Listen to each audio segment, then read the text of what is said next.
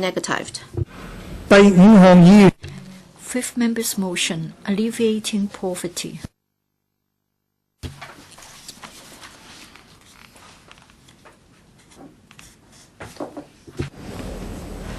要就呢一項議案 Members who wish to speak in the debate on the motion will please press the request to speak button. And I'll call upon Honourable Chan Yuen-han to speak and move the motion. Honourable Chan Yuen-han. Mr. President, for today's motion, this is about the alleviation of poverty. I hope members won't leave the chamber, especially those from the business sector.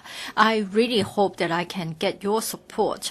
This is because the motion has the sole purpose of helping the poor so that they have a decent living.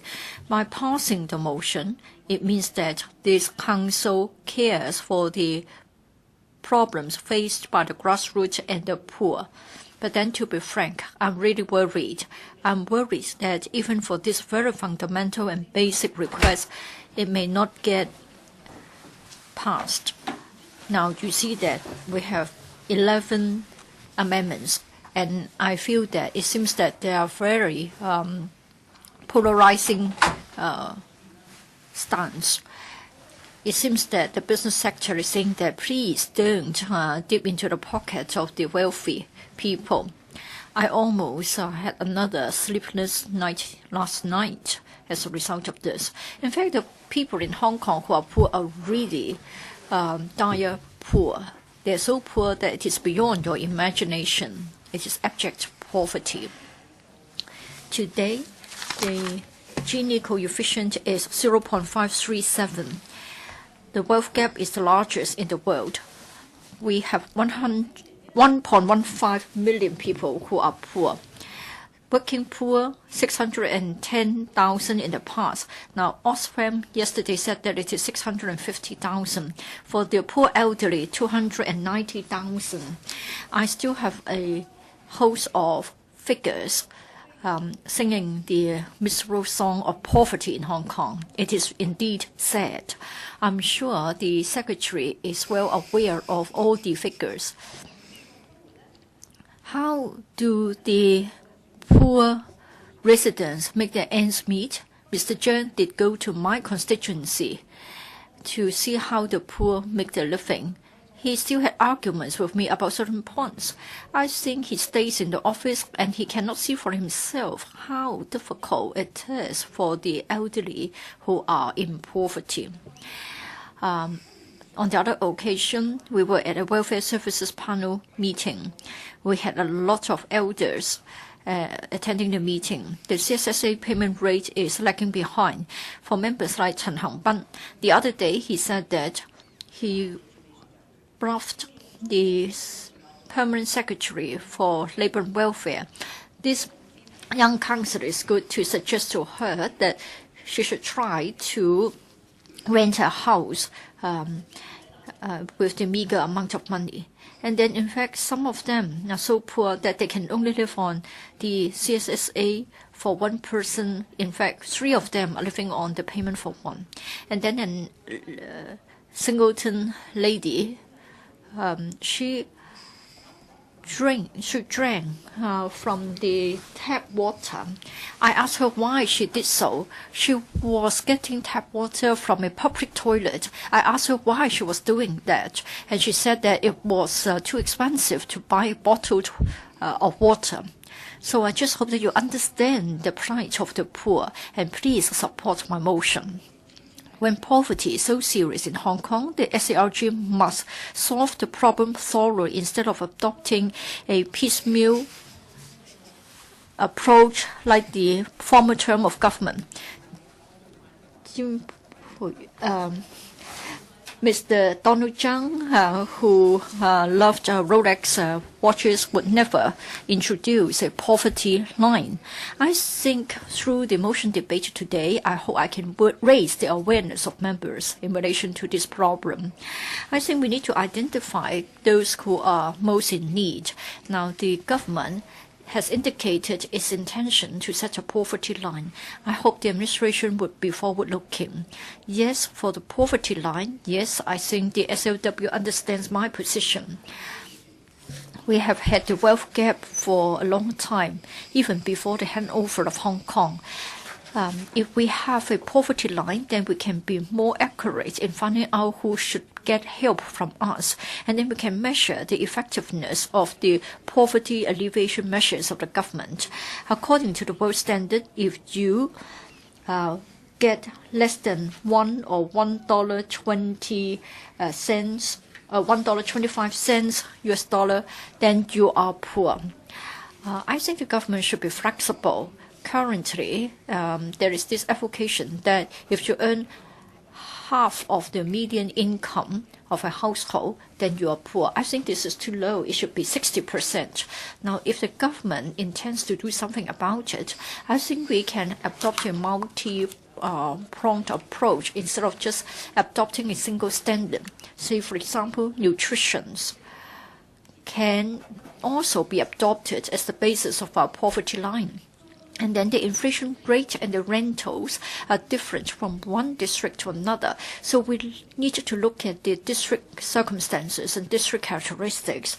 We need to do this. This is because if you have $10,000, it makes a difference between living in Wan Chai and Sam Shui Po. The purchasing power is different.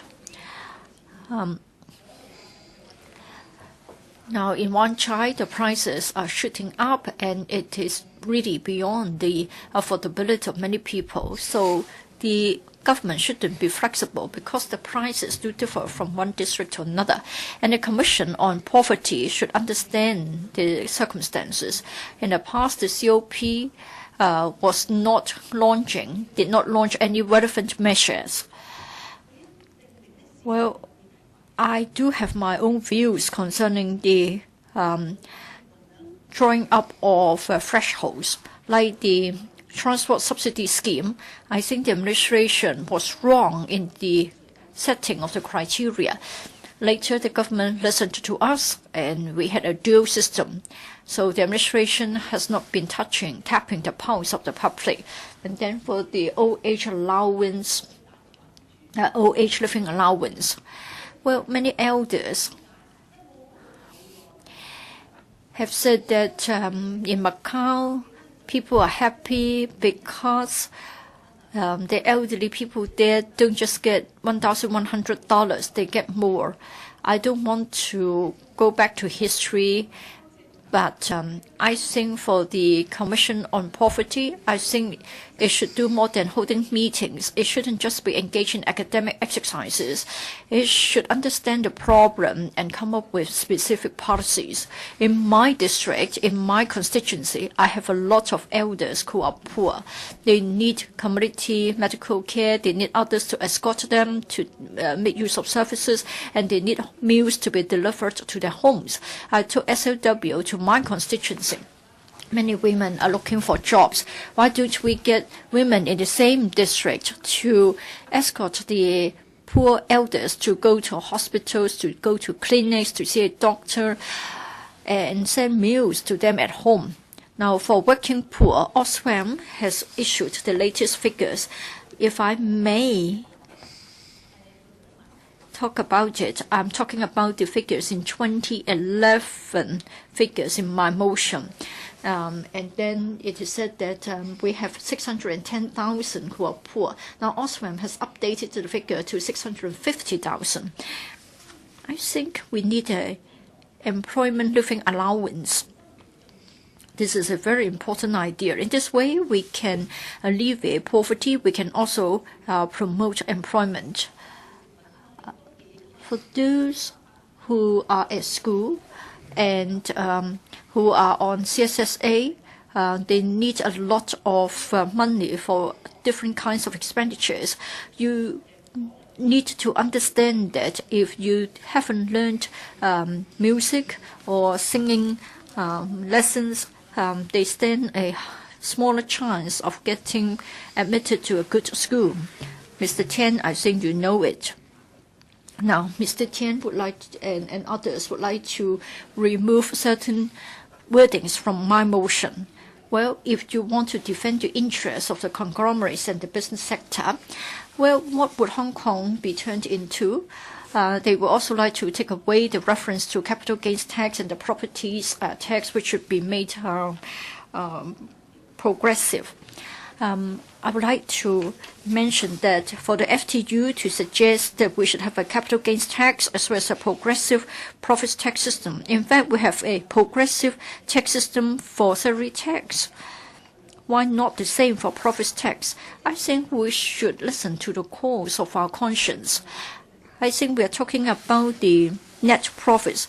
If you have $10 million or more in terms of net profits, then you should be subject to a higher tax rate. I think Mr. Shek is very kind-hearted, and I think you can do more. For our salary tax, it is progressive. Why can't we do the same for the profits tax? I don't think the business sector should worry too much. Otherwise, I am having more enemies in the community. Investors, businessmen would say that they're withdrawing their capital. And then for 10 years, we have been told that if we try to introduce a progressive profits tax, foreign investors will be scared away, and then other businessmen or taxpayers will try to outwit us. Recently, I watched a TV series, and even though in many places there is a battle, there's a war, whenever there is a business opportunity, there will be businessmen there. So I don't think that it is easy for the capital to flee. So I don't think we should be worried about the scare tactics. And in fact, in Hong Kong, we need to understand that many big businesses have made a lot of profits because of the contribution of the workers. And for the elders, they have created a wealth for us. I think we should be kinder to them. There are certain people who would rather live on their own savings than get CSSA because they do have their self-dignity. So social responsibility is more than just words. But it is also simple to have social awareness. You just extend a helping hand and then that's it. Well, Tommy Cheung has been criticized for his comments on minimum wage. But then there is this gentleman who is even worse than him, and he's Mr. Shin Park-man. And I told him that we are not a populist advocator. Education, medicine. In the past, we didn't have the hospital authority drug formulary, and so there are certain drugs that are not provided to us, and you need to go through a lot of means testing for this and that. Now, even for OALA, if you're age 70 or above, you still need to go through and pass the means testing. If you're not eligible, you don't get anything at all. There are elders who told me that I'm right. Why is the Macau government so good, so clever? I think we need to ring up the secretary. We should ring up the government and ask for an answer. Mr. President, I'm quite upset. I just want to say this again. I want to allow the elders and the poor to have dignity. There are people who are reluctant to get CSSA. There are also elders who have been working for the creation of wealth in the society of Hong Kong. Please allow them to have dignity in their retirement. Please learn from the case of Warren Buffett. Learn from how he has been dealing with the wealth. Now, today, many colleagues are trying to take away the elements from my motion. Well, this morning I said that there are certain people who like to show care to the grassroots. And then for those in the business sector, they are more concerned about the tax-related proposals in my motion. I hope everybody will be more open-minded. I think if we can help the poor, I have told Mr. Sik Tong, Mr. Donald Zhang, I've yet to tell Mr. C.Y. Leung. I think it's good to try to have a poverty line and to have the Commission on Poverty. I've told the pharmacies that if even the poor is to rise up, then you don't have a stable society. Hong Kong is an affluent society. I hope we can do something on this occasion. CY Leung, please don't be influenced by others. Please hold on to your election platform and please help the grassroots who are poor. The grassroots poor aren't really those who are lowly educated. Even university graduates are also slipping into poverty. A lot of them were formerly middle class. So we should give them opportunities so that they can turn back into their original mode of living. Ms. Chen, please move your motion. Mr. President, I move that the motion as printed on the agenda be passed. I now propose the question to you, and that is the motion moved by Honorable Chan Yuen-han be passed. 11 members wish to move amendments to this motion. This Council will now proceed to a joint debate on the motion and the 11 amendments. I will first call upon Mr. Frederick Fung to speak, to be followed by Mr. Fernando Chang, Mr. Chong Kok Chiu, Mr. Tam Yu Chong, Mr. Michael Tien, Mr. Albert Ho, Mr. Frankie Yik, Mr. Christopher Chang, Mr. Alan Leong, Mr. Albert Chan, and Mr. Kenneth Leung, respectively. But they may not move the amendments at this stage. Mr. Frederick Fung. Thank you, Mr. President. Today's discussion is not discussion on abject poverty. We don't have people starved to death in Hong Kong. We have two basic issues on poverty. It is about relative poverty and also the poverty gap. Please do not mix the issue. Poverty doesn't mean there is a big poverty gap. There may be a big poverty gap, but people may not be in abject poverty. Let me explain that. By poverty, we need to have a definition. The international definition is that one makes less than half of the median wage. Do we have that? Of course, there are poor people. Now, that means 1/4 of the median wage. And if it is the lowest quartile that is regarded as poor, then there is always the poor with us. By 2011, about 11.19 million people belong to this definition of poverty. The Oxfam said it's 1.18, and the working poor about 194,000 households. They are the relatively poor people. And what about the wealth gap or poverty gap? If we divide the income earners into 10 groups, those who make the most in comparison with those who make the least. We make a comparison. Now in 2001, the top 10, $79,000. The lowest 10%, $2,750. In 2011, the top 10% group, $95,000. The lowest 10% group, $2,070. Now, for those who are making, for those who make more money, they are making more, and for those who make less money, they are making less. That's the gap. And what's the problem? Everybody works 8 hours, but one gets 95,000, and the other one gets 2,000. Is it reasonable? And I really can't rent a partitioned flat, a room in a partitioned flat or subdivided flat. And this wealth or poverty gap will cause instability in society. Now, there are three traditional explanations for the poverty gap. They say it is capitalism. There must be poor people. There is bound to be poor people and rich people. And that's the natural consequence of the economy. And some people say you don't need to worry about because there is trickle-down effect. As long as the economy develops, as long as wealth is created, then the wealth will be trickled down. But statistics tell us that is wrong, entirely wrong. In 2001, it's 79,000 to 2,700. In 2011, 95,000 versus 2,000.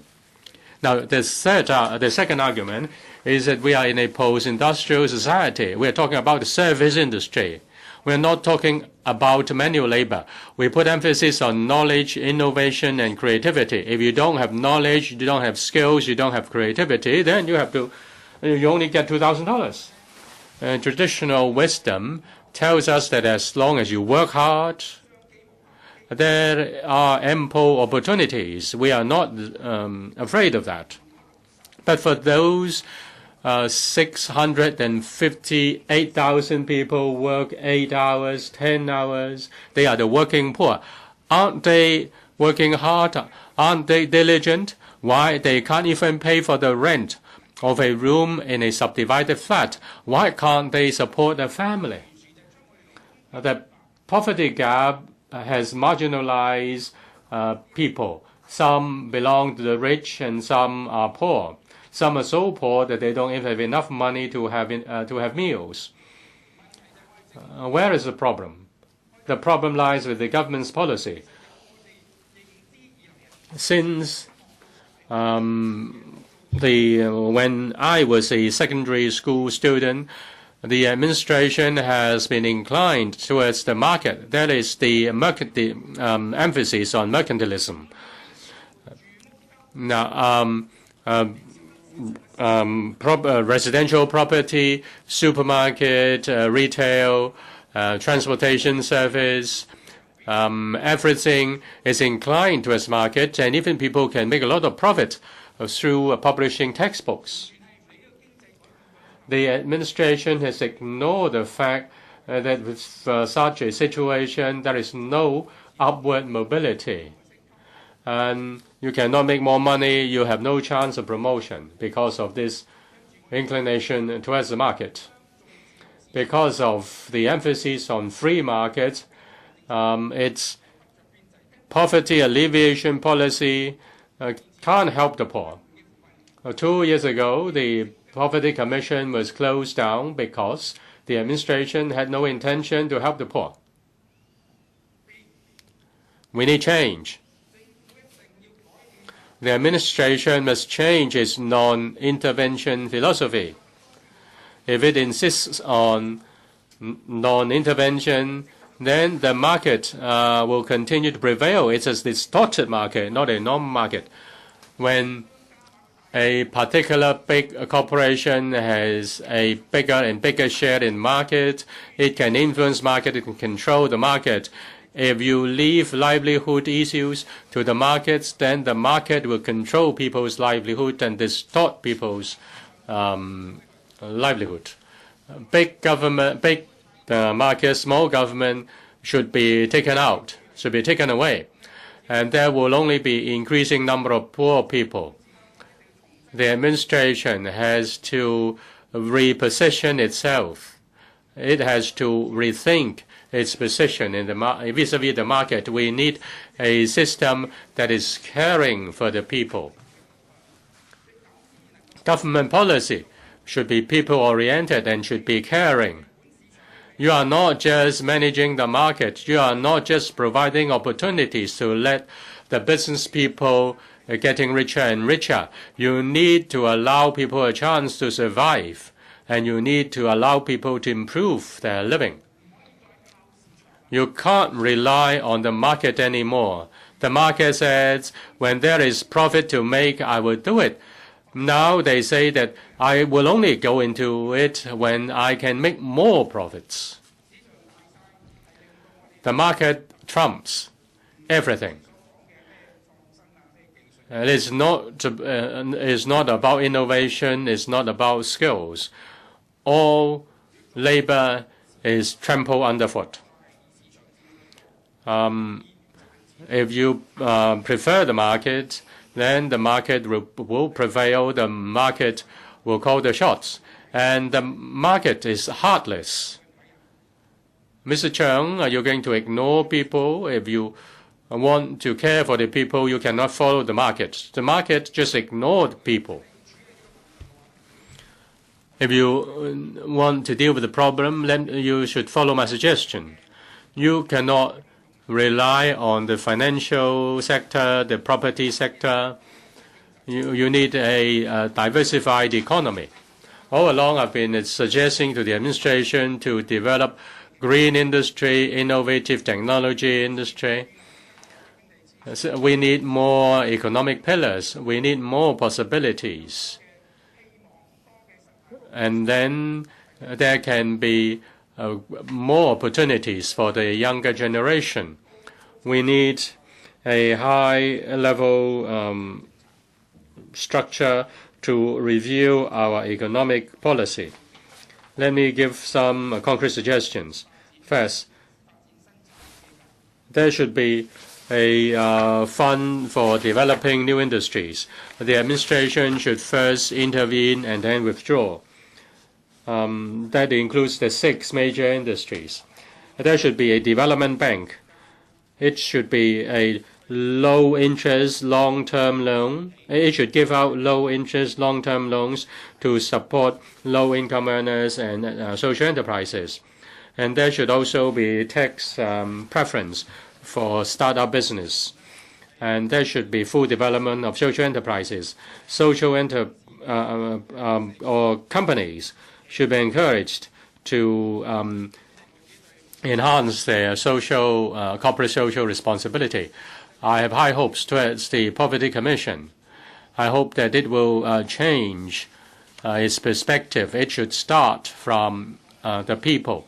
It should start from the perspective of rectifying Hong Kong's economy to deal with the poverty problem. Dr. Fernando Cheung. Thank you, Mr. President. First of all, I'd like to thank Ms. Chan Yuen-han for moving the motion. I, of course, also support Mr. Frederick Fung's amendment. But in relation to the initial remarks of Mr. Frederick Fung, I need to clarify a few points. First of all, half of the median household income, that is the 50th percentile, to be adopted as the poverty line. Pardon me for using English in my speech. Well, I think it is a commonly seen fallacy. Sometimes people can't tell percentage from percentile. Now, for the median household income, when we talk about the 50th percentile, this is not relative. There is an absolute sense here. Such a definition means that if we are to set the poverty line, just like many who have set such a line, it doesn't mean that there will always be 1/4 of our population who will always be in poverty. This is not absolute. We can lift people above the poverty line. Even if the line remains the same, we can still eradicate poverty. In other words, we can make sure that none would fall below the poverty line. But this is still to be in line with the international practice. There is half of the median income of the household. The administration doesn't even understand this. Just last Monday, they came to the Welfare Services Panel meeting. They said that the CSSA household, they are having the average of the lowest 25% of the income groups. Again, they're mixing up percent and percentile. And I think I need to give a lecture. And I have to say that for this poverty line, which is international, it is good, it is not relative, it is absolute, and it can be an indicator. And then we can come up with effective measures to make sure that everybody will be above the poverty line. In Hong Kong, the poverty problem, it goes without saying that it's getting very serious. We are supposed to be the international financial center in Asia. For many years, we equate ourselves as New York and London. But for the past 10 years, the poverty rate has been hovering between 16% and 18%. In other words, we have as many as 1 million people who are poor. This is really outrageous. For Offswang, who has just completed a study, let's take a look of those who are working poor. 10% of the working poor households. 10% of the households are working poor households. If you adopt the poverty line I referred to, Hong Kong CSS also come up with a report, and they randomly selected over 1,000 citizens, and then it is found that many of them are in need. 18.3% of such households are poor. You can see how poor they are. 20% of them, 20% of such households can only stay in bed for lack of living space. Over 1/3 of them cannot afford a gift to go to a wedding banquet, and 60% of the households cannot afford the extracurricular activities of the children or supplementary exercise for schoolwork.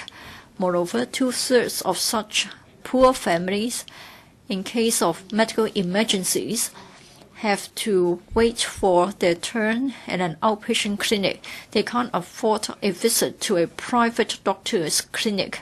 It is beyond imagination. If you suffer from a illness, you think you will dart towards the private doctor downstairs, and it will cost you $100 to $200. Mr. President, have you ever queued up for your turn in an accident and emergency ward in a hospital? Now, if you are just having a minor illness, you will certainly be made to wait for 8-10 hours.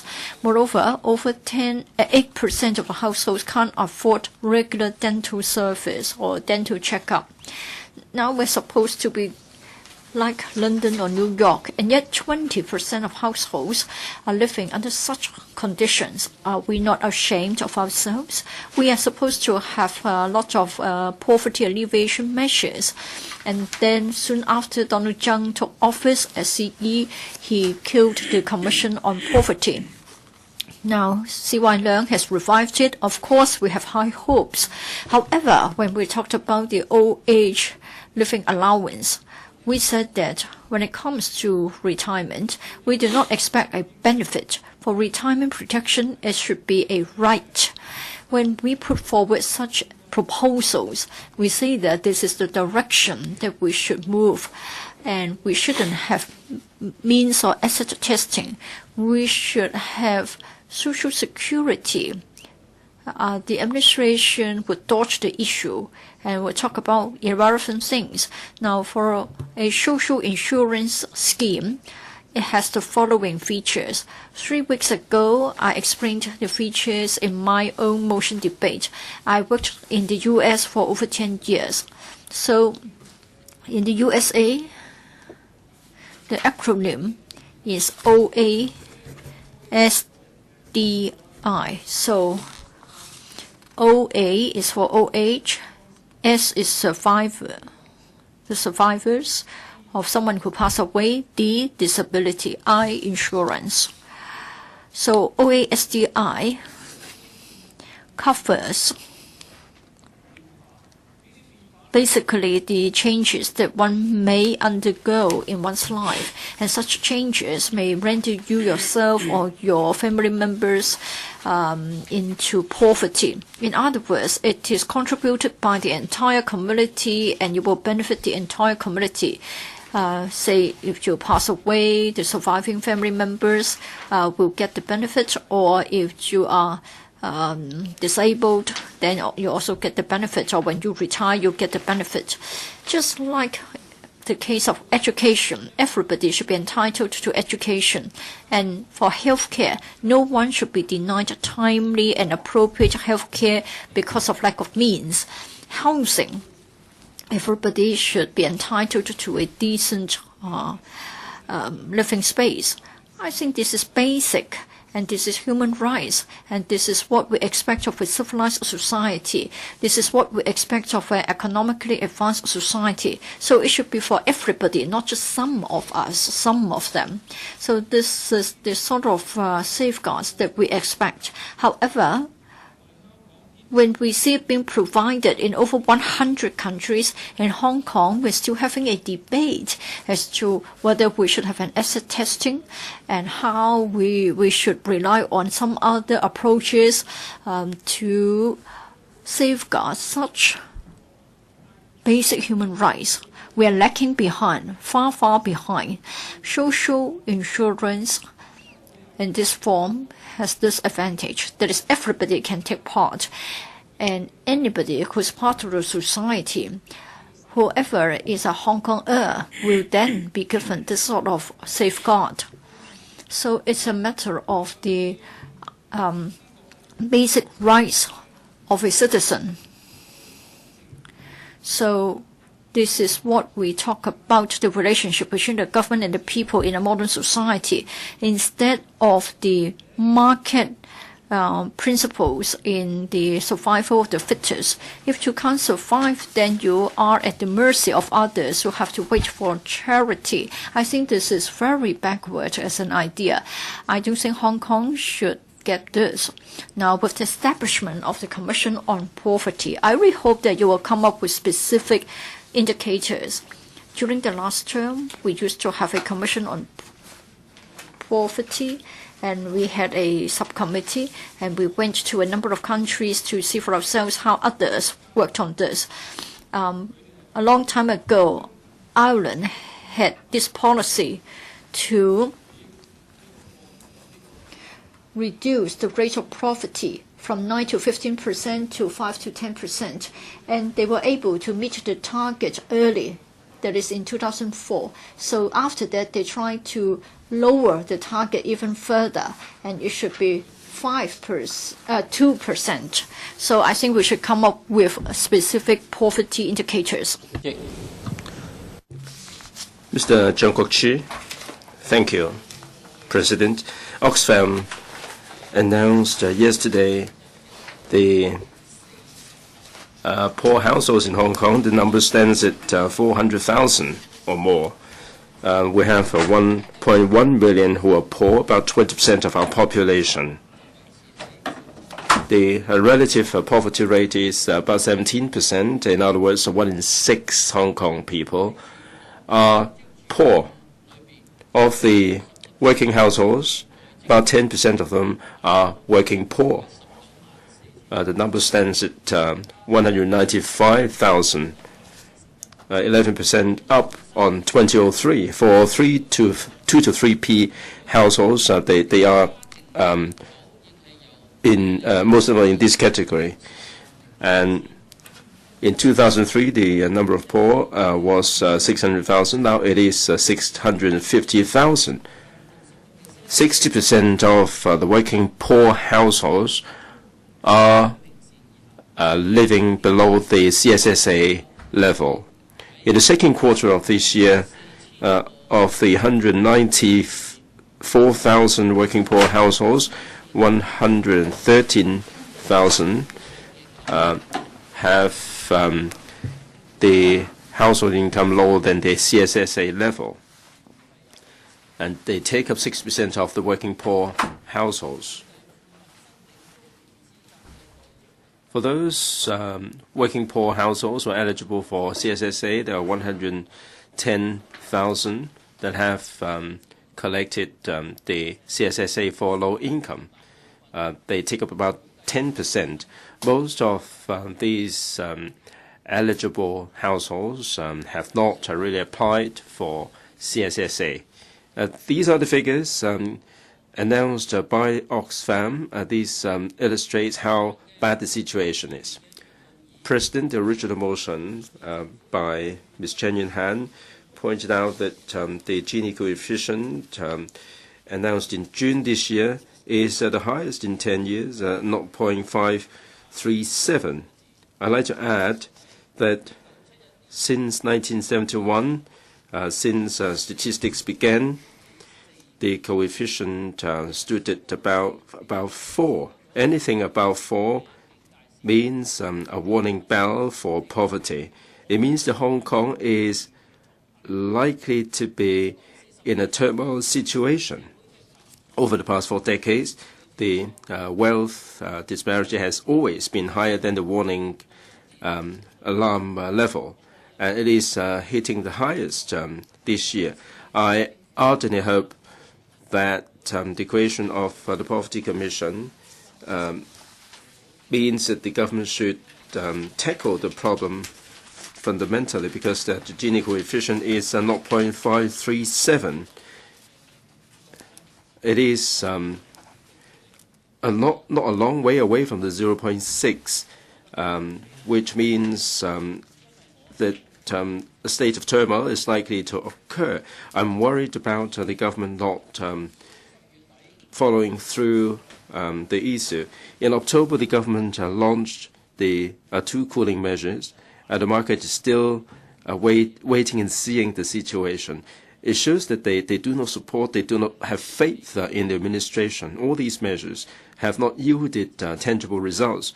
We are witnessing the developers waiting in the wing. The real estate is the cause of poverty in Hong Kong. If the government wants to do something about the situation, they have to face squarely up to the developers. President, in our community, because of personal efforts, because of fate, some are getting wealthier than others. I mean, the wealth disparity is not something out of the ordinary, but if these wealthy people are stifling the opportunity for other people to get ahead, and if they exploit the labor of other people and make it as a tool for them to pursue a better life, then it is really unfair.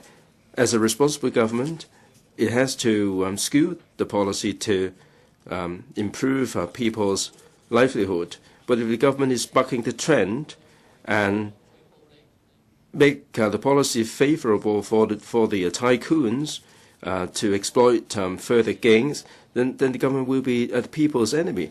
It's not a crime to have poverty, but if we keep poverty on and on and on, then it would be really bad. So I think the government has to alleviate poverty at source and make it fair for everybody. The major cause of disparity between the rich and poor is the unfair social institution and social unfairness, like the inadequacy of rental housing and the problems of subdivision of flats, land policy, and also the healthcare problems, the high academic tuition fees for the academic circle, the working poor, the elderly poor. All these problems are the result of unfair distribution of wealth. Over the past 10 years, for the first category, the minimum lowest wage was $3,500. They've seen an increase of 2.3% to $3,800. For the highest group, they've seen a rise from 45,000 to 54,000, or 22% rise, about 10 times that of those for the lower rung people. Some said that this is a race between a Ferrari and a bicycle, and this race has been going on for 4 decades, and the government doesn't care about justice or not, and nobody can see the end of the track, and they are seeing exponential growth in the gap. Those on the bicycle may be pedaling really hard. They may be putting a lot of time training. They simply cannot change their lot. So that's why I move amendments to the original motion. We ought to have some basic rules in place, and we have to have the poverty line put in place by the Poverty Commission. We should pitch it at 6% of the median household income as the yardstick. We should adopt the OECD or the European Union model and make comparison with similar jurisdictions. In the UK, they have the relative poverty line, and they pitch it at 6% of the household income without discounting the housing costs. Ireland, it is 6% of the household income. The European Union, the poverty line is pitched at the 6% of the disposable income after tax measures. In Taiwan, they also have a poverty line. In 2011, it is 60% of the average expenditure. And recently, they have changed it to 6% of the disposable income. In other words, it is 6% of its disposable per capita income. There are lots of studies that have been conducted. Professor Wang, Professor Lee conducted some studies on poverty line in 1999. They used the Engels curve as the basis, and also the Hong Kong Social Security Association, Oxfam, also made comparison with the poverty alleviation measures in other jurisdictions and come up with recommendations for Hong Kong. President, I urge the Commission on Poverty to put in place a poverty line in 1 year, because we've had enough discussions. We can't wait anymore with the improvement to CSSA system, the introduction of rent control and negative income tax, all these, and also the universal retirement protection scheme. All these have to go ahead as well. Mr. Tam Yu-chong. Mr. President, we need to face up to poverty, just like any other society. Alleviating poverty is also a regular topic of this Council. This Council, various terms of this Council have set up the Poverty Subcommittee on Poverty Alleviation to deal with problem. Now today, Ms. CHAN Yuen-han moves a motion on helping the poor, asking for reform of taxation system. Ms. Chan said that she couldn't sleep, she felt unhappy. I just want to tell her, though she is not here, I just want to tell her that the DAB supports her. And I believe that members of this council, whatever background they may be, don't have a heart of stone, and they are sympathetic. Economy has been improving in the past 2 years, and yet poverty problem is getting more serious. If we use household income as a yardstick, in 2011, those who, the families who make less than the CSSA payment are about 770,000 people. And now, the helping the poor is the commitment of the SARG, but helping the poor cuts across many bureaus and departments. Therefore, it is necessary to have an interdepartmental committee to deal with the problem. We hope that the Commission on Poverty will effectively incorporate the views of the community and come up with suitable measures to improve the living of the low-income earners. Helping the poor requires positive financial policies, positive fiscal policies. The administration is of the view that certain policy is not sustainable financially, and therefore it is not implemented. Instead, the administration just introduce short-term measures or just handing out goodies. And the community care fund is just playing the role of a short-term helper. The DAB is view that the administration should consider merging the Community Care Fund with the Commission on Poverty. There are several task forces under the Commission on Poverty, and some of the work of the task forces may duplicate with the Community Care Fund. Therefore, there's a need to make suitable arrangements. The administration did introduce quite a number of poverty alleviation measures, yet there is no uniform yardstick to measure poverty. As a result, the effectiveness varied depending on perspectives. In helping the poor, there is a need to maintain a minimum living standard, and this can also assess the sort of various measures, including measuring whether CSSA will help to alleviate poverty. The DAB is of the view that the administration should implement a suitable decision-making mechanism. Poverty is the result of low income, family change, illness, aging, so on and so forth.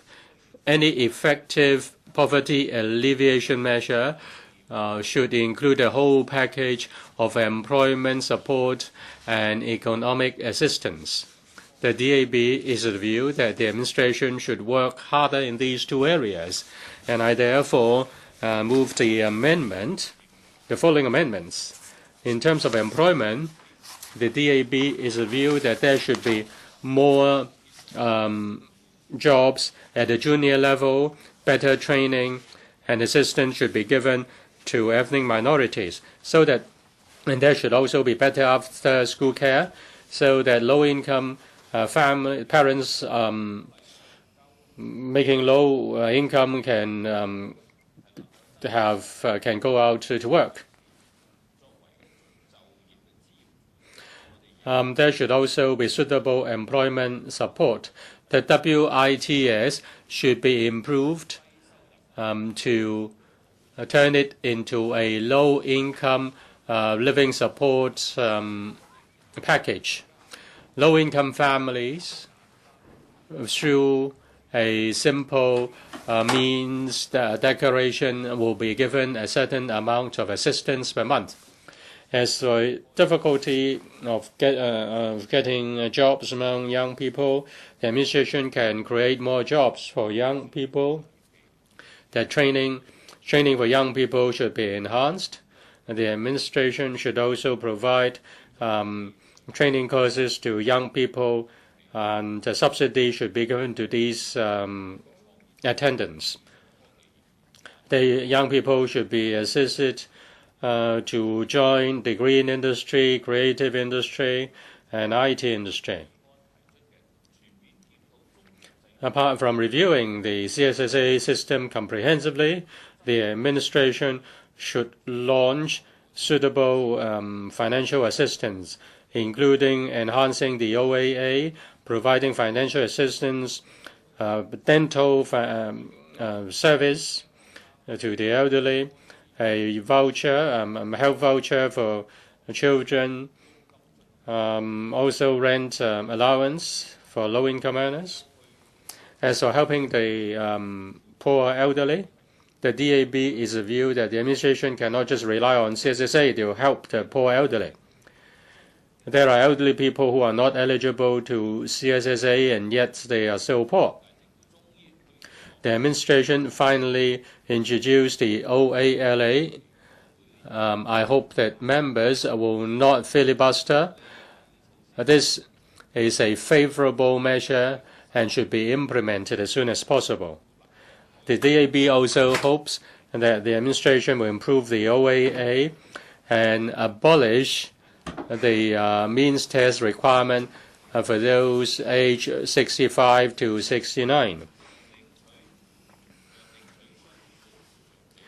The elderly who are receiving disability allowance should also be allowed to receive OAA, and the portable scheme should be extended to Fujian and not just limited to Guangdong.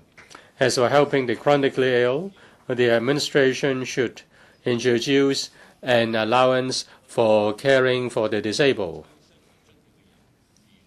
The carers of the 120,000 disabled people will be given an amount of financial support. The administration should extend the scope of dental allowance under this community care fund. At present, the number of beneficiaries is very limited. Only those who are receiving the home help service of the elderly can apply for this dental allowance. There are only 2,300, or rather 23,400 elderly who are eligible. But there is a demand by more than 100,000 elderly. The administration should consider giving direct subsidy so that the elderly who have the need can buy service directly from the market. At present, few dentists join the scheme, and poor elderly people continue to be plagued by their dental problems. There is a need to strengthen local arrangements to help people in the district. The administration says that helping the poor should be district-based, but there aren't enough ancillary arrangements at the local level. The district office lacks manpower, and there is no specific funding, and the district officer doesn't have enough mandate to promote interdepartmental cooperation to help the poor. We hope that the district welfare officer will be given specific funding to deal with special problems of the poor in the district. We also hope that the administration will provide direct financial support at the district level. I hope you will support my amendment. Thank you. Mr. Michael Tian. Thank you, Mr. President. First of all, I'd like to thank Ms. Chan Yuen-han for sponsoring this motion debate on alleviating poverty so that the community will show more care. Well, I appeared in a TV show. Others have been criticizing me for putting on a show trying to get a political capital.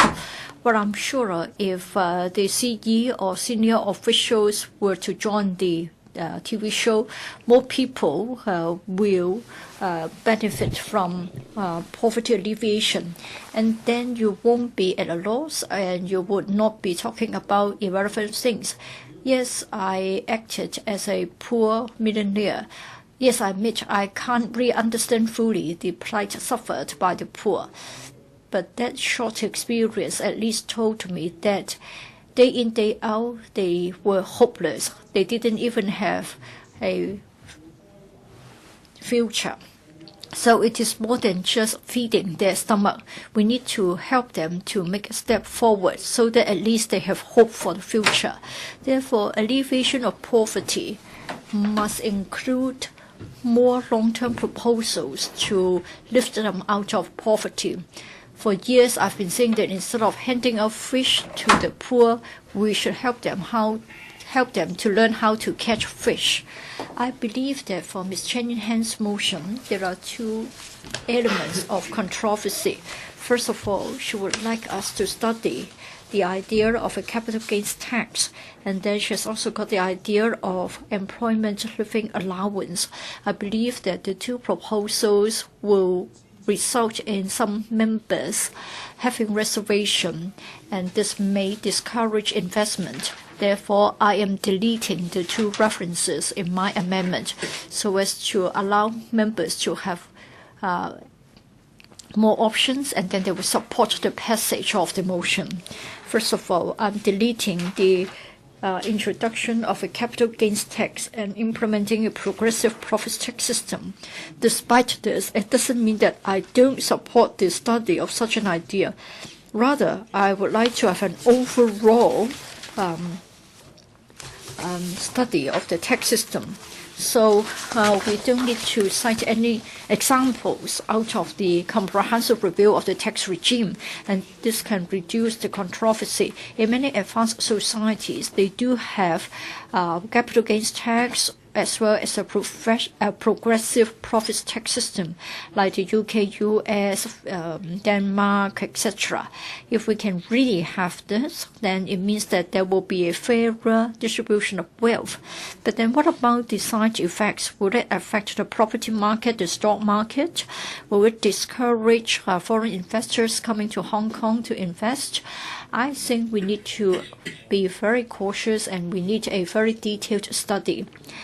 Tax regimes differ from one country to another. They always involve many complicated details. So today we want to alleviate poverty. I think we should not bring in sensitive things like capital gains tax as well as a progressive profits tax system.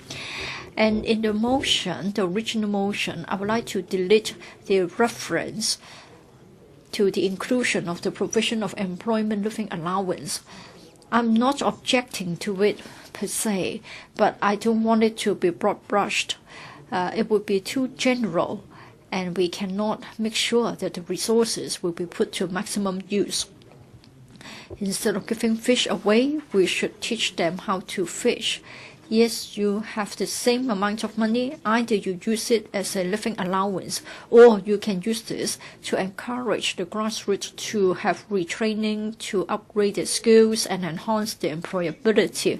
People may then ask me this question. The grassroots don't have sufficient income, and they can't even make their ends meet. They don't have time to receive training.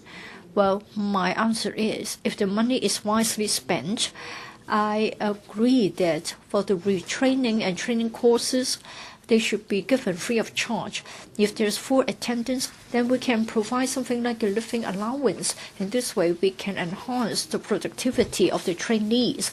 I used to be the chairman of the Employee Retraining Board. I did make such a proposal. At that time, we were developing the basic skills training program so that the grassroots class can learn a few commonly used English words. They know how to surf the internet so that they are more relevant in a knowledge-based economy, so that they can be an assistant in a small size enterprise instead of being trapped in a manual job. But then I was not able to convince the administration. I was very much bothered by that. I even considered resigning from the job. I am not removing the reference from the drawing up of a poverty line as early as possible. I think it is important to have an objective measurement, who to help and in what way. Now, for the OALA, the asset limit has been pitched at $186,000 for government. Others say $300,000, while others $500,000.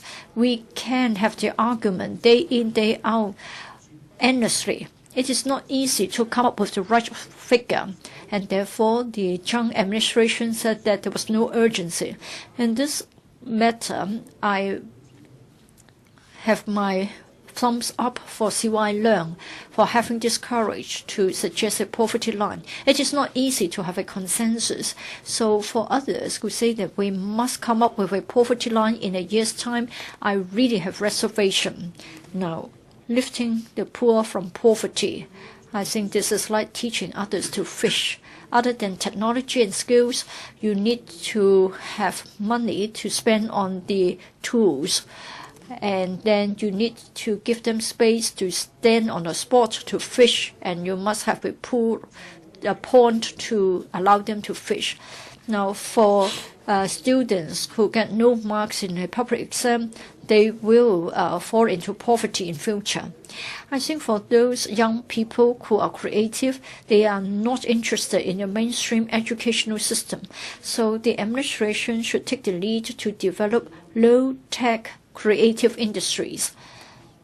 Say, for example, the shooting of microfilms, videos, Today, you have to pay a handsome sum to place an advertisement or a commercial on the free TV. But for the internet, I think it's much easier, much cheaper, and you can be more focused on your target audience. 2 or 3 youngsters can make a 2 or 3 minute video clip, and it can be played on the internet. It will only cost you $20,000–$30,000. I think you may need another $30,000 to develop the skills. So it will only cost you $60,000, and that's it. But today, for you to have a 30-second commercial during the prime hours on TVB channels, it will cost you $90,000. So I see a huge business opportunity here. What is the role of the government? When we teach people how to fish, it means we teach the young people how to shoot the movie, how to do the publicity, and then they need to get the tools like the fishing lines.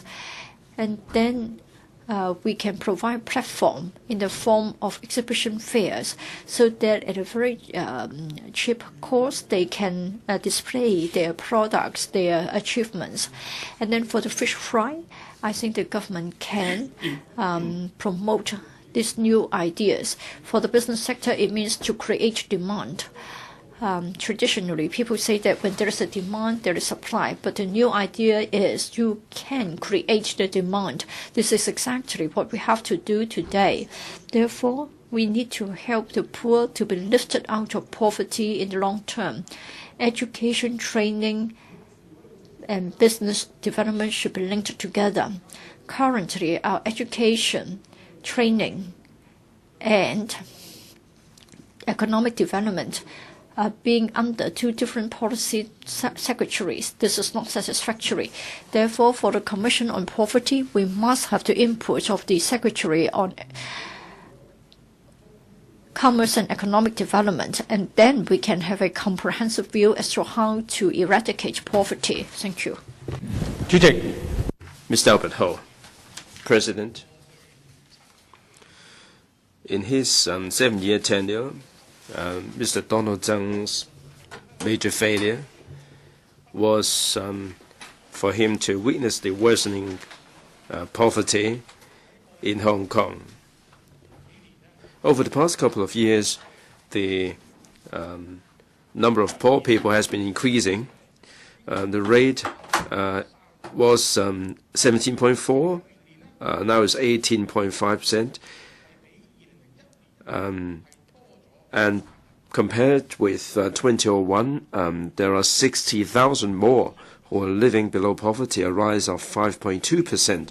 According to the latest statistics, according to the poverty line level, we have 1.2 million who are living in poverty, in particular the elderly poor.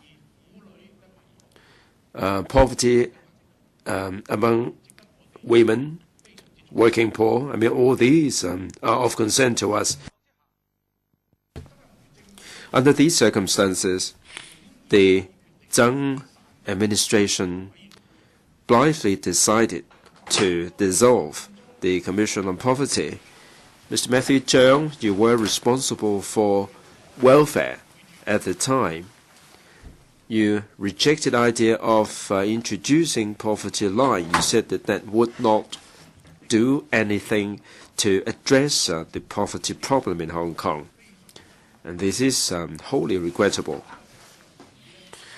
If we were allowed to add amendments to the no confidence motion today, I should have added Matthew Cheung to it, because during your tenure, you were unable to address a poverty problem which was allowed to worsen. When so many people were mired in poverty, the disparity between the rich and the poor, and also the income gap have been widening. Hong Kong is a major cosmopolitan and international financial center. There are so many people in Hong Kong who are really rich by world standard. We have a thriving property market. The land prices, the rental are among the highest in the world. People are living in a lap of luxury. This is common in an affluent society, but there are so many poor people in Hong Kong. There are so many senior citizens who have to be scavenging for cardboard boxes because they're not entitled to CSSA. They're not entitled because their children do not make the declaration of not supporting them. We are aware of our financial situation. We have $6,000 billion in reserve, another $6,000 billion in the exchange fund investment surplus. I mean, these $12,000 billion can be allowed disposal at any time, not to include other assets we have. But under these circumstances, the UN urged Hong Kong to address the poverty problem. In Hong Kong, the poverty problem is or has deteriorated to such an extent that it is crying out for a solution. I think this is filling us with shame. Today, Mr. Matthew Cheung, the Secretary for Welfare, Labour and Welfare, has decided to set up or reset up the Commission on Poverty and introduce the poverty line. And this is something that we support. But as I said at the Welfare Services panel, the introduction of a poverty line is one of the major steps. I don't think that with the introduction of the poverty line, then you would come up with all these grand objectives. You may move on to plan for the future, but you're not really introducing any concrete measures to eradicate poverty. So with the setting up of the Commission on Poverty and the introduction of poverty line, we ought to have specific targets for us to eradicate poverty. Like Mr. Fernando Cheung said, this is achievable. Those who fall below the poverty line can be lifted above the line, and then we move on to eradicate poverty. I remember about 2 years ago, the Swiss National Bank had a controller coming to Hong Kong. I was the only member who was free to talk to him. I spent about an hour with him. And he talked to me about Switzerland for about 30 minutes. I asked him whether there was poverty in Switzerland, in Sweden rather. He said that we don't really have poor people. We have a lot of wealthy people, but we managed to eradicate poverty in Sweden.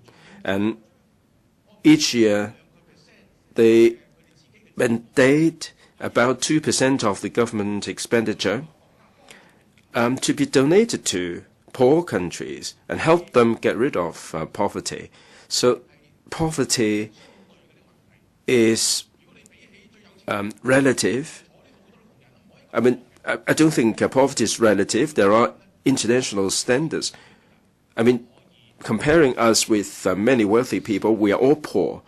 But I think there are international standards. We have to make sure people can live with dignity and enjoy equal rights and care and respect. And this is of utmost importance.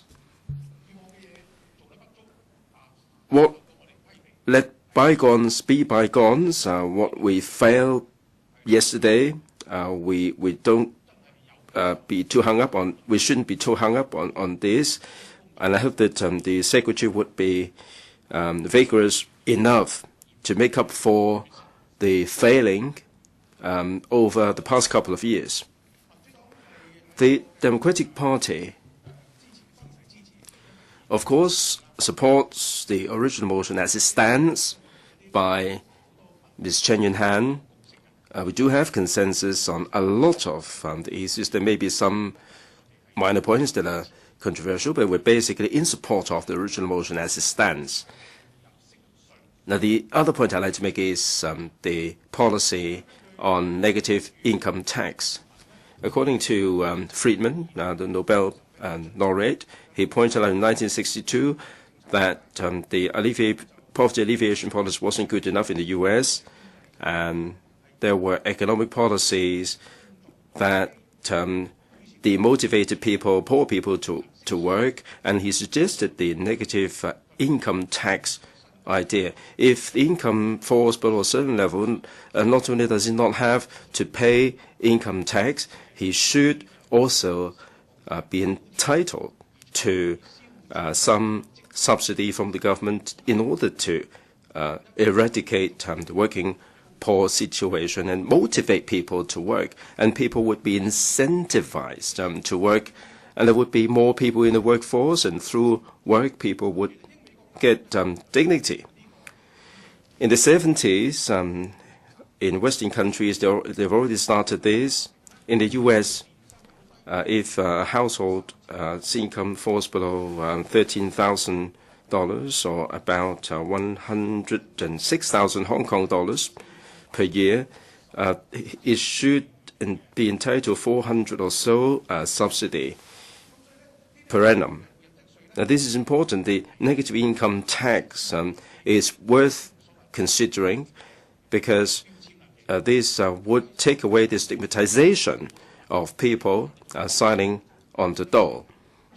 So we propose this idea. We have been proposing this for a couple of years now, and also there should be a progressive tax system in order to achieve income distribution. But the key thing is to introduce universal retirement protection scheme.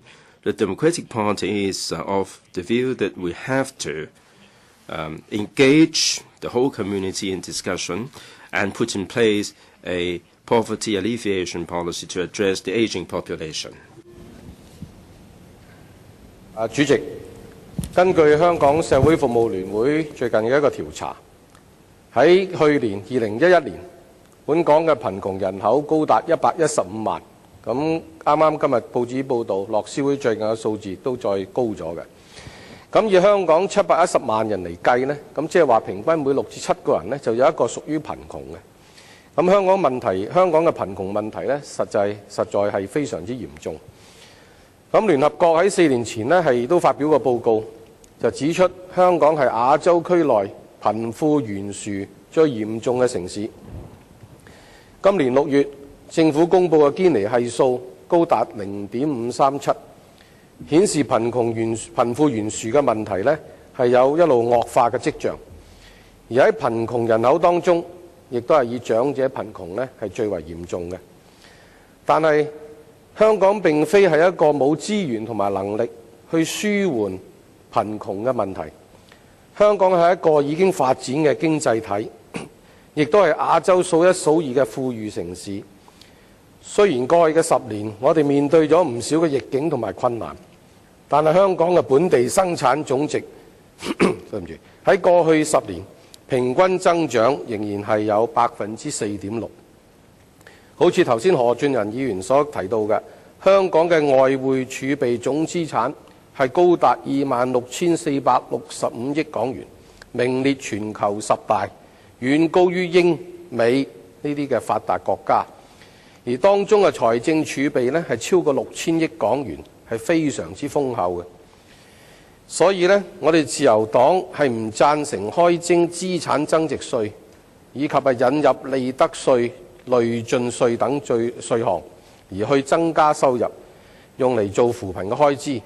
相反，我哋係咪應該善用呢個外匯儲備嘅投資收益，去協助貧窮人士？我哋嘅同事稍後會喺呢方面呢會作較為詳細嘅講述。主席，基於上述嘅主張同埋立場，自由黨對於原動議呢，以及係其他議員修訂動議裏邊要求增加稅種擴闊稅基嘅呢啲做法，我哋都係唔能夠支持嘅。Types that cannot be supported.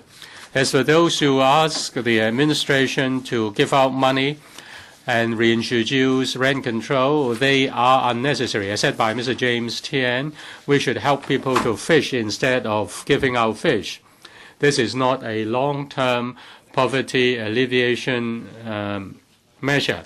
We hope that the Commission on Poverty will solve the various kinds of poverty, including the poverty among elderly people and cross-generation poverty.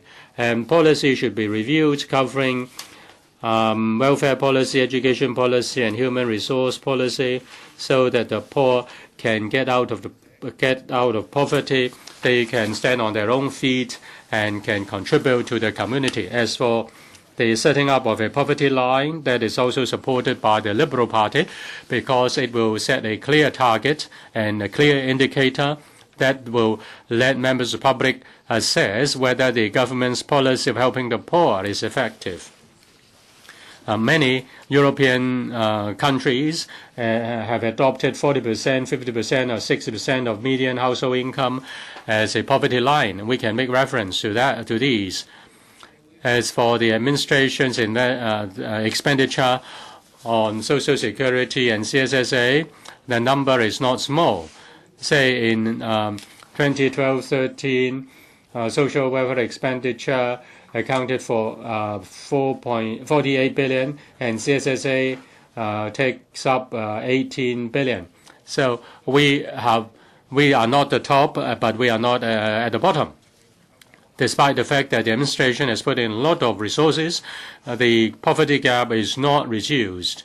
The measures are not effective. There is a need, therefore, to review the CSSA scheme and related poverty alleviation measures. The administration has achieved 3 objectives with CSSA. First, the unemployed, able-bodied persons who are receiving CSSA should be encouraged to work. They should be given adequate incentives so that they can join the labor market. In the long term, that will reduce the overall expenditure on CSSA. Those who have need should be given a living assistance, even if they have jobs. The third is to reduce abuse of the CSSA system. In order to encourage CSSA recipients to work, there is the discounted income arrangement, which is capped at $2,500. We think that this disregarded earning should be lifted so that the incentive to work can be enhanced. The Liberal Party has all along asked the administration to change low-income CSSA into work incentive payment. Yet the administration has not accepted our suggestion. Now, the work incentive scheme would encourage people the working poor to work, and also they can apply for assistance.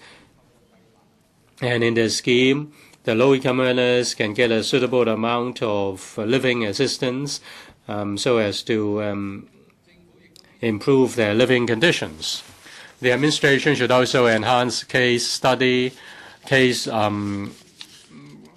follow-up, so that those who receive help will not just be going through the motions and refuse to go back to work and continue to live on CSSA.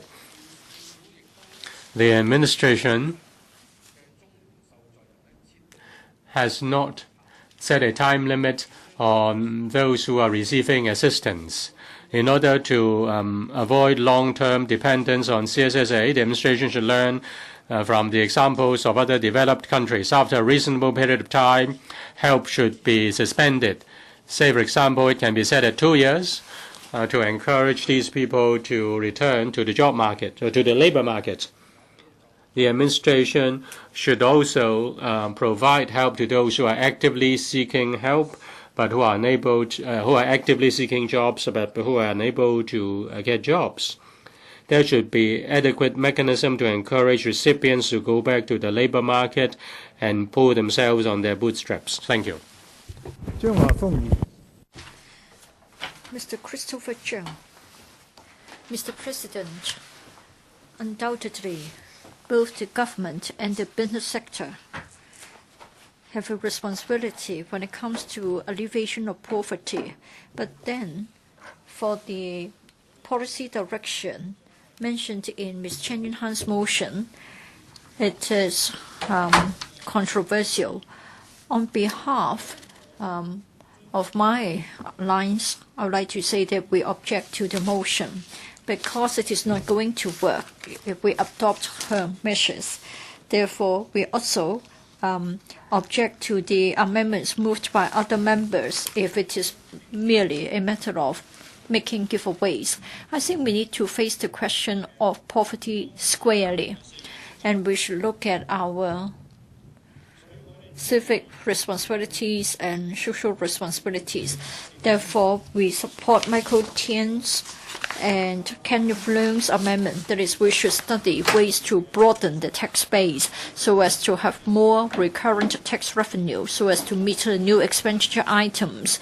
We believe that the Commission on Poverty should start work ASAP, and then with society coming to a consensus, we should implement the various measures. And then the COP should also report regularly to the LegCo about the progress. We should also respect the dignity of individuals. We should have social justice. We should have a comprehensive welfare policy. We want to have a harmonious society. Anything that that helps the society, it should be built on fundamental or basic social values. We want to help the disadvantaged groups. We want to enhance the cohesiveness among individuals in the society. We have a growing bill on welfare when it comes to alleviation of poverty. So to a certain extent, we have narrowed the gap. In June this year, we have the latest Gini Coefficient. It is a record high. But then when you look at tax and welfare transfer, then you can see that the wealth gap hasn't really widened too much. You see a widening of the gap. This is because we have an economic structural transformation. It is expected that Hong Kong will become more and more a knowledge-based economy. So the Gini coefficient is expected to rise because it measures the wealth gap. We always think that it is better to teach people how to fish than just to give the fish to the poor. I think enterprises should help the poor to be self-reliant.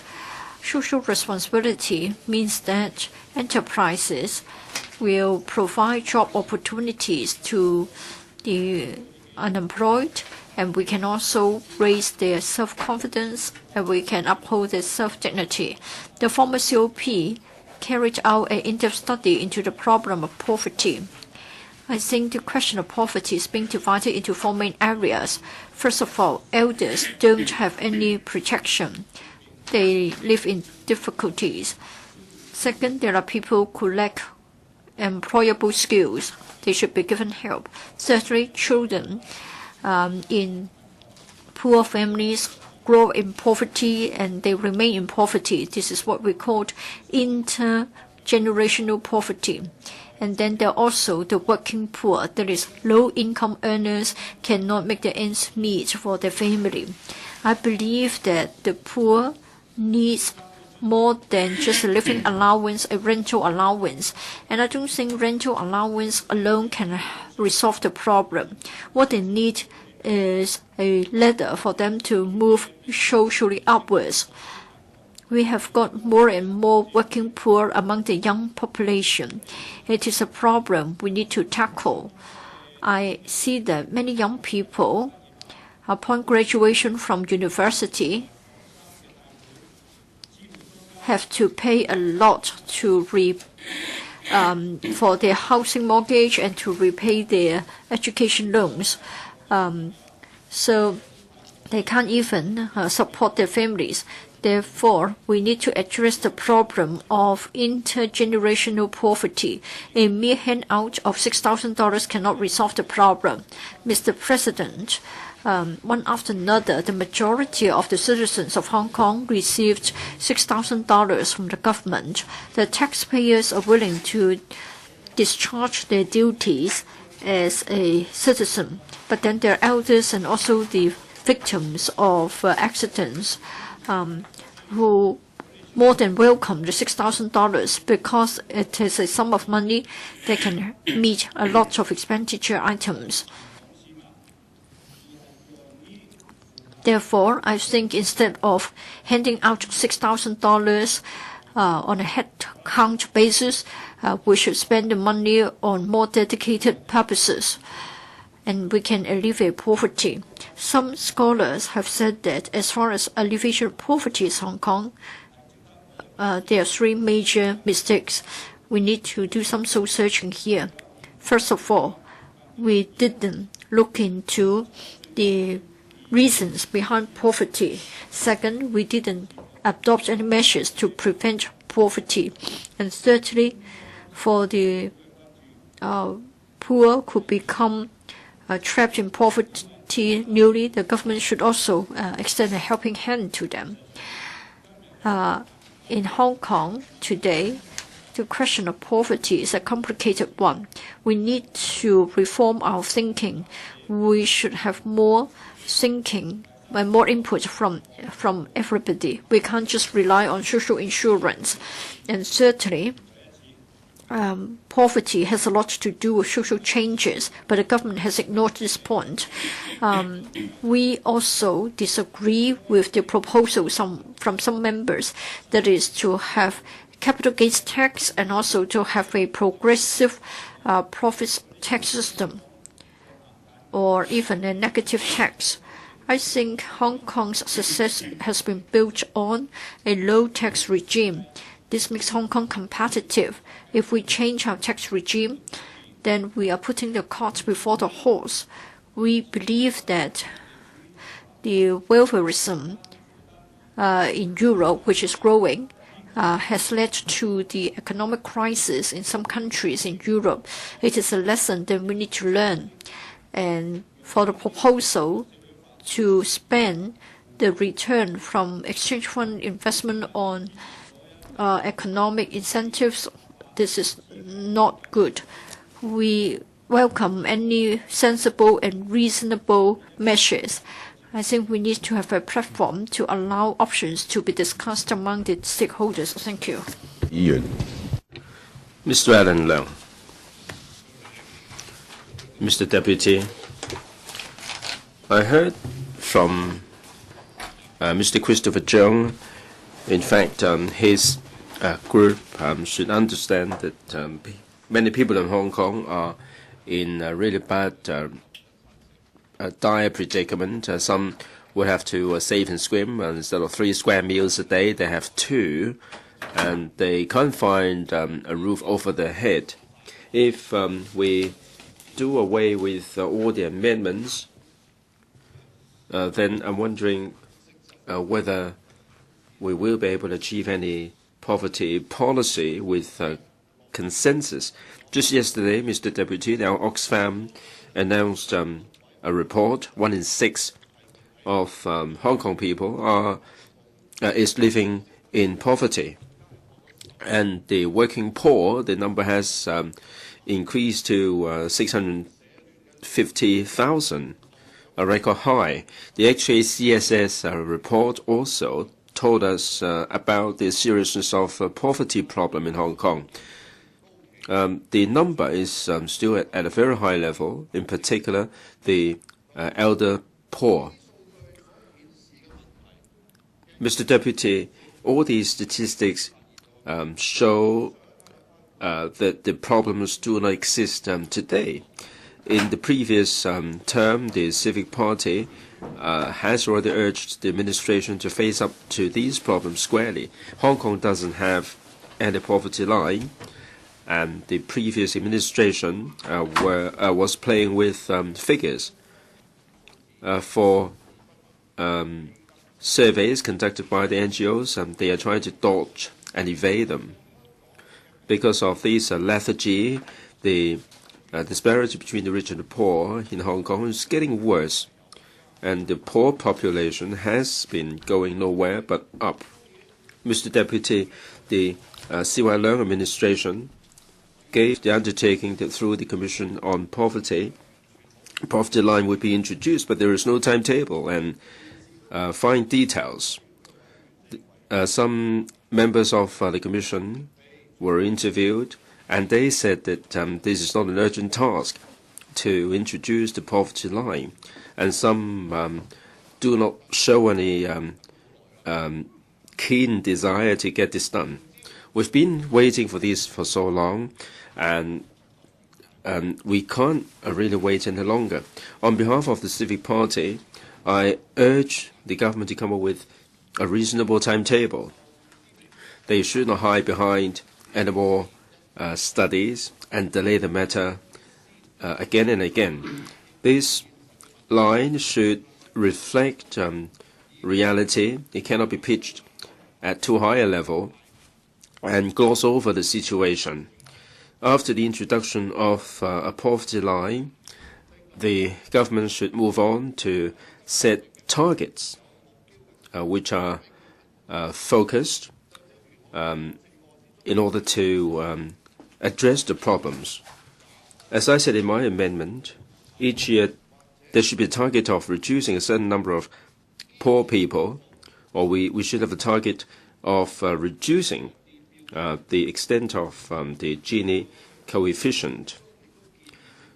Mr. Deputy, in my amendment, I also urged the administration to adopt the recommendations in the report of the Subcommittee on Poverty Alleviation and put in place the 15 recommendations of the report on poverty alleviation measures, most of which have yet to be implemented. This is not the first time I talked about this. During the last term, the subcommittee completed its work in 2010. Mr. Matthew Cheung, the secretary, has had 2 years to mull over the recommendations made by the Subcommittee on Poverty Alleviation. Other than the introduction of poverty line and targets and the recreation of the Commission on Poverty, there are other good recommendations from last year, like the CSSA policy should be reviewed to make sure that the senior citizens would be sufficiently funded to live their lives without having to scavenging for cardboard boxes. At that time, we urged the administration to consider the particular items to be included as part of the standard items. For senior citizens, the requirement of application on a household basis will not be good enough. There are some senior citizens who won't ask their children to sign the declaration and choose not to apply for CSSA. The continuous residence requirement of 1 year should also be removed so that some senior citizens who like to retire across the boundary will also be entitled. We've also asked the administration to expand the transport subsidy scheme and introduce the negative income tax. The subcommittee is also concerned about the development of social enterprises. The government should come up with long-term measures to support the development of social enterprises. The government can be platform to bring together the social enterprises and the business sector so that they would be able to operate the business successfully. The subcommittee also urged the administration to help people into jobs in government service contracts. It can be stipulated that a certain percentage of people from the disadvantaged background should be recruited, and the social enterprises can recruit people locally so that those low-income people in the community would be able to get the chance to get jobs. Because of the time constraint, I cannot list all the measures recommended by the subcommittee, but I hope that the Secretary would take away these recommendations and implement or come up with an implementation timetable and details. Some recommendations will require further study with a view to putting together a timetable, whether these recommendations are worth doing, and also what are the difficulties and so on. The government should come back to us and brief us on the details and be accountable to us and the members of the public. Mr. Deputy, in the original motion by Mr. Chan Yuen-han, there is a mention of improving the taxation system. If I may spend the last 2 minutes elucidating on the Civic Party's position to bring in the capital gains tax or the progressive system for profits tax. These are the subjects that we have to tread carefully. But I don't think we can say categorically that we cannot even conduct any studies, because otherwise we cannot take advantage of the taxation system to address the unfair distribution of income. Capital gains tax is not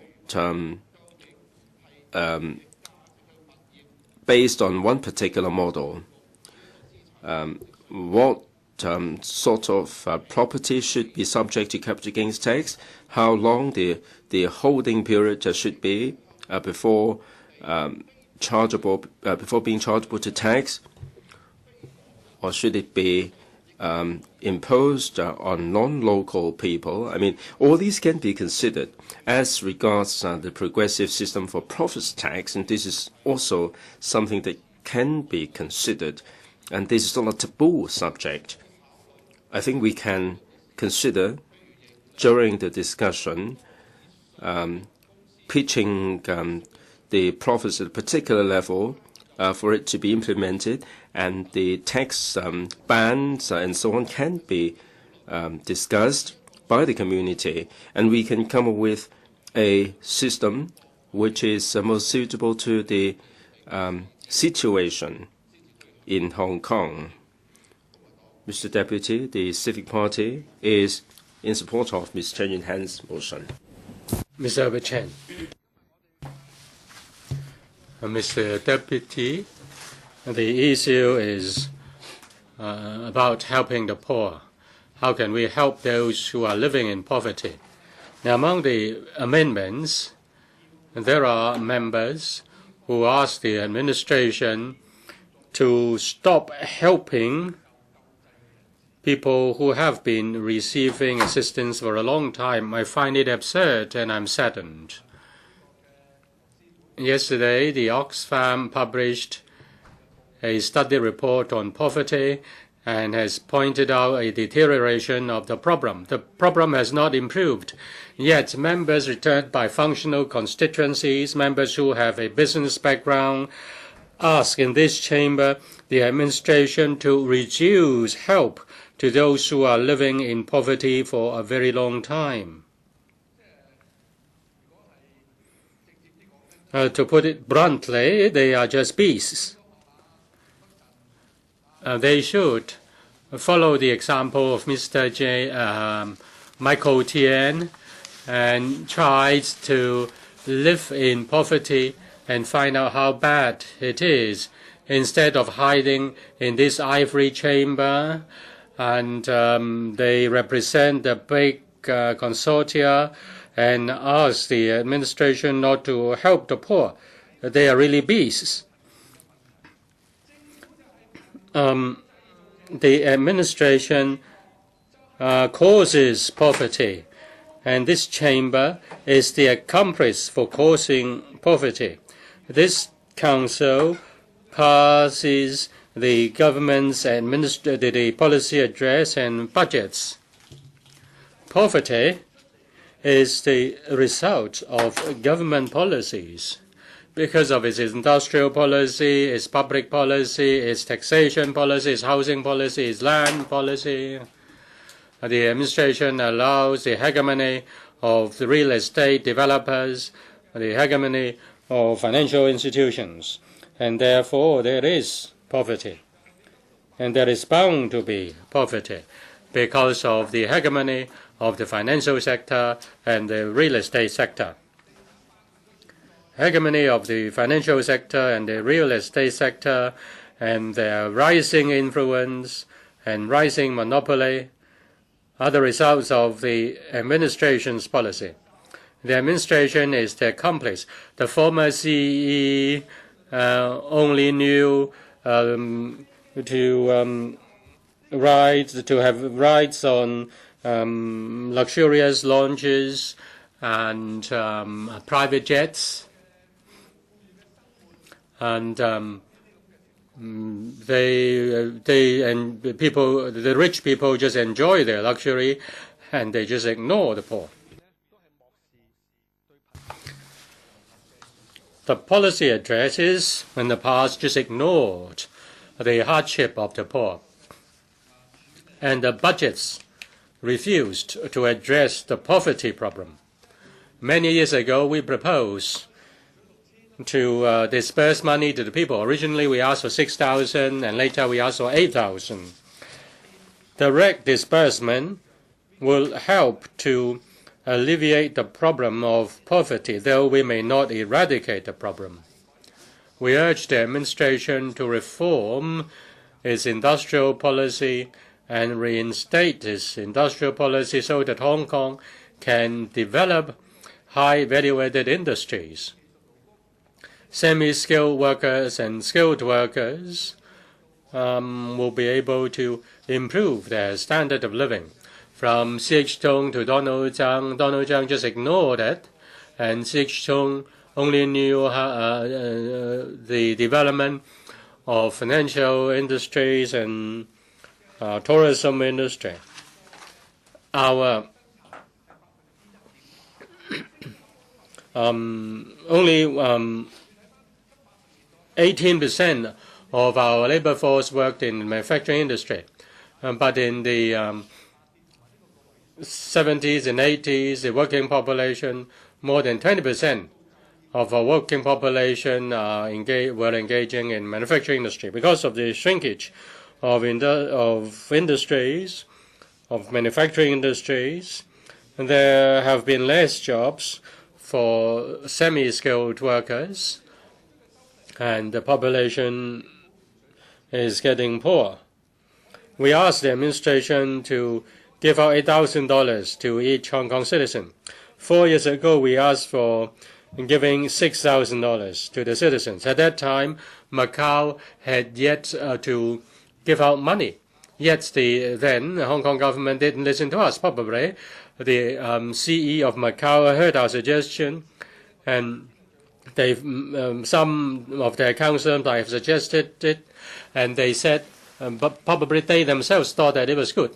6 months before Macau decided to give money to its citizens, we already asked the administration to give money to the citizens. And Macau, since then, has already given money to its citizens 6 or 7 times. Last time when we threw paper money to the administration, probably the administration responded by giving us real money. Now you you waive the rates of big corporations, and just one company got a waiver of more than $90 million. But if you give out money to the people, you say it is waste money. Waste money. You only know to bow and kneel before the rich people, the big consortia. You're really heartless. Mr. President, I don't think Matthew Cheung will speak for the poor people. He will continue to be a recorder in human flesh. He has no heart. He has no conscience. He's just repeating existing policy. Matthew Cheung, you will be held responsible for poverty, for the poverty problem. You are also an accomplice. Mr. President, the poor will continue to suffer. They will continue to bear heavy burden of their living. I just want to remind the power that be that the revolutions, be they the French Revolution, be it with the French Revolution or the Russian Revolution, poverty was one of the reasons for the revolution. The Chinese Communist Party got the support of the poor farmers, and finally they got hold of the government. When 1/6 of our population is living in poverty, they will feel aggrieved, they will feel hopeless, they will feel angry.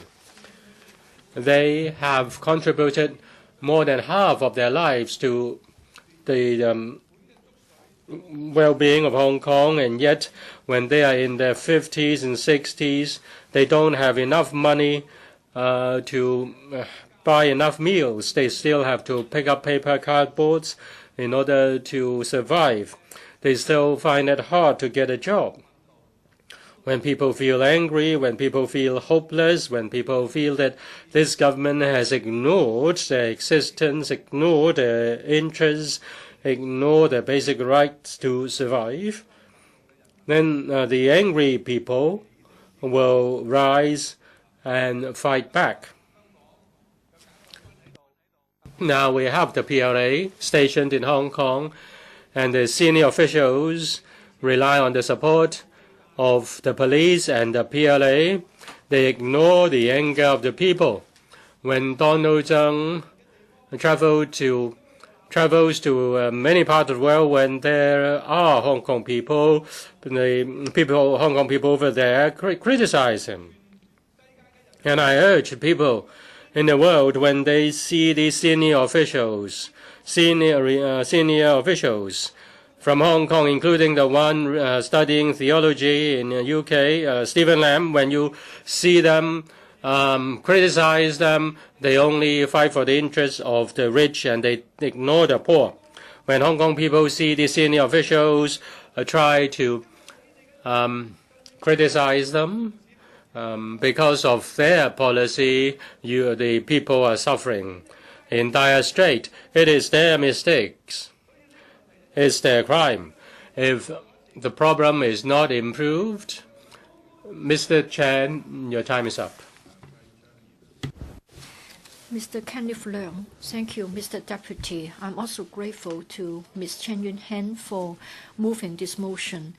The income inequality in Hong Kong ranks first in Asia and number 5 in the world. Our Gini Coefficient has gone up to 0.537.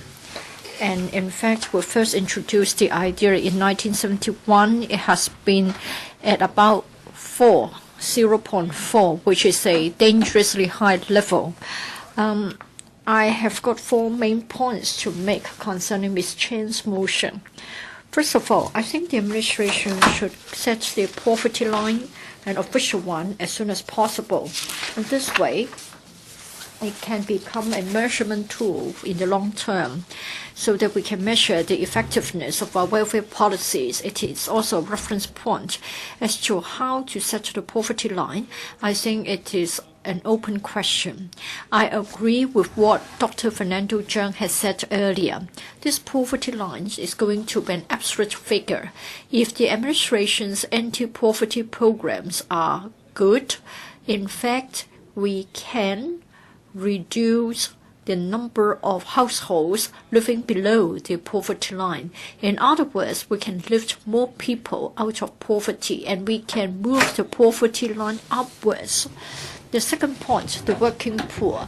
Indeed, it is a very serious social problem. Many colleagues have already talked about the Hong Kong Poverty Report issued by Oxfam yesterday. In fact, in the second quarter of this year, the number of poor people in Hong Kong numbers 658,000. Is it that they were not willing to work?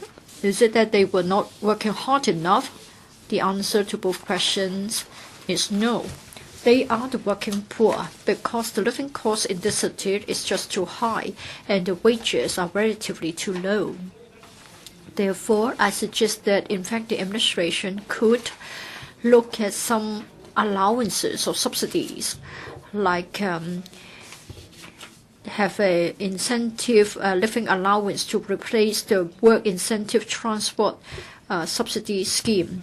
And we can also allow applications for welfare to be made on an individual basis instead of a household basis. And then the CSSA. In this chamber, there are colleagues who have a lot of knowledge about welfare programs, and a lot of them have already said that the CSSA system has to be reformed quickly. Say, for example, we should consider whether the standard payment rates of CSSA could be raised upwards, and whether we can have a higher rent assistance so as to catch up with the rentals in the private market. And perhaps we can do away with the declaration of not providing support to parents. All such things have to be done quickly, more quickly. And then Ms. Chen has a proposal to change the tax regime. I have over 20 years' experience in the area of tax consultancy. Yes, I'm from the functional constituency. You may wonder whether I am representing the business sector. Yes, I work for the business sector, but I am only a hired gun. Therefore, I have my views concerning the tax regime in Hong Kong. All along, we've been practicing a low and simple tax regime. It has always been very effective. In 2012, this September, we have $600 billion by way of surplus. In other words, we rank the 17th in terms of the surplus of governments is concerned. It is not that we haven't got the money. If we can set the priorities right, I'm sure we have got resources to alleviate poverty. Hong Kong taxes income on the geographical principles. Now, for the businesses, if we start to charge a higher tax rate, the businesses will be forced to move offshore. I have this proposal for the small and medium enterprises. Perhaps their tax rate can be adjusted downwards a little bit. If only we lowered it a little bit, perhaps we can encourage more SMEs to be set up in Hong Kong, and they set up their control center in Hong Kong, and then we can have more jobs. And then those living below the poverty line can move socially upwards. Secondly, I want to comment on the capital gains tax. Yes, I've read up a lot of cases in overseas countries which have got the capital gains tax. In fact, it is a very costly arrangement. Moreover, law enforcement will be highly complicated. Therefore, the revenue you get from such a source is quite limited. Therefore, at this stage, I don't quite support the idea of introducing a capital gains tax. In fact, our tax base is very narrow. We have 688,000 registered businesses, but only 83,000 of them, that is only 12% of them, have been paying profits tax. For salary tax, we have got a workforce of 3.5 million, but 3.9 million, but only 1.4 million of them are paying salaries tax. When the economy is in a downturn, then the tax revenue fluctuates a lot, and this will have an impact on the resources available for alleviation of poverty. Therefore, in the year between 05 and 06, when the administration consulted the public on broadening the tax base, I did favor the idea of having a new tax. That time, the administration came up with the goods and service tax, but then the exercise was badly done. There wasn't any exemption. The administration has always been advocating for a low and simple tax regime. If you really want to have a low and simple tax regime, GST isn't going to be an option. But then we do have very serious fluctuations in our economic cycles nowadays. Therefore, I think the government should immediately carry out a study into the broadening of our tax base. And then we have a free economy. Some have queried whether we can have alleviation of poverty given our free economy. I think the two can go hand in hand. Mr. Frederick Fung said that we used to have the positive non-intervention policy, and we have been having small government, big market. He said that it's no longer relevant. I don't think so. Both C.Y. Leung and many colleagues here have had some misunderstanding about the positive non-intervention policy. I read the articles written by our former financial secretaries, Copperwaite and Hattencave. It doesn't mean that we do nothing when it comes to positive non-intervention. We have to check what has to be done. Mr. Hattencave said that market is not going to be omnipotent. Should there be monopoly being found, or when greed results in side effects, then the administration should come forward to intervene. But at the same time, I agree with what Mr. Fung has said. Poverty in Hong Kong has a lot to do with the economic structure here. Today, young people in Hong Kong are either working in the financial services industry or the property market. If only we diversify our economy more, then we can encourage the young people of Hong Kong to have a higher social mobility rate. I don't agree with Ms. Chan's proposals concerning the tax regime. But then all in all, I think Ms. Chan's original motion has the right direction, and therefore I would support Ms. Chan's original motion. So I speak. Thank you. Secretary for Labour and Welfare. Mr. Deputy, first of all, I'm grateful to Ms. Chan Yuen-han for moving this motion debate on poverty alleviation, and also 11 members, Mr. K.K. Fung, Mr. Fernando Zhou, Mr. Chang Kwok-chi, Mr. Tam Yu-jung, Mr. Albert Chen, Mr. Christopher Zhang, Mr. James Teen, Mr. Albert Ho, Mr. Frankie Yik, and Mr. Kenneth Leung for the amendments. This administration is highly concerned about poverty. Poverty alleviation is very high on the list of priority. As the Chief Executive said in this Council on October the 17th, Hong Kong is a capitalist society. It is understandable that we have disparity in income. This is not a problem. The crux of the problem is poverty. Economic development is our common objective. To assist the old and infirm and poor, and to provide a safety net for these people is our responsibility. Economic development and poverty alleviation are not mutually exclusive. We do need to have sustained and a high rate of economic development before the government and the whole community would have greater ability to address poverty problem in Hong Kong.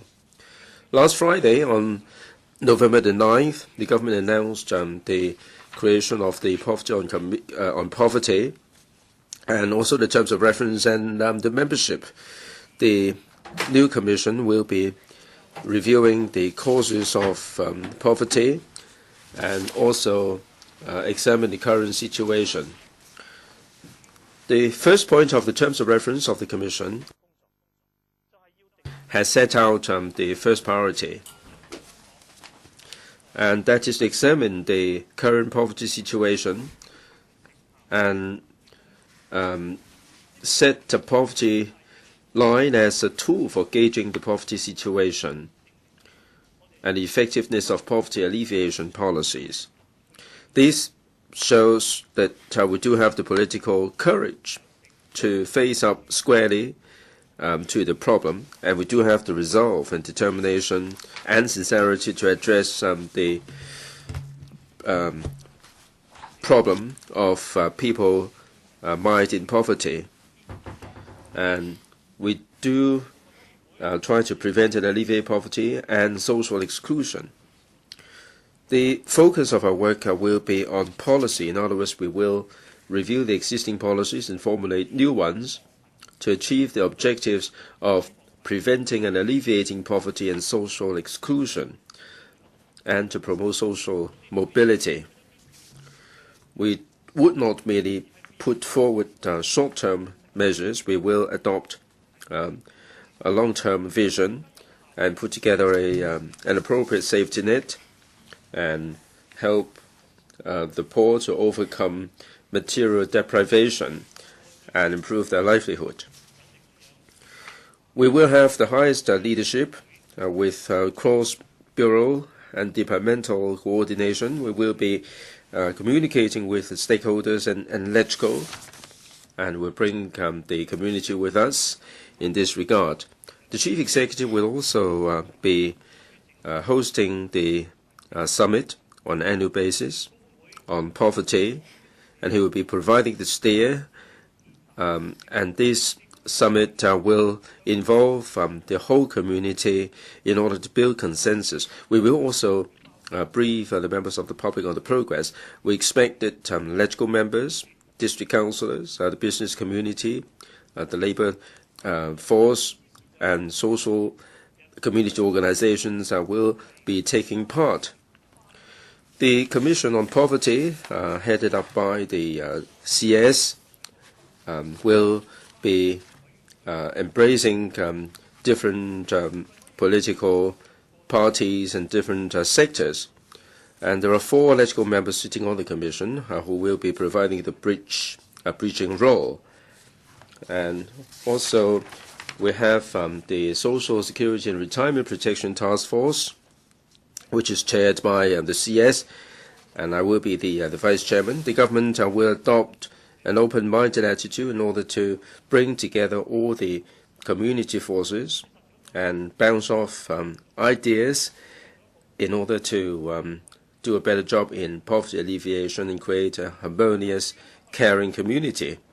As regards the Legislative Council, the House Committee has already set up a subcommittee on poverty on Monday, November the 5th. I attended the first meeting for an exchange with members. I believe that going forward, we will have plenty of opportunity to exchange further views with members. Mr. Deputy, with these words, I'll be listening to what members have to say in this regard and make a response later. Thank you. Mr. Low Kwok. Mr. Deputy, now, there is no uniform standard for compiling the Gini Coefficient in the international community, yet the Gini Coefficient is still a measurement of income disparity. According to the CNS Department, in 2011, the Gini Coefficient of Hong Kong after tax deduction and transfer payments was 0.475. Without adjustment, 0.538. They both exceeded the 0.4 level, which is the warning level. According to Oxfam, which issued a poverty report, there were 1.17 million poor people in Hong Kong. 1 in 6 is a poor person. From whatever perspectives, the widening poverty gap is the fact. Hong Kong is an affluent and developed society. Providing people with basic needs is necessary. The setting up of a commission on poverty, trying to review the causes of poverty, formulate suitable policies to prevent poverty and help the poor are very important. Mr. Deputy, when the poverty gap is getting bigger, everybody wants to come up with remedial measures. Yet, we have to prevent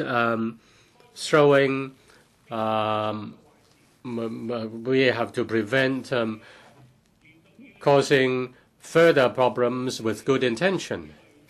The proposal of introducing progressive rates to profits tax is against our low tax regime, which has been effective. It will undermine Hong Kong's international competitiveness. There is an amendment proposing to allocate part of the investment returns of the exchange fund to help the poor. Yet, the major purpose of the exchange fund is to ensure currency and financial stability of Hong Kong. The exchange funds, the use of the exchange fund is regulated by the Exchange Funds Ordinance. If this time the money is used to help the poor, next time the returns are deployed to deal with other social issues, and that will be opening a floodgate. And this cannot be embarked on hastily. Otherwise, we will get into trouble before we see any benefits. There are two basic ideas in relation to helping the poor. One is to do it through redistribution of income, say through transfer payments, through giving out money directly. Adjustment is made. And then the other one is to deal with the reason for poverty, provide suitable conditions for upward mobility and self-help, say through education, through retraining, competitiveness and skills of the population can be enhanced. From the perspective of promoting sustainable development, that second approach is more positive. There are two broad categories of specific measures.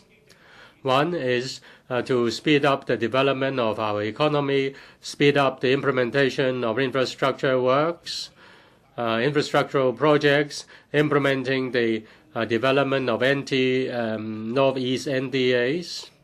And in implementing the development of the NDAs, one should consider population, employment, ancillary facilities, and other matters relating to people's livelihood. The administration should also promote the development of social enterprises. The administration should invest adequate resources into social enterprises and encourage the business sector to work with the social enterprises to provide job opportunities to the disadvantaged and the unemployed.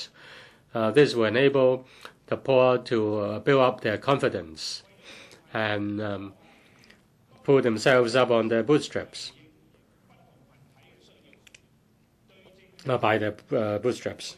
And there is a need to introduce multi-pronged approach, multi-pronged measures, to help the poor. Time and room should be given to the Poverty Commission to conduct consultation and conduct studies. And we also hope that the Commission is able to build consensus and make recommendations and long-term policies. If we introduce conditions at the start, it may not be desirable. Thank you. Mr. Poon Siu-ping.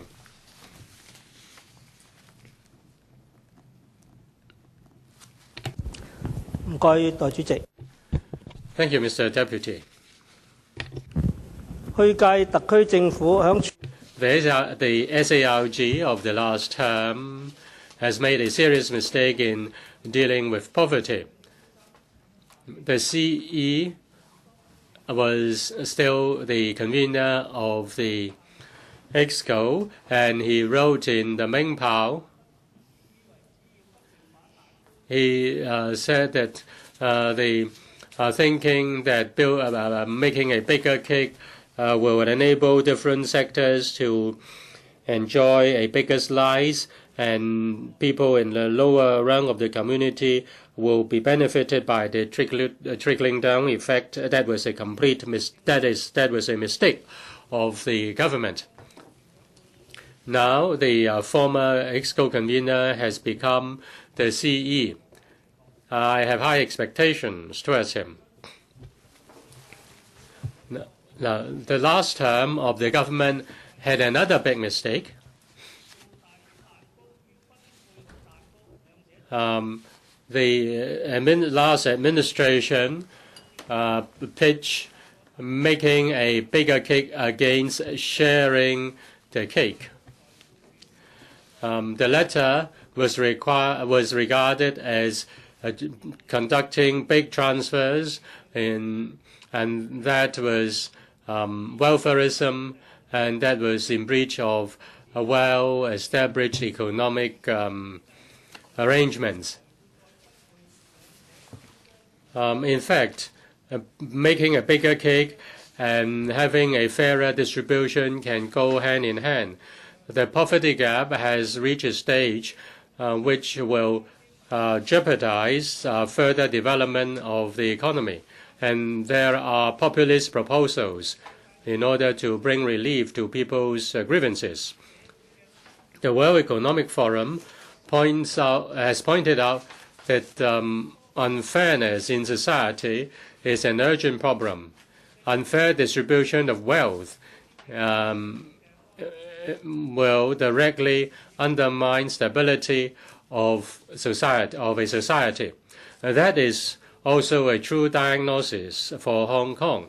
The administration announced the setting up of a poverty commission on poverty last week. I hope the commission will start to work soon. Earlier on at the Q&A session of the CE, I asked the CE whether he would consider imposing capital gains tax for property, and he said he didn't rule out the possibility, but he insisted that it was a complicated type of tax. I agree that the capital gains tax is complicated to a certain extent. Therefore, the administration should review its taxation regime to make sure that different classes of the community can share the fruit of economic success. I and my union have specific proposals on helping the poor, such as having an unemployment loan fund, providing MPF contribution for homemakers or carers, doing away with a means test for WITS, and then setting up an index for basic living. These are measures to make good use of public funds. This will also find a suitable balance between making good use of public funds and helping the poor. I do not intend to go over each and every proposal. In the future, I will give my view to the relevant departments and the Commission on Poverty, fighting for these proposals to become government policy. Mr. President, the Commission on Poverty should work on alleviating poverty. And in 2005 to 2007, the administration also had a poverty commission, and it was chaired by the then FS. The level of that commission was rather high, but it was not effective. I don't know why the administration is of the view that this new commission will be better than the previous commission and will have good results.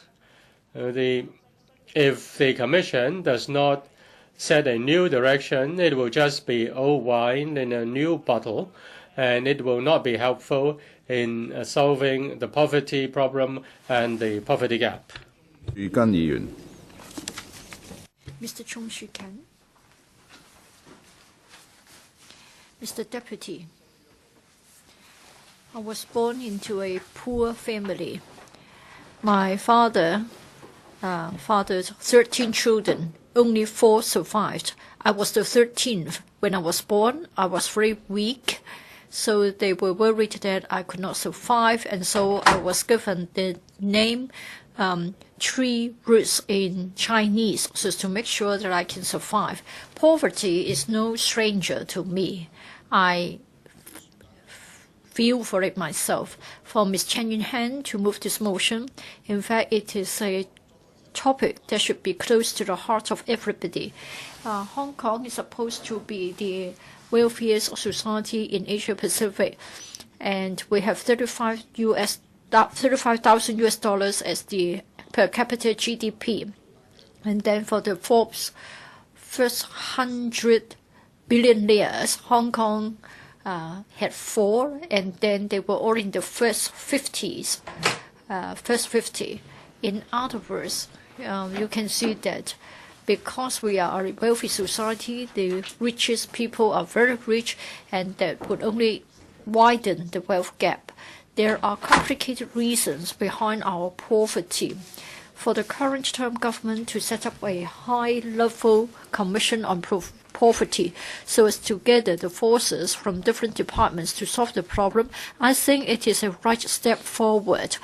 Colleagues of the DAB will speak to the motion.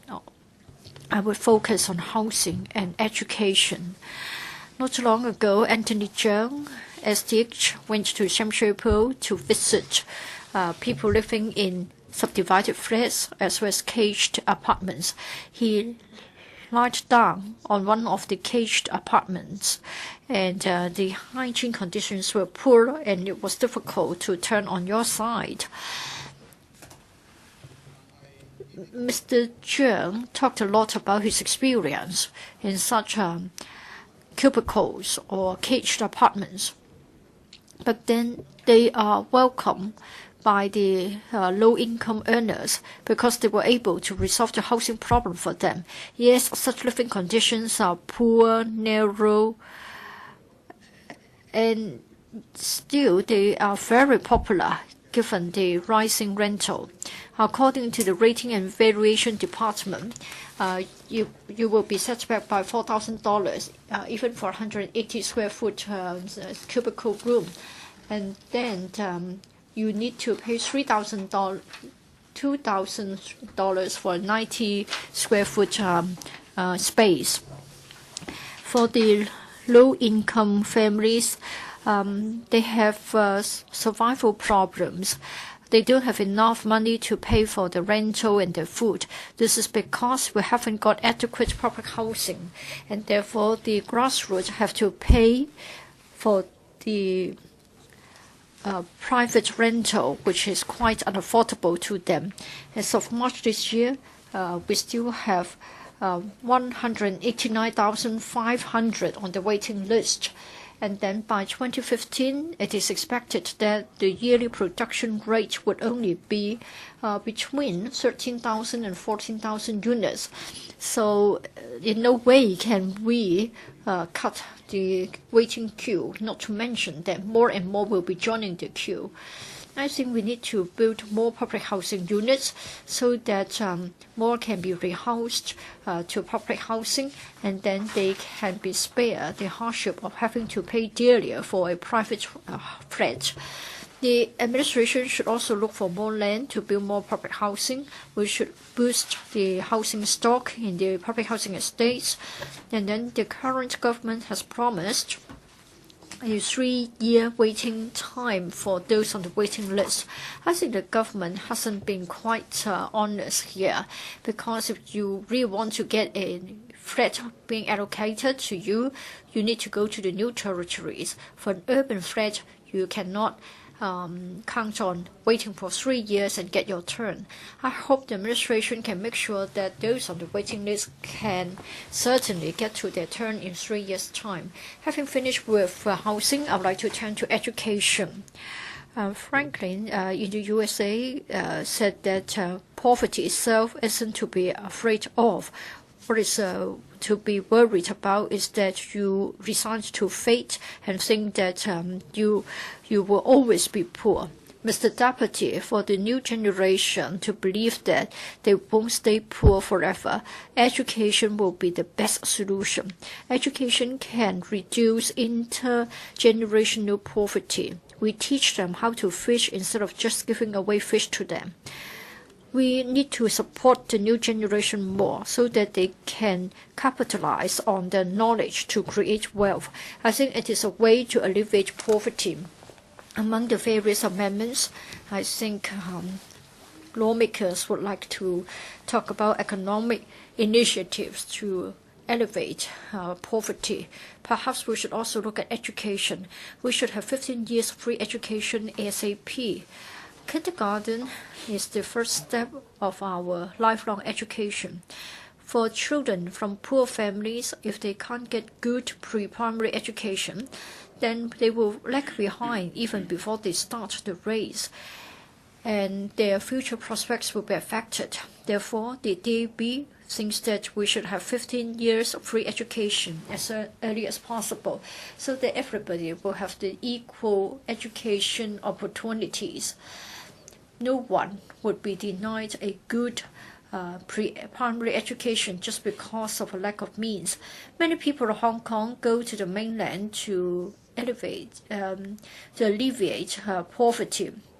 They don't just hand out money. Instead, they go to poor districts to help them with the infrastructural projects. So I speak. Thank you.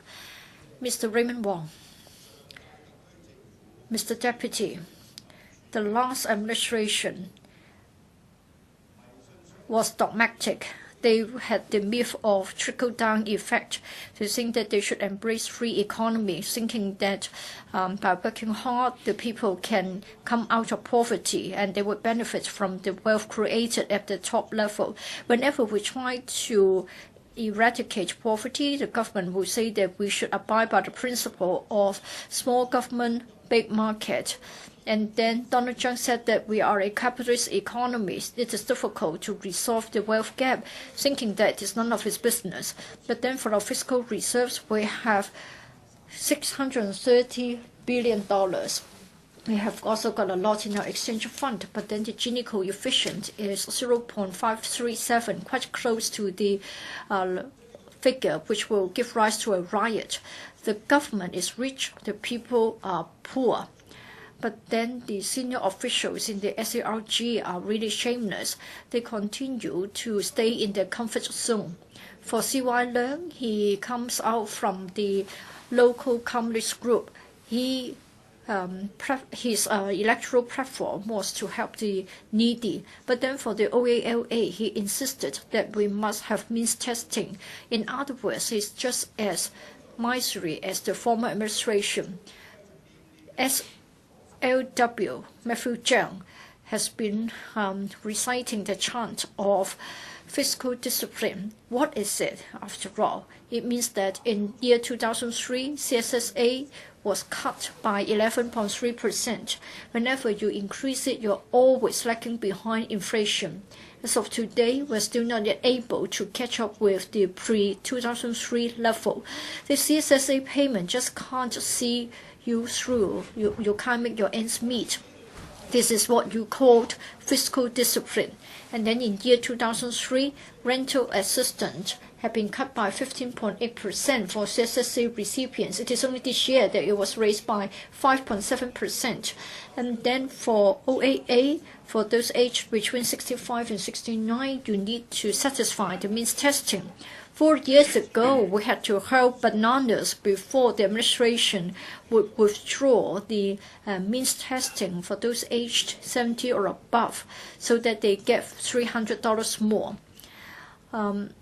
So that the administration would not allow people to be on CSSA and OAA at the same time. Fiscal discipline. It means that in public hospitals, you have the drug formulary. Fiscal discipline means in year 2006, you abolished the estate duty. And then in 2008, you did away with the tax for red wine, but then you put up the tobacco tax. In 2011, you didn't hand out any cash, but you would rather waive the business registration fees, etc. So this is the so-called fiscal discipline of the SARG. You rob the poor to give to the rich. For Ms. Chan's motion debate, I think her wording is just too mild. Had I been the sponsor of the motion, I would say that I condemn the SARG for robbing the poor to benefit the rich.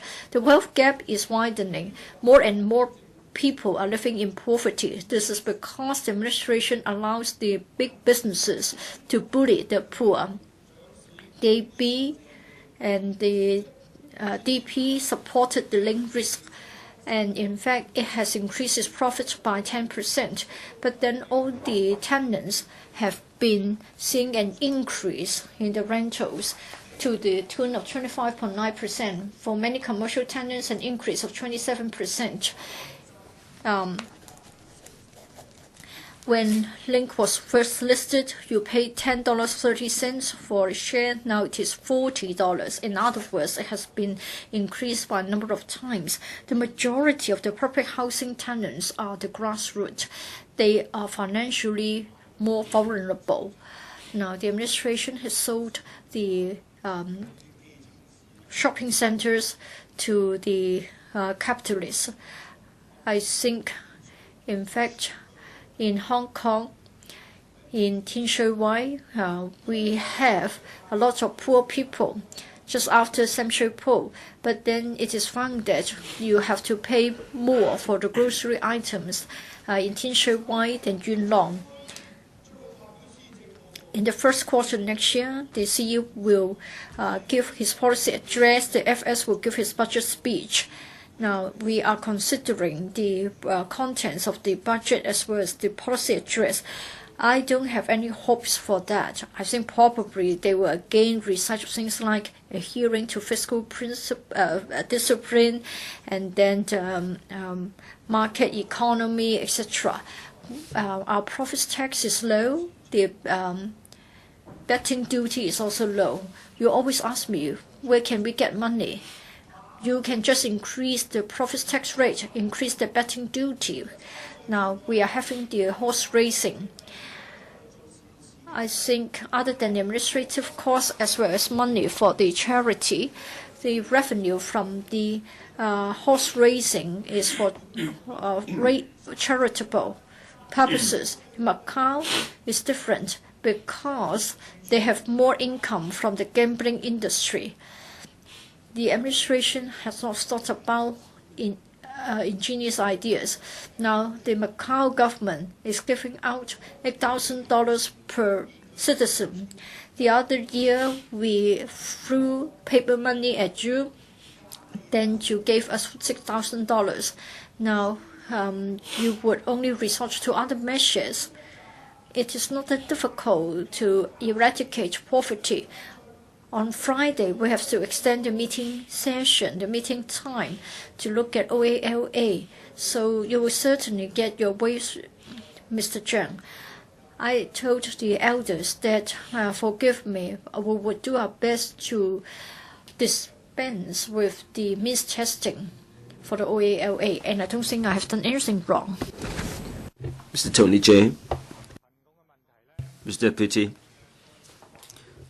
in LegCo, poverty has always been a matter of concern to us. Each year we raise questions and move motions. The Chief Executive would also announce alleviation measures in his policy address. We would expect that the new Chief Executive will, in his new policy address, come up with measures to address this problem, to address the problem of poverty and housing. The Chief Executive, Mr. C.Y. Leung, criticized the previous administration for making the poverty problem worse. Mr. C.H. Dong, in 2005, set up the Commission on Poverty, which was around for only 2 years. And before resolution, a report was submitted with quite a lot of recommendations. And they include the cross-district transport subsidy scheme. And this has been implemented. But the government is still approaching the problem with an old mindset, and without any further availability of resources, the government simply could not do the job of alleviating poverty. In fact, in many different jurisdictions, there are bound to be poverty problems. It's not a question of how big the disparity between the rich and the poor is, but whether the poor would be able to meet their daily needs despite the social assistance. When we approach the poverty problem, we cannot simply look at the Gini Coefficient.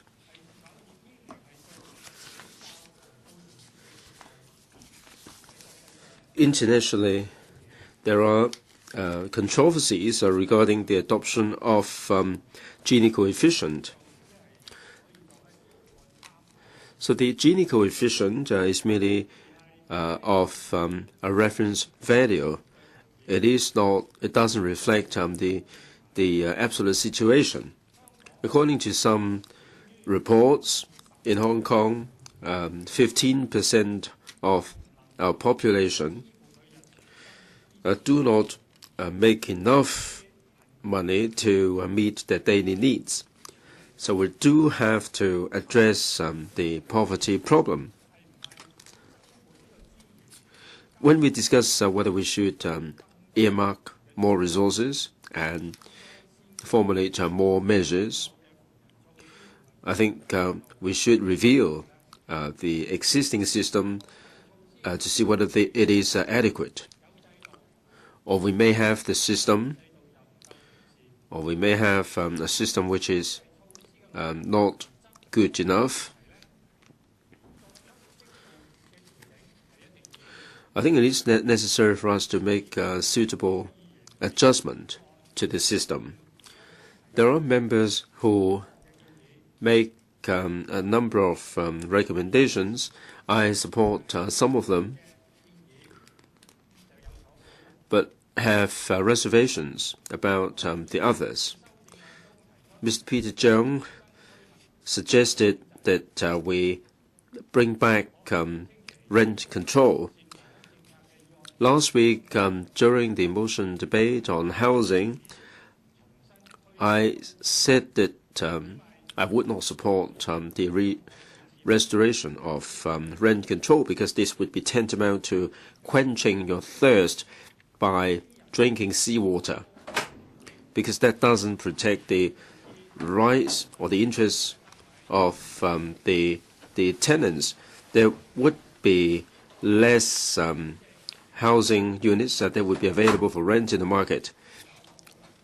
Mr. Deputy, I also have reservation about the introduction of capital gains tax, because a low tax regime has always been our abiding advantage.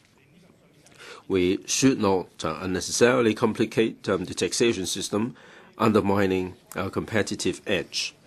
Any attempt to change the tax regime and make it more complicated should be carefully considered. Finally, I'd like to say something about the elderly poor. According to HKCSS 2010 figures, if we take half of the household income as the poverty line, the rate in 2010 it stood at 32.5%.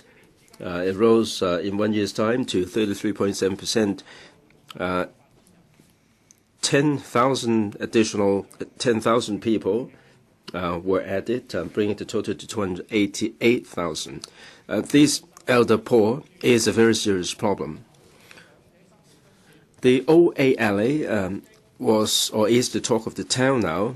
The idea of bringing the old age living allowances to address poverty among the poor, in particular those who are suffering from financial difficulties. We're trying to make sure that the resources will be devoted to the needy people, and there is such a need to introduce the means test as to whether we should relax the asset limit. This is something that can be discussed later. I hope that in the interest of the poor elderly population, the honourable members will endorse the funding as soon as possible so as to benefit the elderly population. Ms. Ann Chung. Mr. Deputy, historically, there has always been a problem of disparity between the rich and the poor. This is quite common in developed jurisdictions or developing jurisdictions, but in developed jurisdictions, the problem can be more acute. And this will also lead to polarization in our community. And the government, this is all the more reason why the government has to face up to these problems squarely. Mr. Tam Yu-jung, chairman of the DAB, has spoken a lot about the measures to alleviate poverty. My speech will focus on the problem of the disparity between the rich and the poor, and I will be making some recommendations. After the reunification, with the concern of the nation, we have been developing pretty well economically. GDP has been increasing by 5.3% per year. The jobless rate has dropped to a low level. Now we have everybody in jobs, but the poverty problem seems to be getting worse. In June, the Gini Coefficient stands at 0.537, a 10-year historical high. It shows that the poverty alleviation measures can only address some of the problems without addressing the disparity between the rich and the poor. There was a survey that shows that 10 years after the reunification, the GDP has increased by 34%. But the lowest income people have been making ever less money. So over the past 10 years, despite the economic development, the general public were not able to benefit from it. I think the crux of the matter lies in the imbalance of the industrial sectors, and people simply have lost the opportunity of upward mobility. The problem stems from three areas. We have finance, real estate, and tourism as the key sectors. Second, Hong Kong lacks manufacturing sector. Previously, people used to work in the factory, and once they've learned their craft, they become a foreman and factory chief and so on. But with the production shifted across the boundary, the opportunities become less. Third, automation in offices. And in old days, an office assistant can be promoted to a clerical staff, a secretary, and a manager, and so on. But these days, because of digitalization, we have fewer people working in the office, and the jobs have been lost in droves. And how can we ensure that there would be mobility, upward mobility? 10 years ago, when Premier Wen visited Hong Kong, he said that Hong Kong's problems lie with industrial, the structure of our economies, and we should develop new industries. Mr. C.Y. Leung, our chief executive, said during election campaign that we should change the structure of our economy. He said that he would set up a cross-departmental entity to look at the industrial policy and so on. I believe that the government and the nation agree that we should diversify our industrial sectors and create more jobs for the middle class. That being the case, the government should encourage the diversification of industrial sectors and create more job opportunities in the middle rung so that people can achieve upward mobility and narrow the gap between the rich and the poor. I proposed that the SAR government set up a committee which is tasked to diversify the industrial sectors and create the locally branded products and create job opportunities. We have the Commission on Poverty just set up. There should be introduction of poverty line. We should have a line for moderately well-off people. We should target at those who are in need. But if we skew our policy towards the poor without any regard to those who are in the middle class, those who are making maybe $10,000 a month, they can be ignored. And the working poor are the group that they cannot be ignored. The government should map out medium and long-term policies for people to achieve upward mobility, for them to get into the moderately well-off segment. The business sector should also do their bit. The conflict between the rich and the poor, if we can address this problem well, we can achieve harmony. Failing that, there would be resentment in the community. With our concerted effort, we can certainly be address the problem of poverty, and the problems can be resolved gradually. With these words, I conclude my speech.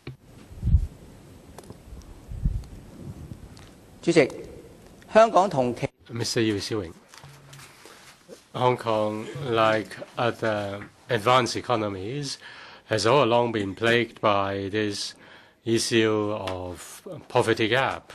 The problem is deteriorating.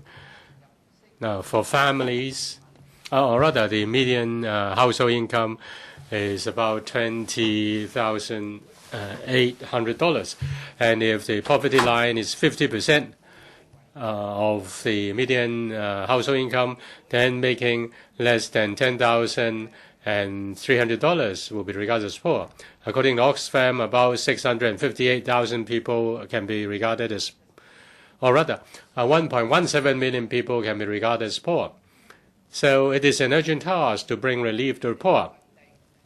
If the problem is not dealt with, society's stability will be affected.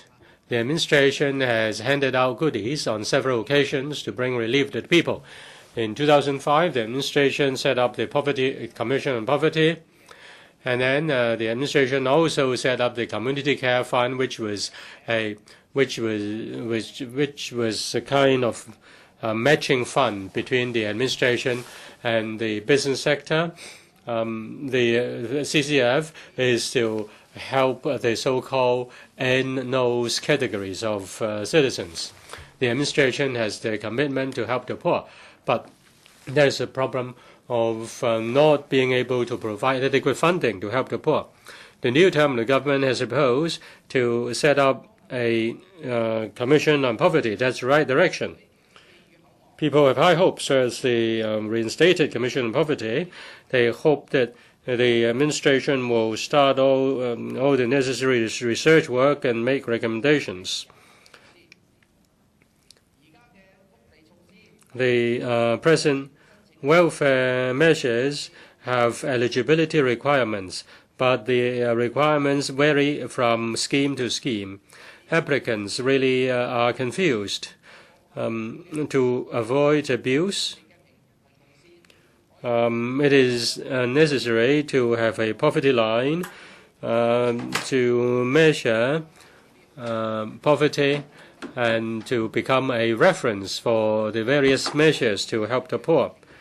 And this can also become also the administration should set a uniform standard for application for various types of assistance. The poverty line should be a major target of the Commission, and I support this. In order to help the largest number of poor people with limited resources, we need to provide help to those who have the real need. And as for the elderly who are in poverty, they should be provided with support to maintain their living. And for those who are able to work, the objective should be to assist them so that they can support themselves. Instead of giving fish, we should teach people how to fish. There should be the enhancement of employment training, and also allowances should be given to those who attend these training courses. Enhancing skills of the people will help to prevent cross-generation poverty. According to HKCSS, the Islands District has the highest poverty rate. It also has the highest proportion of children. 15% of the population is below 14 years old. Sam Shui Po ranks second, which is the second district with the second largest number of elderly people. Now, when you give people fish, you really need to give the right ones. As for the CE's proposal of solving local issues through local means and grasping local opportunities, let me use Tung Chung as an example. According to the SWD, in Yatong Estate, Yatong Estate is the housing estate which has the third largest number of CSSA recipients. 21% of them receive CSSA. The most important thing is to provide jobs to the people there. The administration and other institutions have invested a lot on the airport, hotels, the cable car, the exhibition hall, the Disneyland, on Lantau. These are the development opportunities in Tung Chung and job opportunities in Tung Chung. What is lacking is adequate training and a good transportation network. Synergy is not achieved. A population of less than 100,000 is not provided with adequate jobs. As for land development, tourism planning, and transport arrangement managed by different bureaus, they are the THB, the CDB, and other bureaus, there is no coordinating body. To avoid confusion of responsibilities, the administration should consider setting up a body comprising of representatives from government departments and district council representatives and other local bodies, and implement district-based policy to help the poor. Stakeholders at the local level can participate in formulation of policy to achieve the principle, to realize the principle of solving local problem with local means. The administration has to formulate short, medium, long-term measures. It also has to get the support of the political parties, the business sector, and the public at large. I urge the community at large, including members of this council, to be rational and pragmatic in dealing with the poverty issue so that the problem can be resolved earlier. Now we are approaching 8:30, and I expect that our debates can be completed before midnight. So we will continue our meeting until all agenda items have been dealt with. Mr. Lee Chak-yen. Apologies. Mr. Leung Chi-chung.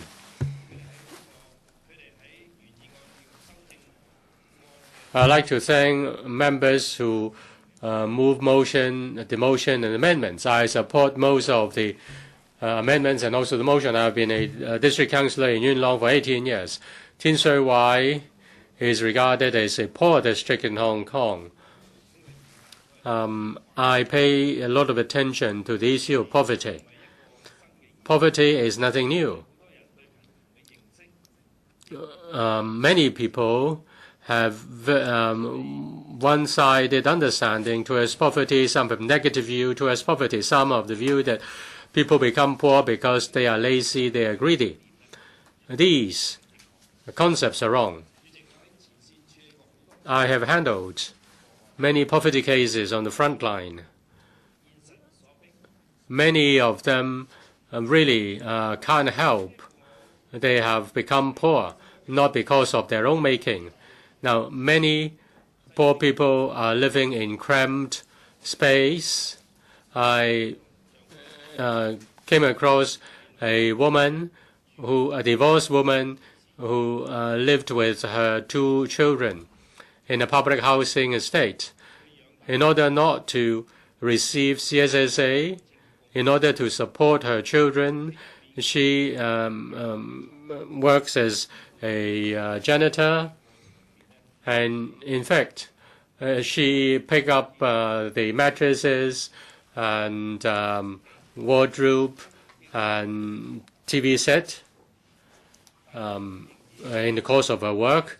And these things were very old and dilapidated. But she was able to raise her 2 children. She passed away last year because of poor health. Now they are poor, and yet they have a strong sense of self-dignity, and I support them. Now, as for the poor, they want to have enough to feed themselves and have a roof over their head.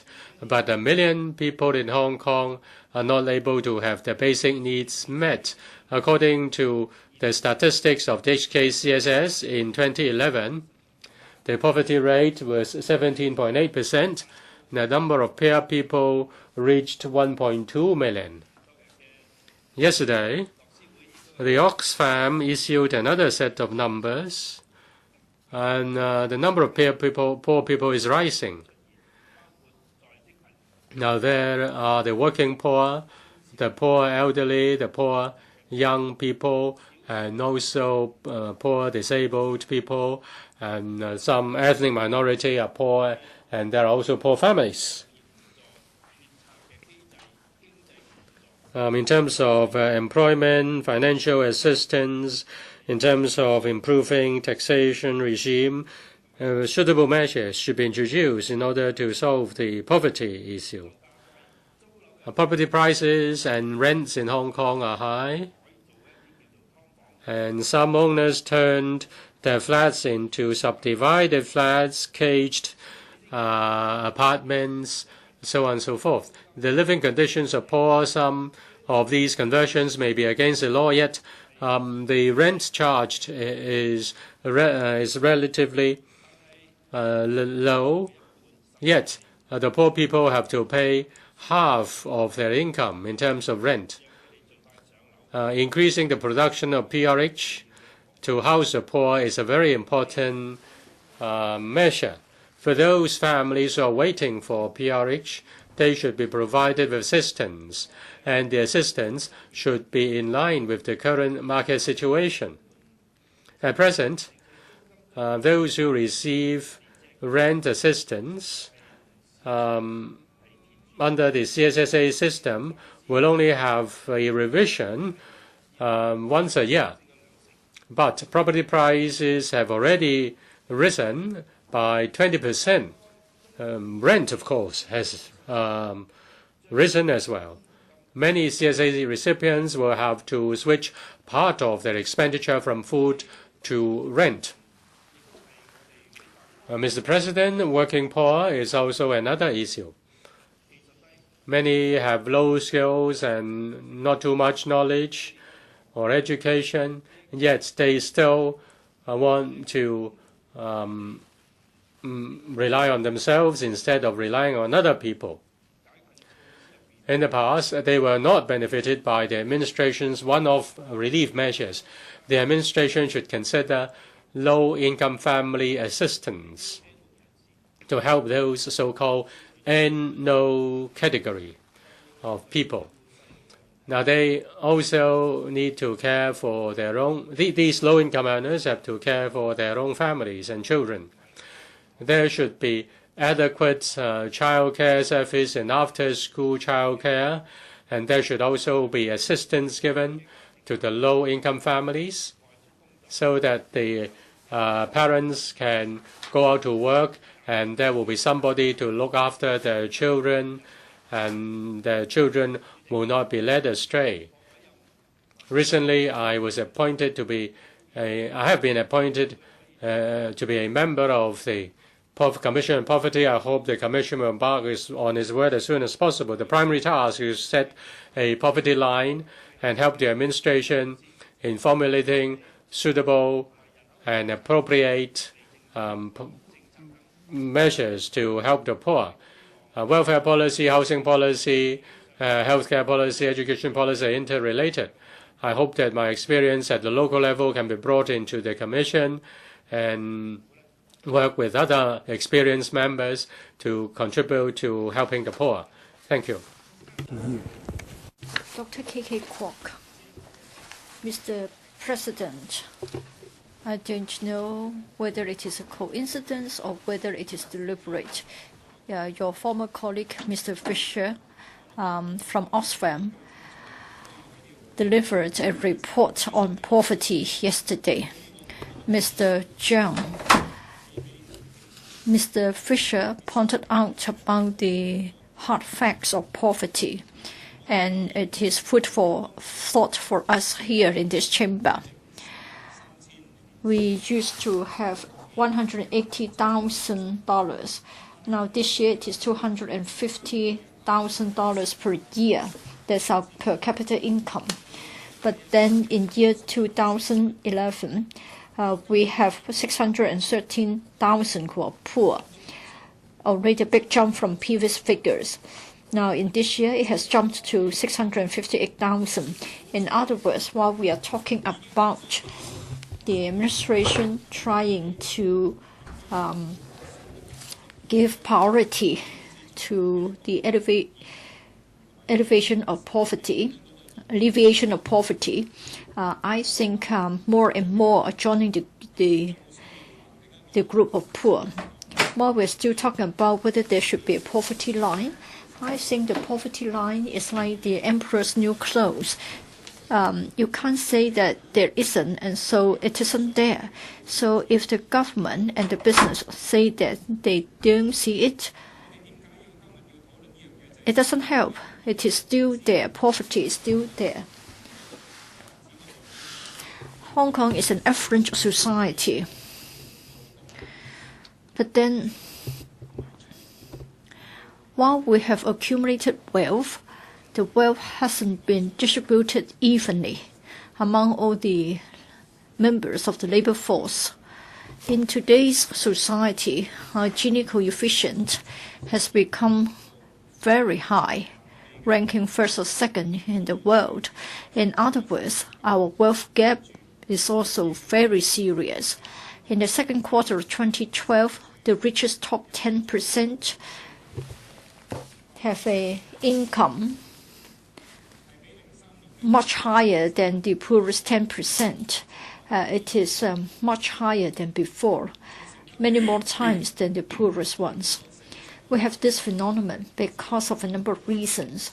Just now, in the former debate, other than Mr. Matthew Cheung, many other directors of bureaus were also present.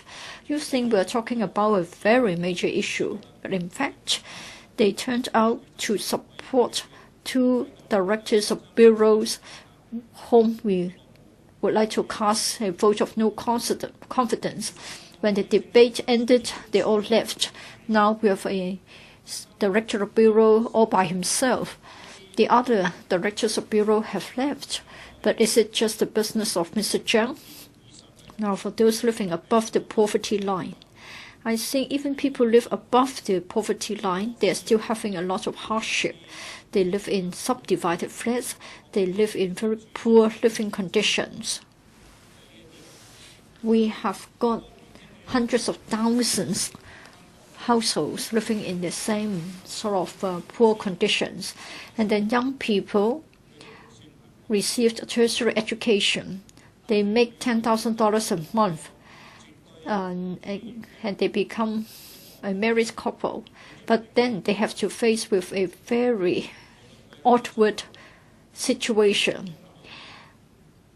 For a young couple to rent a property or to pay the mortgage of their own home, they would be setting aside a huge portion of the household income so as to benefit the property developers.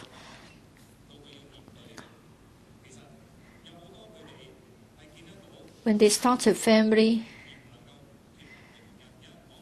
they have to face this problem.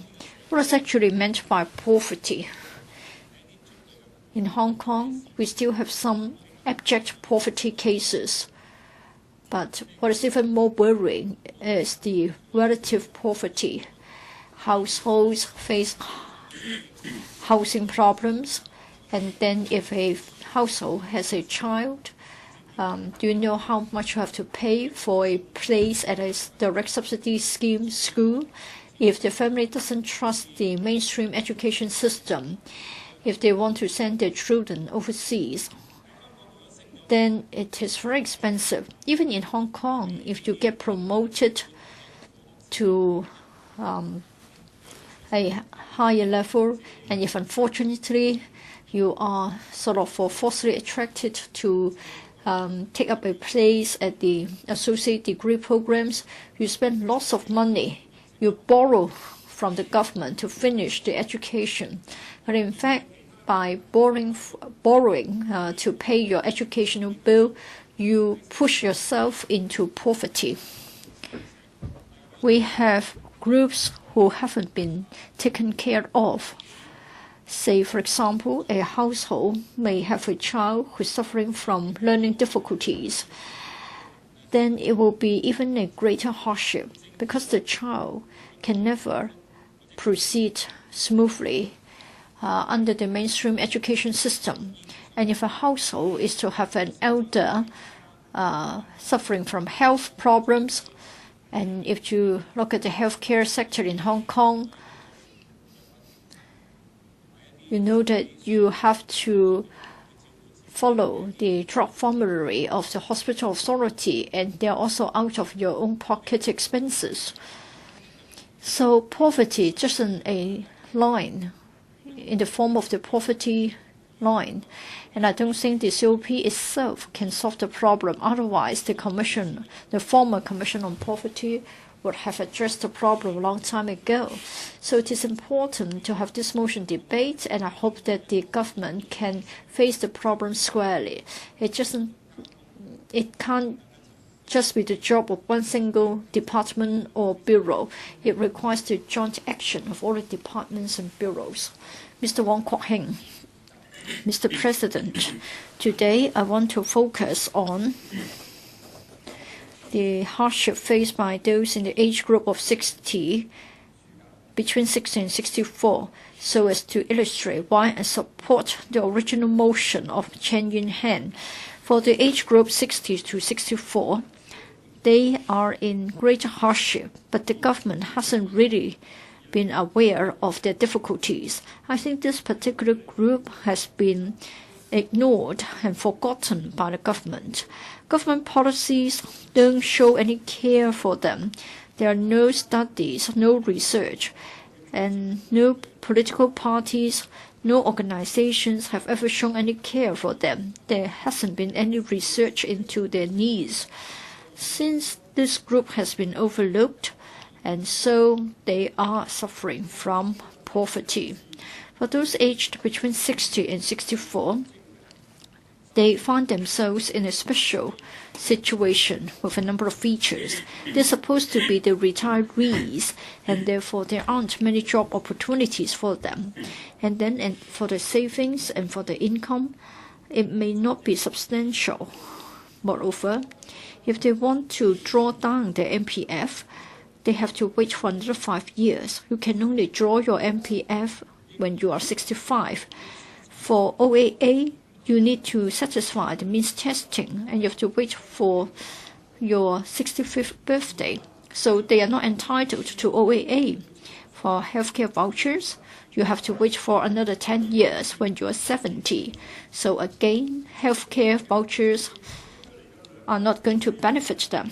And then for the $2 transport concession fares, they are not entitled to it again, because of to turn 65 before you get it. So it illustrates the plight the group aged between 60 and 64 find themselves. Many policies of the government draw a line at the age of 65. So when you enter the age of 65, then you appear on the radio screen of the government. Otherwise, there isn't anything there for you. In Hong Kong, we haven't got an integrated or comprehensive retirement protection system.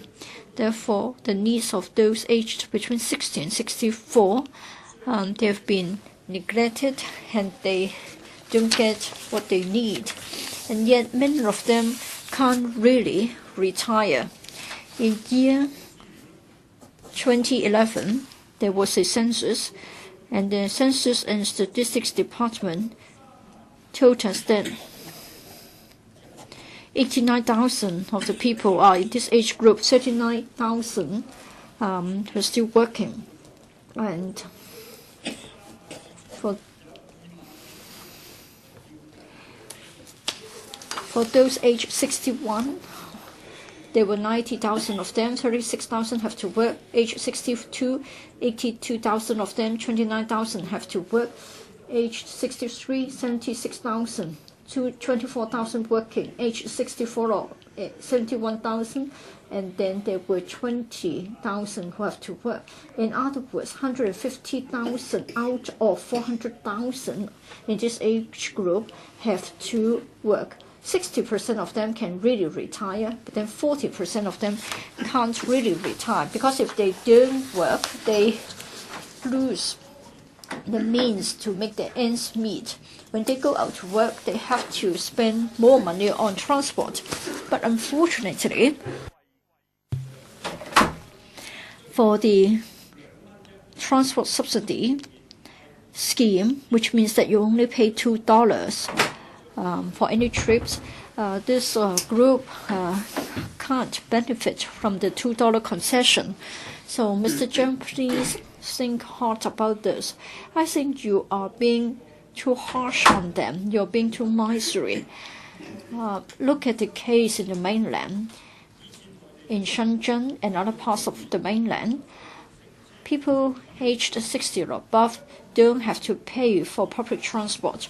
Hong Kong is rich. How come that we can't waive the elders' transport fares? And then, for those aged between 60 and 64, they have health needs and they have to suffer from a heavy health burden. According to the outpatient clinic attendance records of the HA, those aged between 60 and 64 and suffering from chronic illness and having to turn to the outpatient clinics, there are more of them than in the age group 65 to 69. They suffer from hypertension, diabetes, and other chronic illnesses. In the year 2008, the age group 60 to 64, there were 64,000 attendees. For those in 65 to 69, 59,000. In 2009, 71,000 of them had to seek treatment. In comparison, the older group, there were 63,000 of them seeking treatment. So we have to think why there are more in the age group of 60 to 64 having to turn to the outpatient clinics. I think this is because they have to work physically, and so their health suffers and they have to see the doctor. And of course, when they go to work, they continue to work, they have to spend more on transport, and yet the administration has forgotten the needs of this age group. Therefore, when I speak, I want to urge the administration not to forget the age group of 60 to 64. They have their needs, and I hope that the administration will fill the gap. Thank you. Mr. Leung Yu-chung. President, many fellow members quoted from the Oxfam report. This is really catching our attention. And the statistics quoted are really alarming. 1 in 6 in our population is in the poor category, and this is a 10-year high. I feel really alarmed by this report. The government said that in 2033, 1 in 4 of us will be elderly. And the government said that our population is aging seriously, and this is calling for a solution. Now, the Oxfam report suggests that 1 in 6 of us is poor. But over the years, I haven't seen how the government is addressing this problem. The government is ignoring this problem. The last administration set up the Commission on Poverty, and we are discussing this old age living allowance, and the government doesn't really want us to drag the matter any further, and announced the creation of the Commission on Poverty, which is also tasked to look at the retirement problem. And the government is basically trying to get us to endorse the OALA. I don't really want to speculate on the government's motive, but the most important thing is how can we face this poverty problem in Hong Kong? Should we be just paying lip service or window dressing? In this administration, the government talks about livelihood issues being high in the list of priority, but I don't think that they will do very much. Now let's take the Commission on Poverty, for instance. There are so many problems with the composition. There is a lack of stakeholders. I don't think the poor people are represented sufficiently in the Commission. I can count them on my 10 fingers. What about the senior citizens, the poor, the single parent families, and so on? Without any representation of the stakeholders, it would be hard to imagine that they will be able to come up with any concrete policies. So as a starting point, I find that the composition is lacking. Now we have the chief executive who talked about the problem in his manifesto, and he said he will not implement rent control.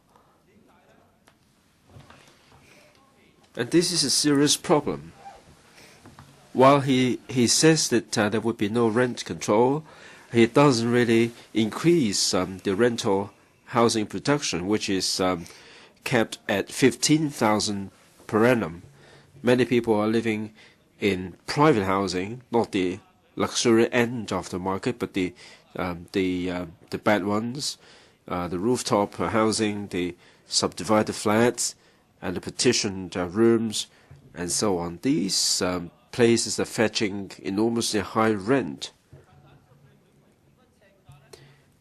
On average, per square foot, they are renting at a higher price than the luxurious housing.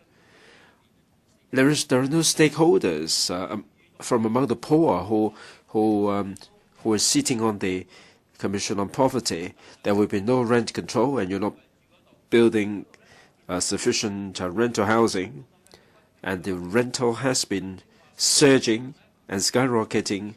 What's going to happen to these people?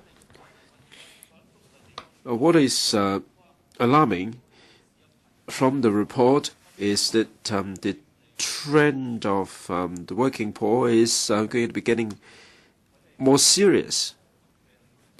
They're not living on CSSA, but they are making a really meager sum of money per month. And if the situation worsens, the problem also worsens.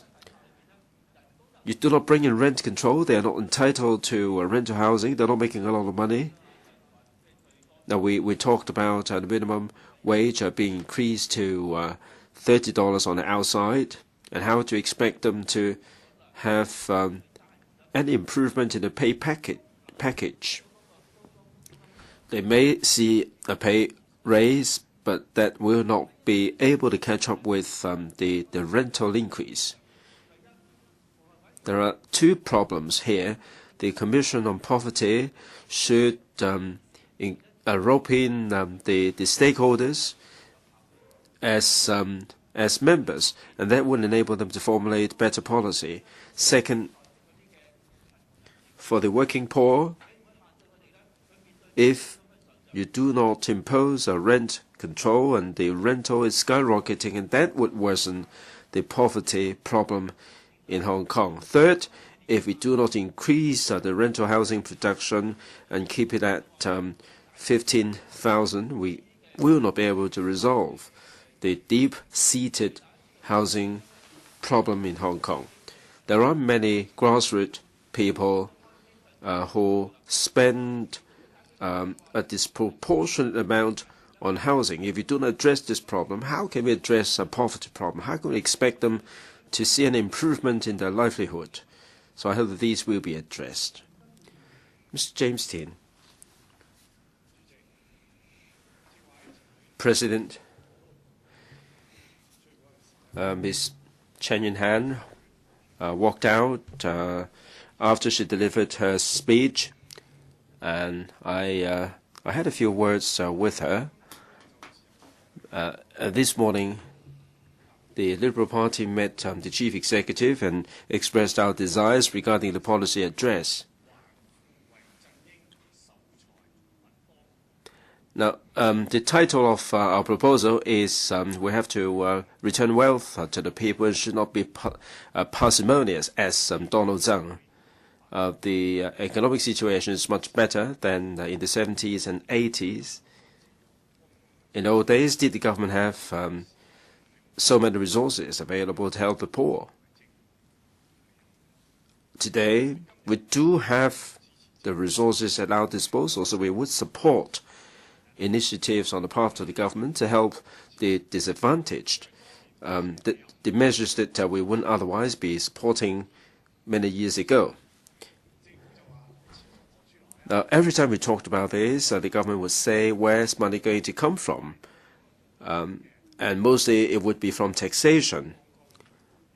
Today, other than Mr. Vincent Fang, we don't have that many business sector members speaking. I think we need the collaboration between the business and the labor sectors. You are the experts. You are making these recommendations. The business sector should support them. But I don't think you should always talk about the introduction of capital gains tax, the progressive profits tax, in order to collect more taxation, raise more revenue from the profit-making enterprises to meet the outlay for poverty alleviation. Now, where's money going to come from? Now, we met the administration today. We also met the financial secretary. Now, Mr. Fernando Cheung is aware of the figures. Now, we're not talking about. We have the $2,600 billion in our reserve. This is far higher than the $700 billion at the handover. Why have we accumulated so much money in the exchange fund? The investment has been yielding good results over the years, and also each year we do have the surplus. With so much money in the kitty, I think that we should work together. The business sector would support all the recommendations of the Committee on Poverty. I think it was in 0708 that I sat on the Commission on Poverty. I support all the recommendations with the exception perhaps of the statutory minimum wage. You can go back to the record and delve into the details. We have seen less arguments over the statutory minimum wage now. I think we should urge or force the government to return wealth to the people and should not be miserly. Now we have the $2,600 billion. If we take the return, over the past 10 years, the average return was 5.4%. Last year was 1.1%. I would agree that given the Eurozone problems and the U.S. uncertainties, it would be difficult for us to maintain the 5.4% annual return. But out of the $2,600 billion, if we take a small percentage, we can have a few $billion or tens of billions of dollars for poverty alleviation. Now, with this $2,600 billion, this can be considered as a seed money. This may be needed for defending Hong Kong dollars for rainy days and so on. Every year we spend $160 billion. Now, I mean, it's impossible that we don't have a single cent of revenue each year. We're not like the Greek government, the political parties representing the grassroots don't really have to target at the business sector. And I don't think you should be jealous of the business sector making money. Now, when the government doesn't have money, when the business sector doesn't have money, who can we rescue in the West? I think we ought to urge the administration to take the return from our reserves to reward the community. And that doesn't include the reduction of profits tax. Mr. Donald Tsang talked about the idea of reducing the profits tax to 15.5% from 16%. And I think we should return the wealth to the disabled, to the senior citizens, the single-parent families, and also the younger generation in terms of education. So from this perspective, there is ample room for cooperation. In the motion, had it not been for the idea of new taxation, we would support the motion. Now, with the introduction of this tax, do you think that we will be able to help the disadvantaged? With the introduction of capital gains tax, then the government might see a reserve of $3,000 billion instead of $2,600 billion, and the disadvantaged may not stand to benefit. So I would urge the business sector, the labor sector, to work together, and in a concerted effort, we should urge the government to help the poor. The business sector is very supportive. We don't really need to have any tax increase there. Mr. Charles Mock. Mr. President, the motion moved by Ms. Chan Yuen-han on alleviating poverty is something that I can support. I support the majority of her proposals, including reviewing the CSSA. I would like to focus on an issue which is my main concern and which has not been mentioned by members. First is the poverty among young people. The rate has been increasing. In 2010, 15.2%, and the number rose to 19.3% in 2011. The number rise from 132,000 to 168,000. That's alarming. In the past, the number has been rising in the past 10 years. With regard to poverty among young people, the administration has paid little attention. In 2011, after the launching of statutory minimum wage, the poverty rate declined to 150,000 or 17.5%, but it should be shameful to an affluent society like Hong Kong. Unemployment is the main reason for poverty. By 2010, unemployment rate among young people is 20.8%, which is much higher than 4.4%, the general unemployment rate, 4 or 5 times more. Young people being unemployed cannot accumulate skills and experience, and they may not be able to pull themselves out of poverty. Why are they unemployed? Why are they poor? It is because of the lack of opportunities and education. According to the World Economic Forum 2012-13 World Competitive Report, Hong Kong ranked 37 in terms of young people receiving tertiary education. South Korea, USA, and Finland are at the front.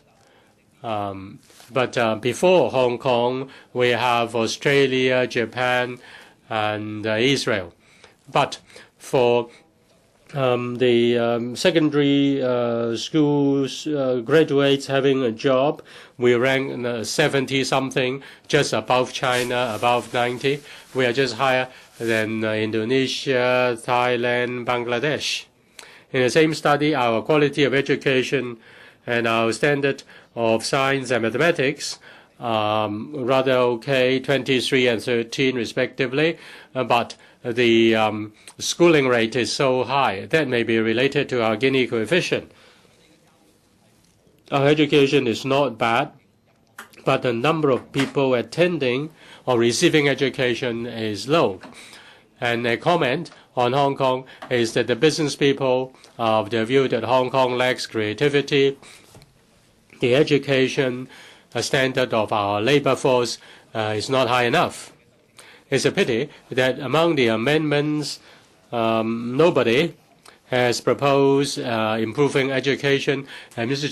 Tam Yu Chung mentioned on the job training, and he didn't mention starting from the source. We need to invest heavily on education, 15 years of education, starting from kindergarten education, and the administration should provide one computer to each student, and we should increase our R&D spending in the universities. If we do not reform Hong Kong's education system, our young people will not have adequate competitiveness in this globalized, in the globalized market.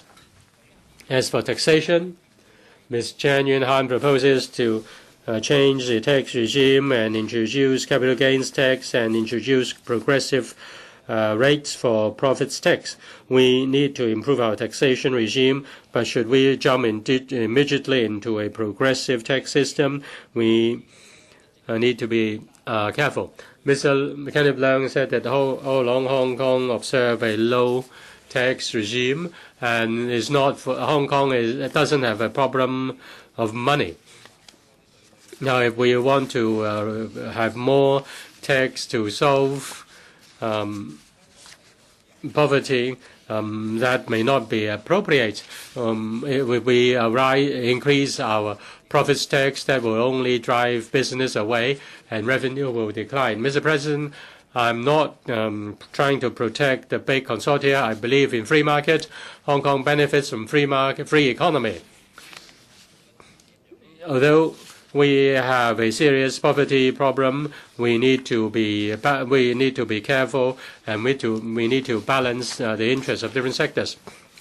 We cannot rule out GST and other means to broaden tax base, but in implementing new tax types, we need to consider the adverse impact on the low-income earners, and we need to have balancing measures. We need to bring relief to the poor. It is important. All the people of Hong Kong should share the fruit of economic success and live with dignity. Having heard the speeches of the CE, I only heard that he would focus on poverty, on housing. He would do concrete things, but I'm worried. Suddenly, the CE is not speaking on economic development, and up till now, since the beginning of this motion. Since the beginning of this term, our motions are just focused on poverty, but if we do not have economic development, there is no wealth to distribute and to improve people's living. Mr. Lim Tai Fai. 主席，昨日咧就樂施會公布。Thank you, Mr. President. Yesterday, the Oxfam issued the latest data on poverty. You've heard them. The poor population rose to 1.17 million. 1 in 6 is a poor person. I'm really saddened. I feel shameful. Hong Kong is an international city. It is rich. It is sitting on reserves of $600 billion and more than $1,000 billion of reserves. And 1/6 of our people are poor.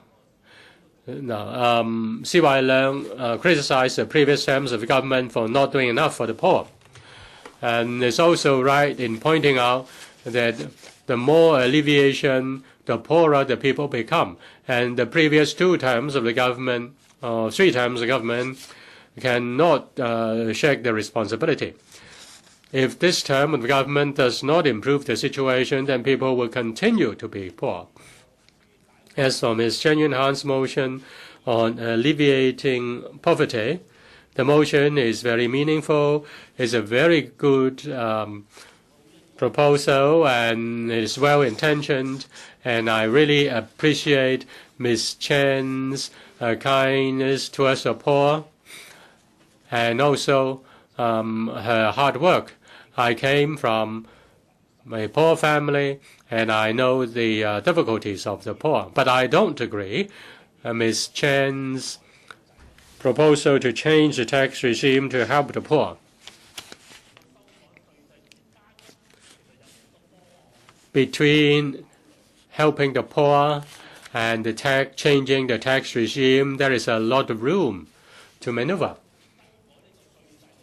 Changing the tax regime will not get an easy consensus in the community, in particular with the business sector.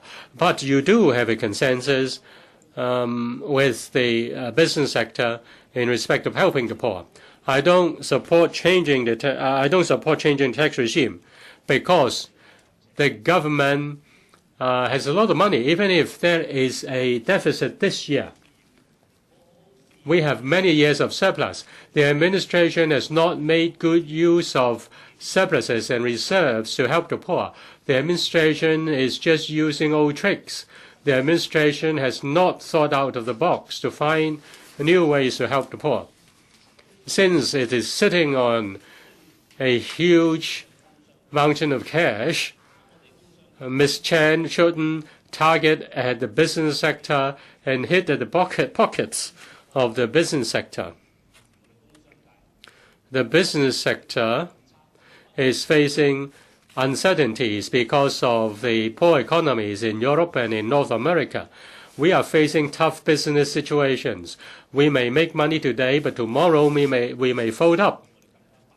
And if a tax is increased, that will only be increasing our burden. And we are facing the issue of statutory minimum wage and standard working hours and other labor issues.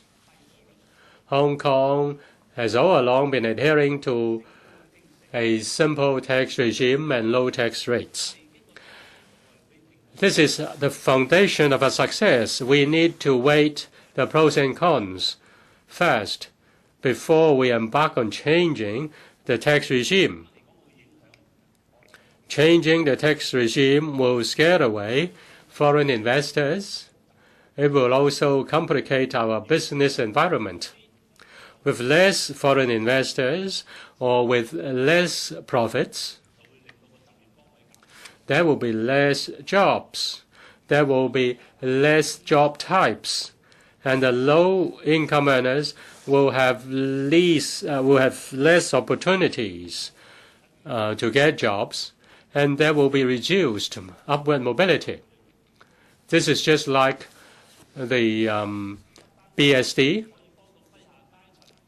It can't help the low-income earners to improve their living conditions or help them to own their own homes.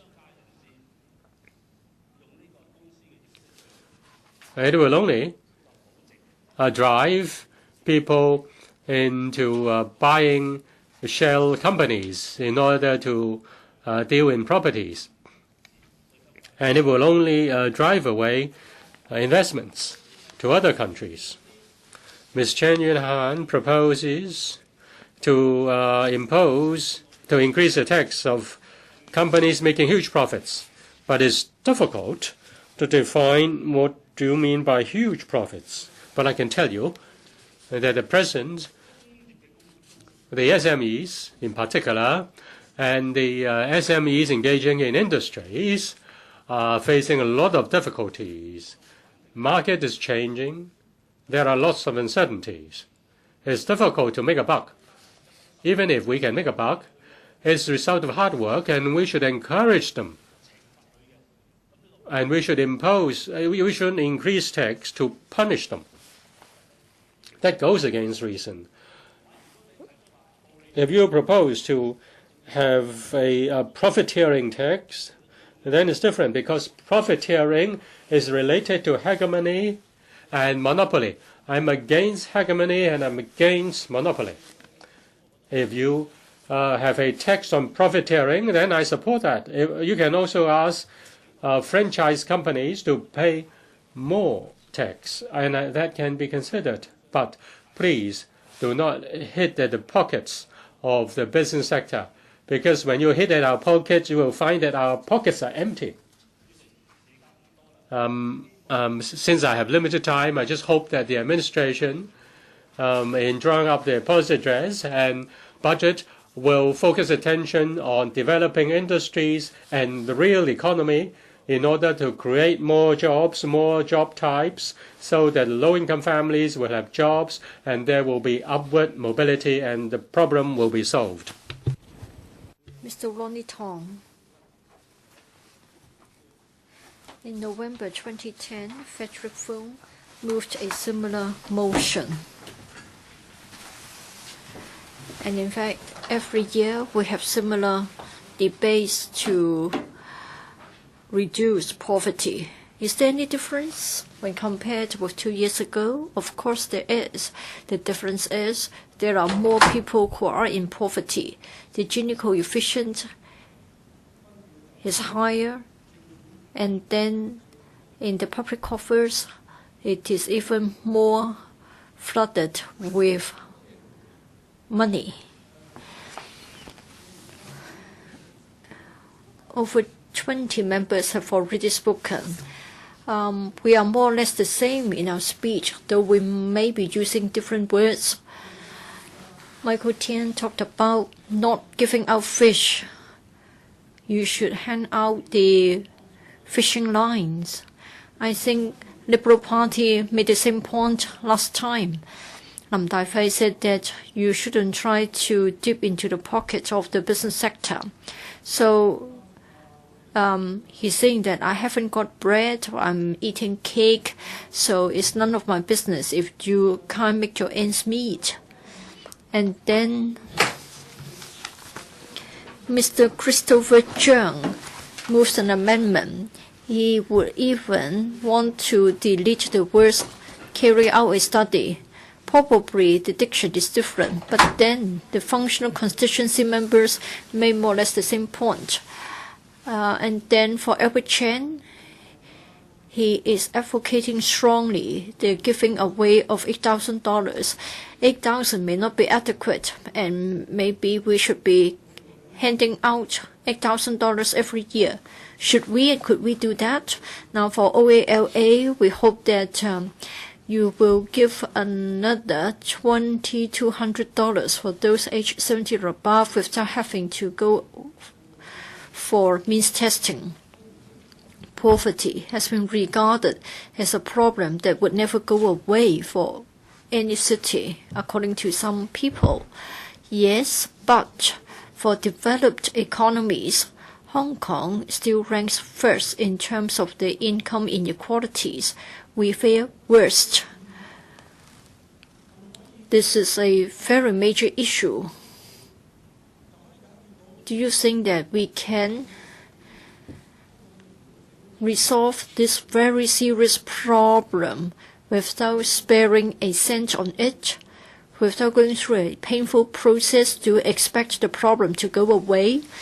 How many fishing gear do we have in our pocket to hand out? It isn't a matter of not having the fishing gear, it's a matter of not having the bait, or there isn't any fish in the pond.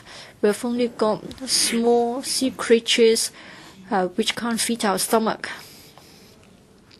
For members who spoke, in particular those representing the business interests, I somehow get infuriated because they are just changing the words they use, but the ideas are the same. The crux of the matter is they don't want to change anything. Commission on Poverty. We had it before, but could it achieve anything? No. I remember that 2 years ago, when the policy address was the subject matter of consultation, we met with Donald Tsang. And then 2 weeks before that, it was found that the social mobility in Hong Kong has gone into the negative. That is, the middle class are found to be moving downwards socially. We had an argument with Donald Tsang. He did not agree with us. He He said that it was only a snapshot phenomenon. He said that it's going to be temporary. It won't be persistent. Now, Mr. President, now 2 years have passed. We found that it is persistent and it is getting worse instead of being temporary. Mr. President, I looked at Donald Tsang. I talked to him. I told him that please look at me.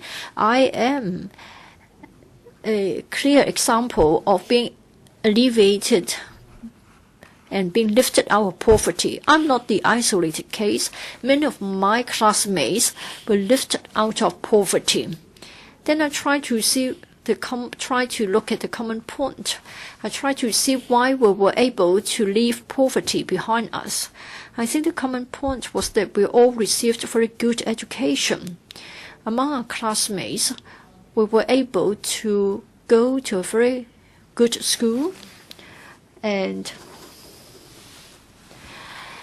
many of our classmates were able to acquire wealth and acquire high social status. We went to the Queen's College. This year, it isn't the same. I think the year before last, I went to visit a primary school in Tianshi. A school principal told me that 40% of their students have never visited Kowloon. Almost half of the students had never been to a tea house. So, Mr. President, if we simply sweep the problem under the carpet, and year in, year out, members say that please don't eye my pocket, please don't make me go through a painful process. Year in, year out, if we just do the same, going through the motion in this chamber, then poverty would just persist. I think the administration should be more determined. The administration should set aside more resources, build quality secondary schools, quality universities. We have to deal with the problem of rental. We have to support these SMEs. We need to go back to the 1960s. We need to have social mobility. Otherwise, we cannot resolve the problem of poverty to a slight extent. Otherwise, all our speech would be empty words. Mr. Jeffrey Lam, Mr. President, the question of poverty cannot be resolved by endless giveaways on the part of the administration. We need to work hard to make a living. The government cannot resolve the problem of poverty by acting like Robin Hood and rob the rich to help the poor. I think we need to develop the economy. We need to create jobs.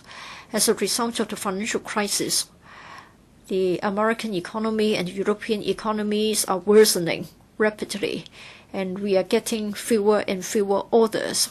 So it's quite unlike what some have said in relation to the economy of Hong Kong. They think that the economy is still flourishing. But in fact, the cost of doing business is rising all the time. SMEs are facing a lot of pressure. They have to look for business, and they want to keep the jobs for their employees. We have minimum wage, standard working hours, paternity leave, etc. They are in great hardship. I just received an SMS. It is said that Ronnie Tong's speech means that he doesn't know the reality of Hong Kong. He knows nothing about the SMEs in Hong Kong.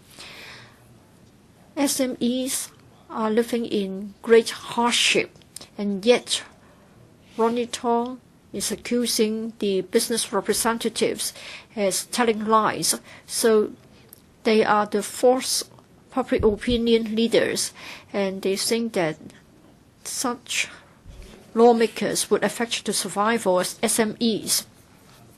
Today, social issues have been simplified. They think that if the administration needs money, just turn to the business sector. We want what others already have so that we can be ahead of the Western economies. But have they ever thought about the hard work of the SMEs. In fact, SMEs are already having a lot of difficulties. They want to be spared. They want to have the time and effort to focus on their imminent problems and how to survive the storm. Many people think that by increasing the tax rate, we can resolve the problem of poverty. Hong Kong has a success story. Hong Kong can attract so many investors. Hong Kong has a lot of headquarters from overseas companies, thus creating many jobs. I think one of the reasons is that we have got a very simple tax regime and a low tax rate. It gives investors confidence. They don't have to worry for certain changes of policies. If we are to change the tax rate as well as the tax regime in a major way, then the overseas companies have to face uncertainties because they have to respond to the changes. So the low tax regime is the cornerstone of our success. It has won the recognition worldwide. In fact, our neighbors are learning from our good example. Singapore and Taiwan have already lowered their profits tax rate to 17%, so just 0.5% more than Hong Kong's.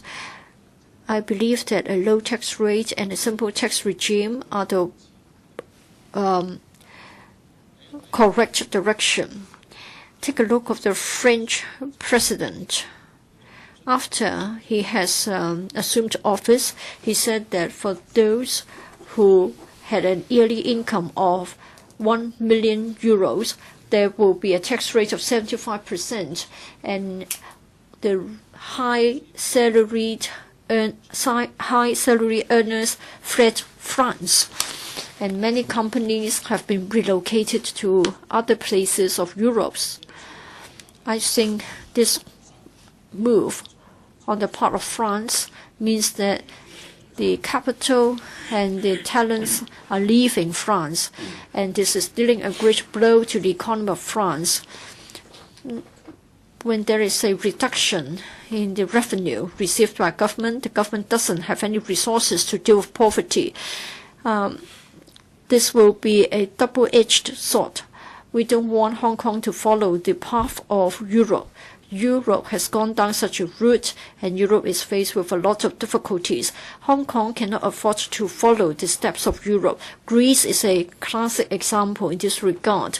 We need to think, and we mustn't do the same. The tax system in Hong Kong has the effect of redistribution of wealth, but again, it is a very good incentive so that everybody will be encouraged to make a bigger pie, so that we don't need to worry that by making more money, the extra will only go to the public coffers. Don't think that by having a higher tax rate, we can gain more revenue. We have done away with estate duty, and yet we have become the wealth management center, so it is a net gain. We did away with the wine duty, and yet Hong Kong has been turned into the worldwide center for red wine. So these are very good examples to say that by having economic development, we will have prosperity. In a society, some of the citizens may be living in hardship. We need to show care. We have to extend a helping hand. No one can afford to sit idle and do nothing. We all have a caring heart, and we should work hard to improve their situation. To help them, we have to come up with something long-term and sustainable, workable. Any change to be proposed has to be considered carefully. We have to look at the long-term effect as well as the impact on different classes of the society. A small move may have wide implications, and sometimes you may find yourself going down a route of no return. By having economic development, then we'll have sufficient ammunition to help those who are in need, and then in the long term, we can eliminate poverty, so to speak. Thank you. 主席，首先感謝嫻姐。Starry President, grateful to Ms. Chen Yuen-han for moving this motion of poverty alleviation. This is the common objective of members from all sectors, and this is the key part of the government's policy. The Oxfam announced a report which pointed out that the working poor population has increased to 650,000, 10-year high. I came from the grassroots. I can feel for the poor. Hong Kong is developing economically. The per capita GDP has increased substantially. We have to really mull over the problem. Why is it that 1 in 6 is poor? Some said that this is because of personal problems. They're not working hard enough. Others said that the ill-educated people are left behind by economic development, and they cannot lift themselves out of poverty simply by their hard work. Hong Kong has changed. I mean, the trickle-down effect will not be able to address poverty. The poor is getting poorer, the rich are getting richer. That's because of the polarization in the community. The rich are getting rich because of capital gains. Their investment in the equity and real estate can make them a lot more money than what the poor can make manually. And it will be difficult for people to have any cash to get on the housing ladder. The government used to rely on CSSA to address poverty, and people were not left homeless or without food, and this is not the right mindset. And the whether it is an imbalance in the economic structure or the polarization between the rich and the poor, the government does have the responsibility. How the government views the matter would make a difference to whether the measures are successful or not. Poverty was never on top of the government agenda until the financial tsunami. Mr. Siuk Tung pointed out in his policy address that the low-income families should be assisted. In 2005, the Commission on Poverty was set up to map out policies.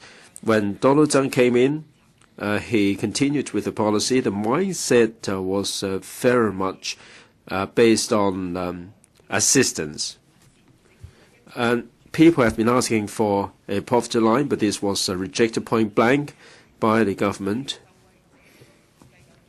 Among the beneficiaries, how many can be lifted out of poverty? The government has spent the money, but how effective the measures are, it would be difficult to evaluate. In the absence of any target, the poor population has been increasing. Mr. Siu Leung, the chief executive, announced the creation of the Commission on Poverty and the introduction of the poverty line. It shows that the government does have new ideas. The mission of problem is the first step of resolving problems. The introduction of the poverty line represents an important and correct step forward because it would enable us to gauge whether the policies to be introduced are going to be effective. President, in order to achieve poverty alleviation, we cannot rely on cash handouts. The poverty facing young people and elderly are two different problems. For children, we need to help the parents of the children to be lifted out of poverty so that we can avoid or prevent cross-generational poverty, and children would be given ample opportunity to develop themselves, and they would be given a head start. For young people, we should provide them with education and employment opportunities for them to move up the social ladder. We have very low joblessness. We have close to full employment. There are many business sector members who are saying that, in catering, driving, and so on, there is a lack of labor. I think that we should carry out retraining for young people to move up the social ladder. We have to make sure that the people will be given the right job and given protection in their wages. For senior citizens, it's not a question of how they can rely on themselves. We have to make sure that they will have a sense of belonging. I think we have to state our position regarding OALA. The old age living allowance is a progressive step. We will allow the needy elders to get another $1,000 for their livelihood. But I must point out to the Secretary that every time I meet you, I would say that the asset limit is far too low. A senior citizen living to the age of 70, it would be hard for them not to have an asset of $187,000 because that would be difficult for them to meet the medical bills. I'm not saying that the wealthy people should be given the OALA, but for these senior citizens who have just a few hundreds of thousands of dollars should not be deprived of the OALA. And the way it is designed is penalizing these senior citizens. The asset limit should be reviewed. I feel that the asset limit should be doubled.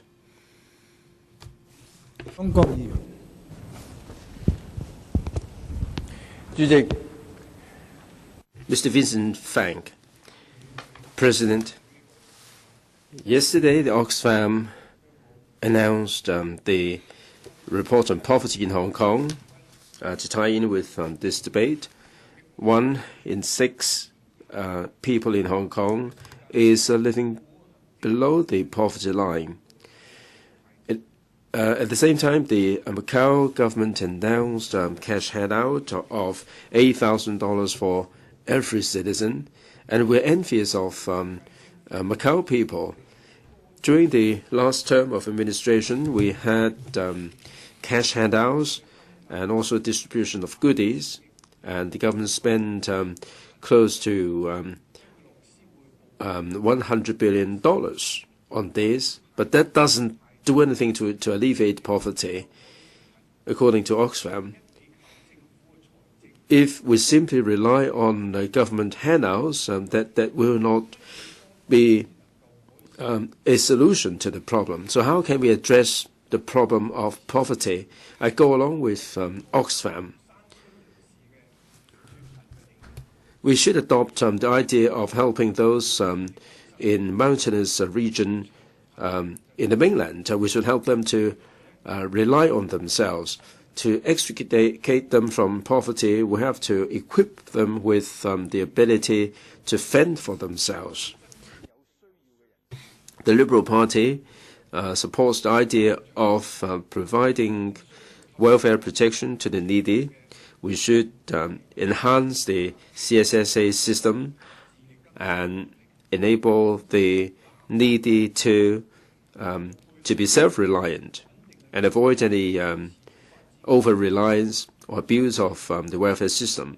We should take measures to lower the barrier to create or to set up businesses, and that would enable people to move up the social hierarchy.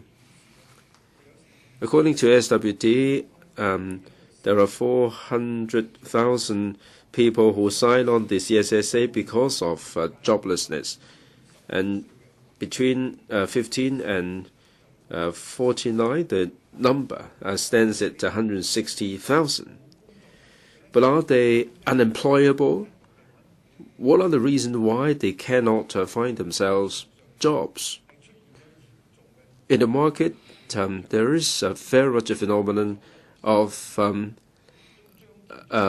not having enough workers, and a lot of the food establishments are hiring people, and they are offering wages higher than the minimum wage.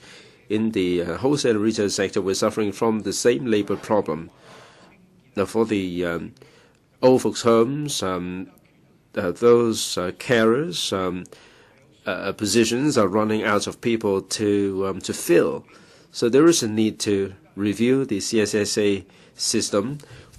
Other than offering them money, we have to help those with working ability to go back into the workforce, and that would alleviate the labor shortage and allow them to extricate them from out of poverty. To improve the situation of the low-income group, we have to provide more opportunity for upward mobility. Now, we keep talking about the can-do spirit.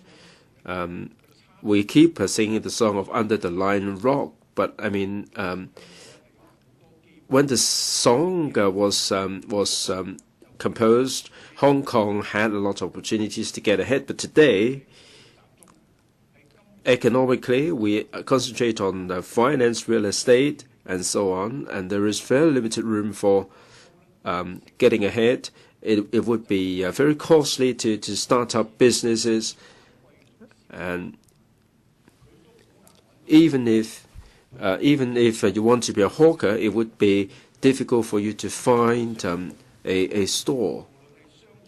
So I think that we should increase the floor space at bazaars and also at shopping malls for people to start up their business. In the housing authority shopping malls, there should be a certain floor space allocated to the startups, and we should formulate policy to encourage Hong Kong branding and to create more opportunities. There should be tax concessions to incentivize people to start their own business. I think we do need to have a sustainable economy before we would be able to drive the development in this regard.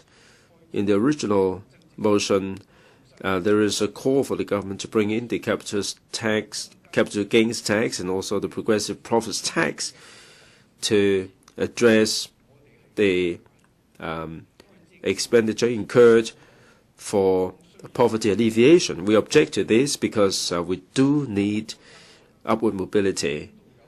That's what we need. If we increase the taxation, who would like to become the employers? That would take away the incentive for people to start up their business, and that would stifle social mobility. Hong Kong will be a place where there is a lack of opportunities. I support Mr. Frankie Yick's amendment and and object to the original motion and all the other amendments. Mr. Chan Yuen-han. Now, this council is conducting a debate on alleviating poverty. Many members move amendments and make proposals to help the poor. I support them. But for the proposal to change our tax regime, I have reservations. The poverty problem is getting serious. Members have made many proposals to give alleviation to the poor, but no one has made suggestion of solving the problem at source.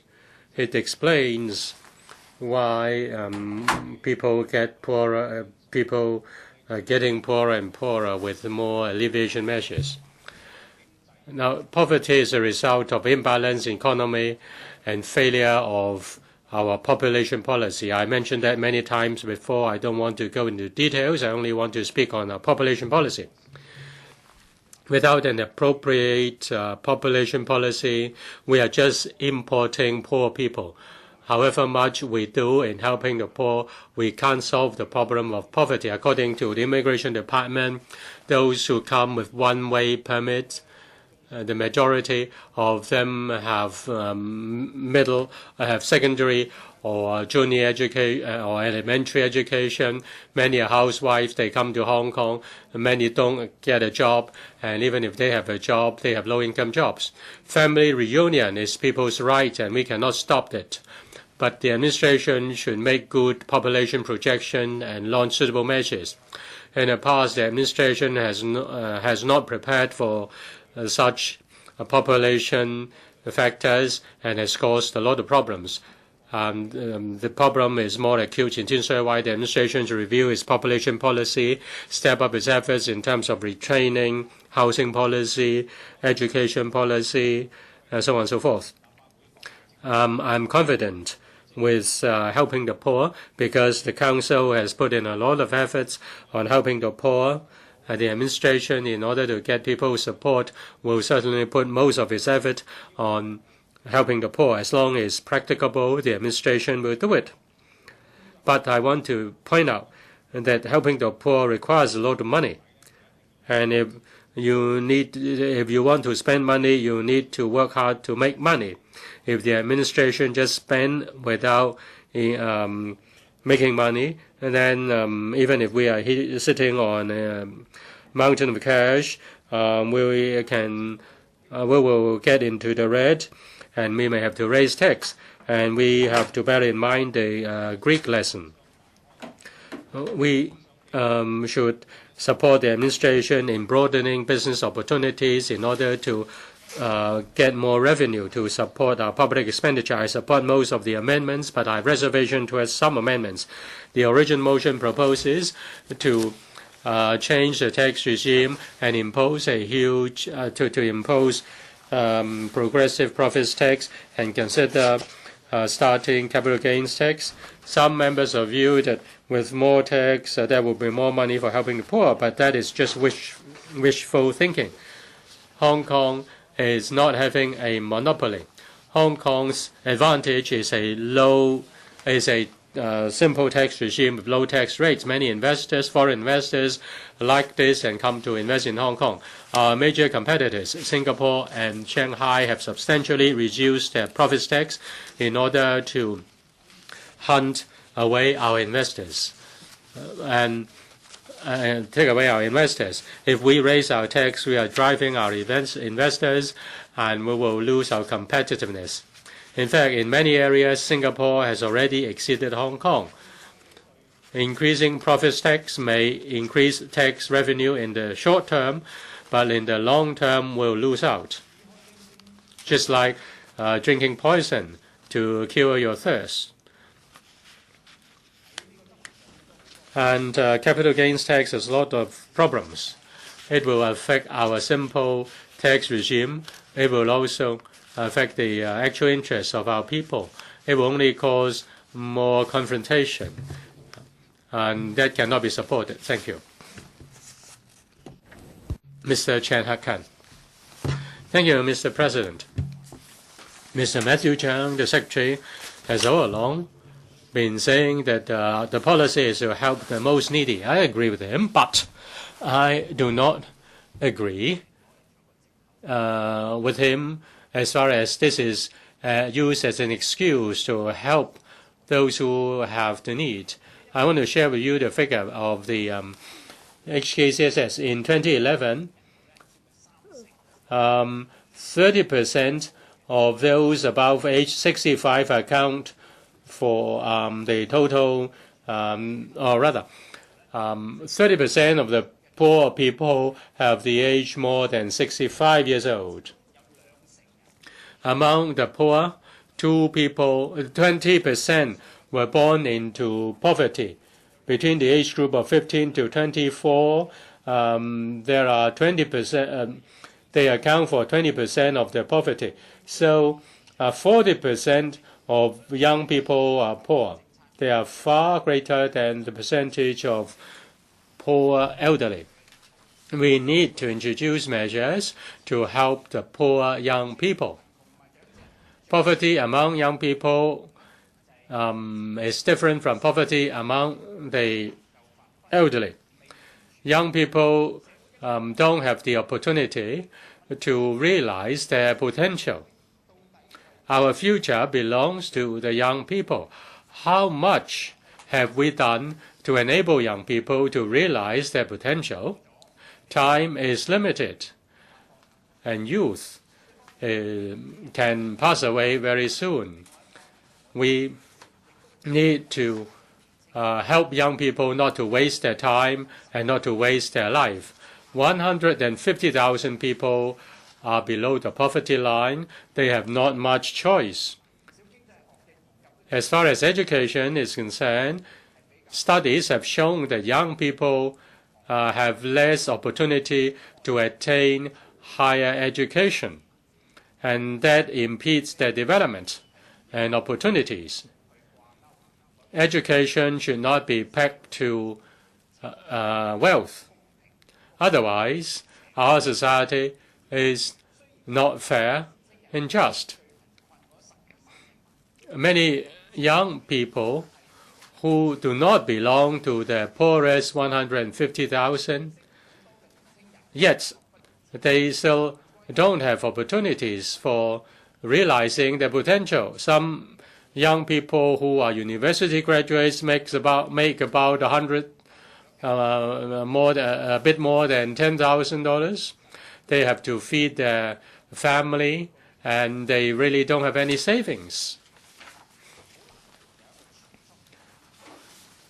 And of course, they can't take out any insurance cover. If they don't have to repay their student loans, then they will be in a very good situation. And if their parents fall ill and they have to care for them, then they will be in dire straits. I referred to savings earlier, Mr. President. It is a very important thing. I'm not saying that these young people are saving for retirement. I'm saying that savings are for young people to build their own business. The question is whether the young people have savings or not, rather than a lot of saving or no or a little saving. Many young people don't have savings. Now, the founder of Apple, Steve Jobs, built his business in a garage. Now, at the beginning, the business might be very small, but at least he had a garage for him to start his business. If Steve Jobs didn't have a garage, would he have been successful in his computer business? Young people didn't have any money to rent even a room in a subdivided flat. How can young people have money to start a business? Young people don't have any savings. They don't even have a cent of saving. They may have the potential of Steve Jobs, yet our society are not able to give them any opportunity at all. Young people stand to lose, and the community at large stands to lose. Apart from focusing our attention on the poor elderly, we should also we should not put helping the poor young people on the back burner. Now, we have allowances for young people, or travel allowance for young people, or textbook allowance, but they are just a drop in the bucket. Now, tuition fees are rising, rent is rising. Many young people are worried that one day they don't have enough money to pay for the rent of a room in a subdivided flat, let alone saving up for their marriage. I hope that the administration will face up to this problem seriously. What should society do in order to provide a better and fair future for our young people? Thank you. Mr. Raymond Chen. Mr. President, time and again we've been told that instead of giving away fish to feed people, we should better teach people to fish. It appears to be a universal truth, but the more you repeat the same to the poor, the more the poor will think that you are not aware of their problems. For the poor, they lack the skills, they don't have the fishing gear, they haven't got a fishing net. Moreover, for the water in front of him, there isn't any fish. Now you say that doesn't matter. All you have to do is to jump onto your fishing boat, go further away, you have more fish. Of course, everybody knows that, but then the family cannot even feed the stomach, so they don't have the means to go out to fish. The poor are willing to go out to hunt for their fish. If you repeat the same anymore, then do they have anything to eat tonight? Now for Michael Tian, well, in fact, there is this story in ancient China. There is an emperor who would say, why don't the people eat? Then the officials tell the emperor that there is a famine. And then the emperor thinks that maybe they can eat something else. Now, last week, we debated as to whether there was discrimination against the LGBT. Now, we can talk about short-term, medium-term, and long-term measures to reduce poverty. Now, Albert Chan from the People Power is suggesting, as part of his amendment, that the government should give $8,000 to each citizen in the financial year 2013 to 14, so as to alleviate the pressure on the livelihood of the poor. We believe that the cash handout will have an immediate effect. Yes, last time it was 6,000. Even if you increase it to 8,000 or even 10,000, we can't ease the pressure altogether, but it is better than do nothing. I think we are the first to propose a cash giveaway. When it was first mooted, not many lawmakers supported it. Not only the bosses were against it, even the Pan-Democrats, they were divided in their views. But luckily, when eventually the administration decided to give away 6,000 to each citizen, no lawmakers came forward to object to it, and no one protested against it. We make this proposal. This is because the administration sits on $2,000 billion in the reserves. Even for the Heritage Foundation, it is suggesting that this unreasonably handsome amount should be returned to the government people. You may think that it is short-sighted. Perhaps we should spend the money on long-term policy objectives like housing, education, etc. For this financial year, we haven't had any cash handouts. $30–40 billion have been saved. But have they been spent on infrastructural projects instead, or long-term projects instead? The government would not even waive the means testing for OALA. Even if we can save $30 billion, I don't think the government would profit back into the poverty reduction programs. For those who are against the giving away of cash, you think that it is across the board, it is not focused. Well, in this case, you should also vote against across the board rate concessions or tax rebate.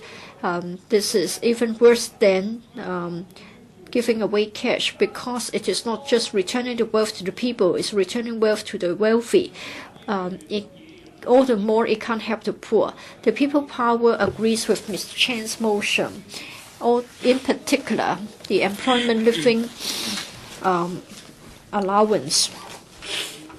I think in this way, those who benefit from the allowance will have the discretion as to how to spend the money. And then we have the work incentive transport subsidy scheme with also rent assistance, etc. They are under different titles, but I think a cash subsidy is better because the beneficiary can decide what to do with it. An old lady may have never traveled to an overseas place. She may rather spend it on a trip with the family than spend it on medical bills. So to different people, $6,000 would mean differently for them.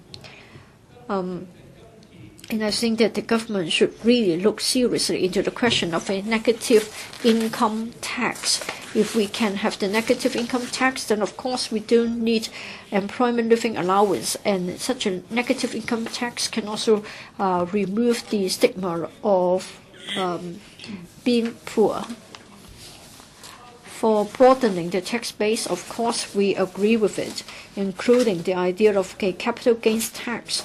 I can understand the speech made by the the establishment camp. Say, for example, what Mr. James Tan has said. Now we say that we want to rob the rich to help the poor. Now the rich man is the SARG.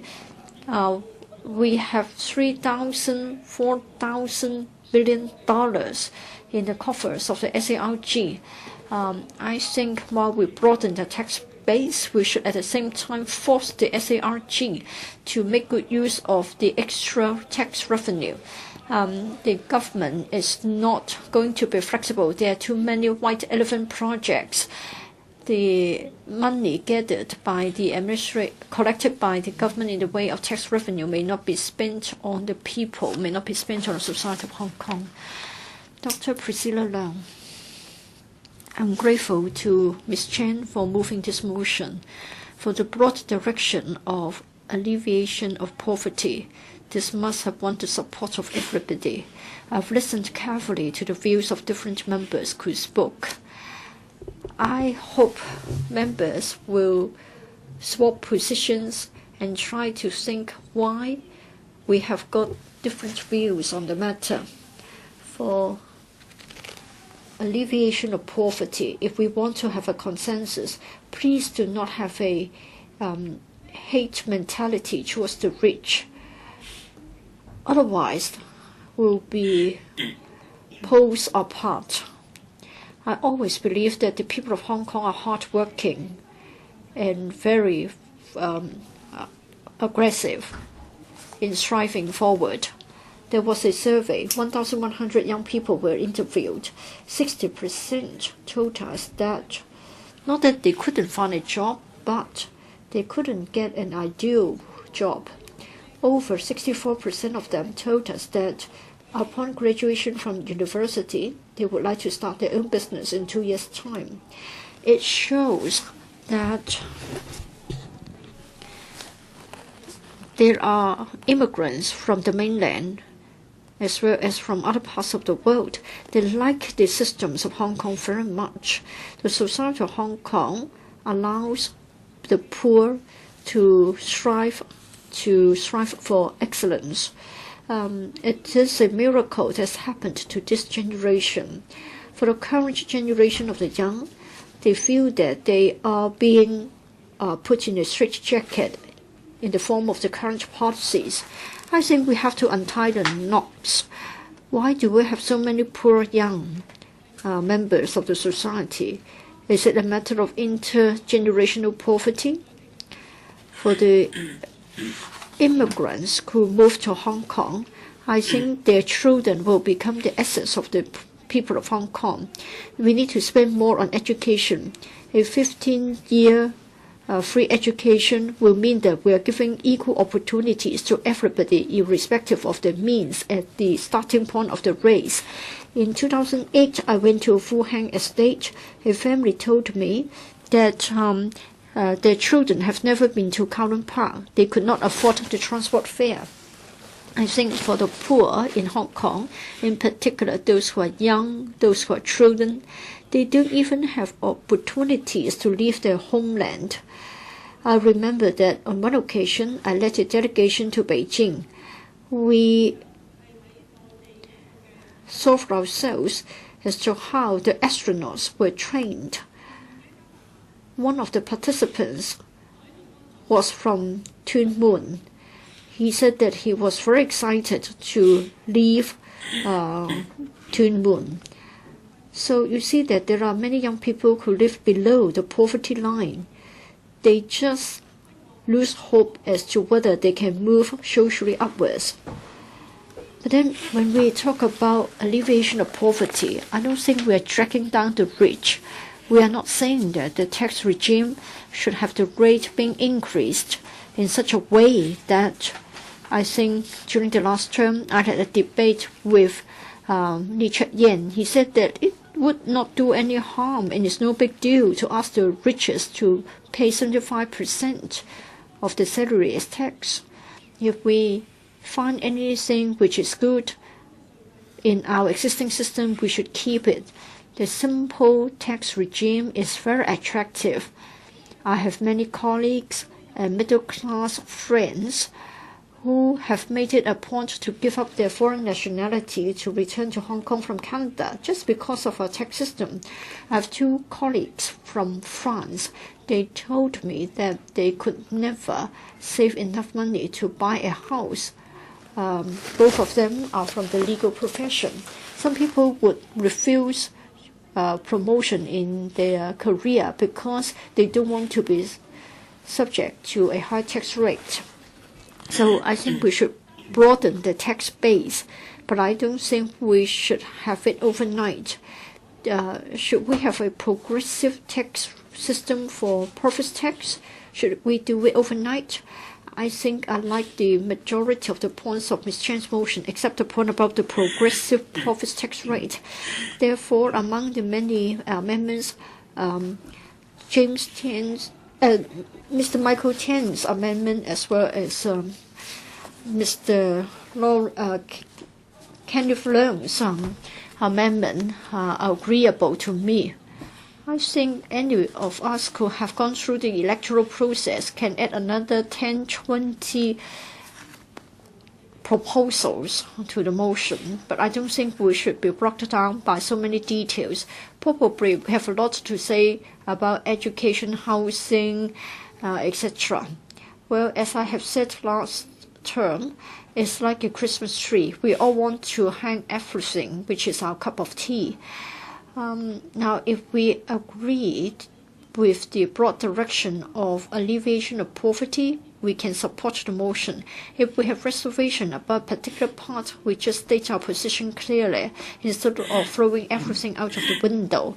So for the 5th point in Ms. Chan's motion, our reservation. Yes, we can have a discussion and we can explore the introduction, but I want to state clear my position. As to the other amendments moved by other members, I agree with the direction of the initiatives, and we should do more than what is referred to in the amendments. I hope members can try to have more exchange of ideas, and we should try our best to come to a consensus so that the Commission on Poverty can really have a breakthrough in our poverty reduction work, so that we can have a breakthrough. Thank you. Mr. Ma Fung-kwong, President.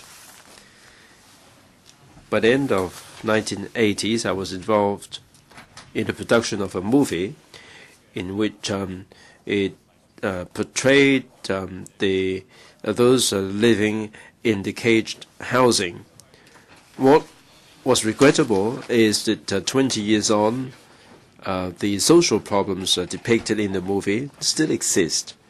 Many grassroots people are still living in these subdivided units, coven units, industrial building, and partitioned rooms and so on. They have to save and scrimp every single day. I mean, it's not as if in recent times that we talk about poverty alleviation. Why is it that people are getting poorer despite the policies? According to HKCSS, there are 1.5 million people who are poor people. The median income for the top echelon is on average 35,000. For the lower rung of the community, despite the statutory minimum wage, which means that they can earn $10,000, there is still a big gap. The Gini Coefficient is hitting 10-year high. All these show that the disparity between the rich and the poor is getting worse. The grassroots people are getting worried, but the government doesn't seem to be able to get to grips with the problem. It doesn't have any comprehensive policy to address poverty. The government merely introduced all these sweeteners to address the problems. We haven't got any poverty line. We don't have any objective yardstick to measure the situation.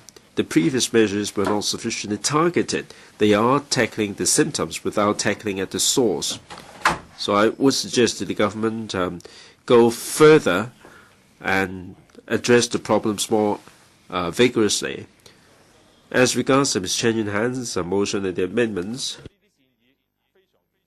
my view is that all these proposals are good, but we do have finite resources. We have to direct the resources at areas where there is an urgent need. We have to also to be concerned about the sustainability of our financial resources. There is plenty of room for discussion.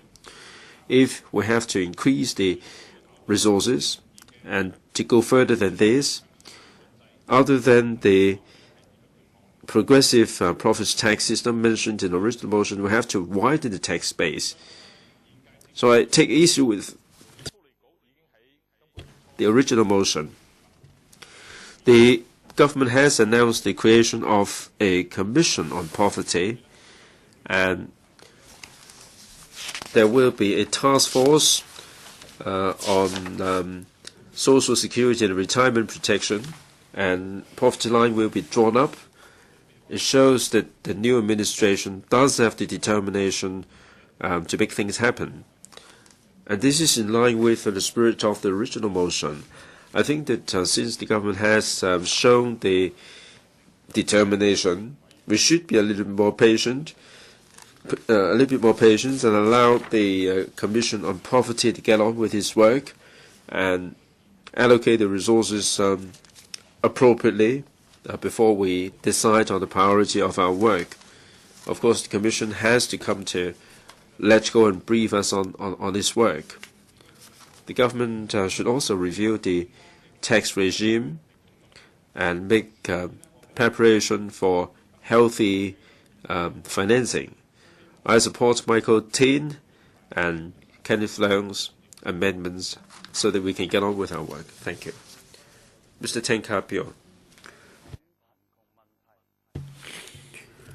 President,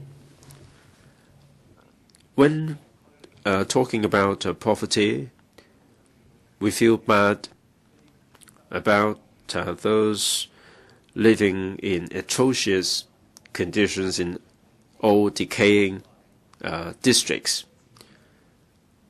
I think poverty and housing go hand in hand. The Commission of Poverty was set up some days ago, and in terms of composition, the THB is not represented there.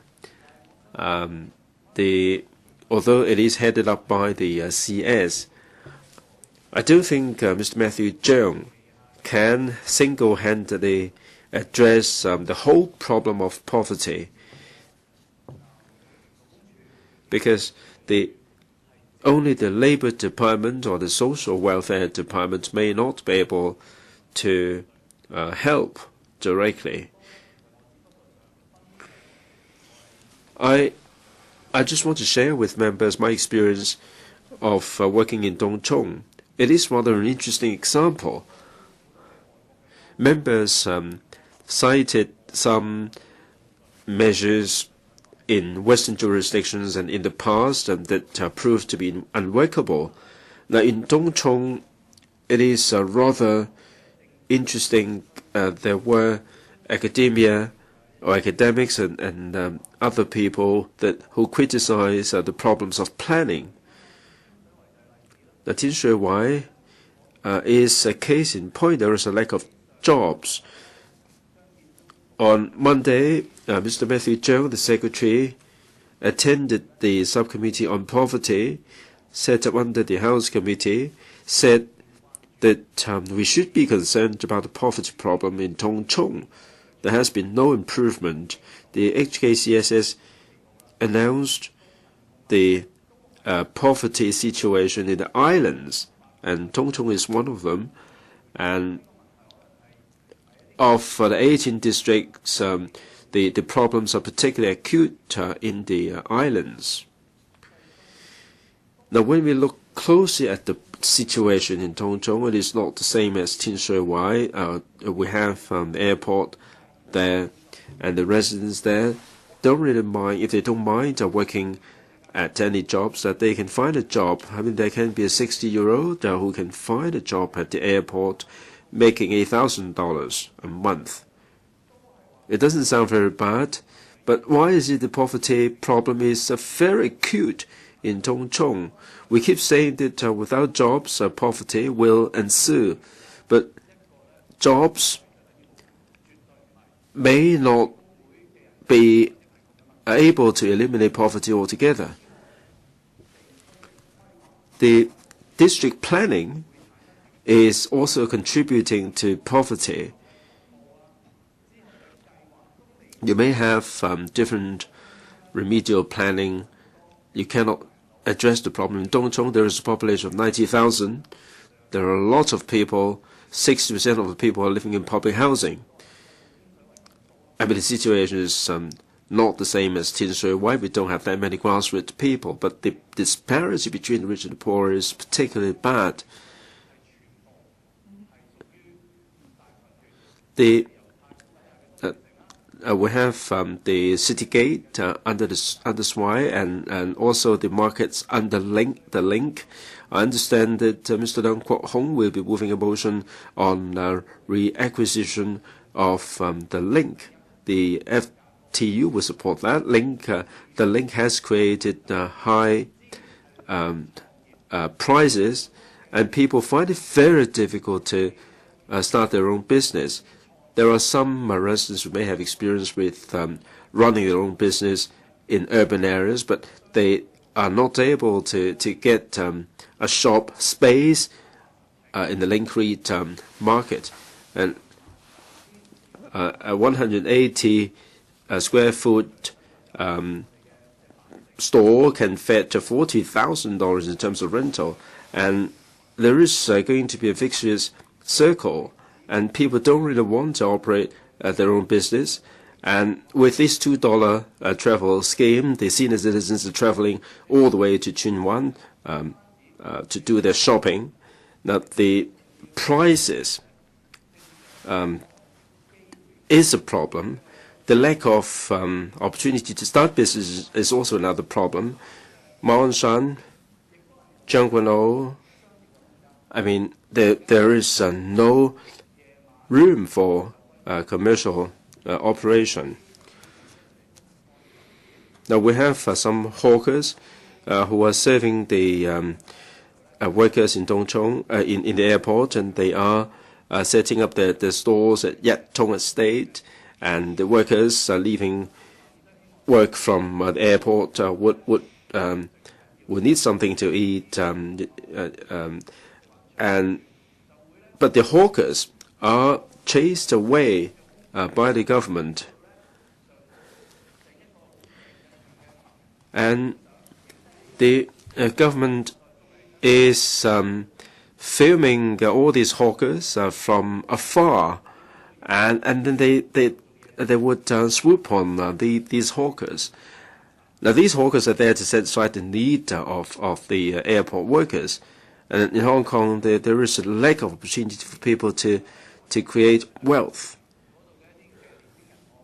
Some young people told me, or some school principals told me, that they want to recruit some tutors or some coaches to Tongchong, like basketball coaches or something. People can't be bothered because of the high transportation cost and the long distance. The building of all these buildings will not be the answer to the problem. The layout in the new towns doesn't really create an opportunity for personal development. I hope that the THB and other bureaus would pay heed to these problems. Ms. Helena Wong. 主席， Mr. President. Now, the issue before us is poverty. Measures introduced by the administration in recent years, including SMW, statutory minimum wage, may help to reduce the number of poor people or the poverty rate. Yet there are groups in our community who remain poor. Say, among the elderly, there are many poor people. Those above 65, poverty is a serious problem, and we need to pay attention to that. We've already had a lot of discussion on the OALA. Therefore, would like to use my time on poverty among women. In 2011, the poverty rate among women is higher than that of men. The red line is the poverty rate among women, and the blue line is the poverty rate among men. Although there are policies, or there is a policy to help the poor, and a decline in the poverty rate, yet the poverty rate among women is higher than that of men. So the problem of poverty is more serious among women. In helping the poor, the administration should introduce a gender perspective. In 2011, the poverty rate among women is 17.5%. Among men, just 16%.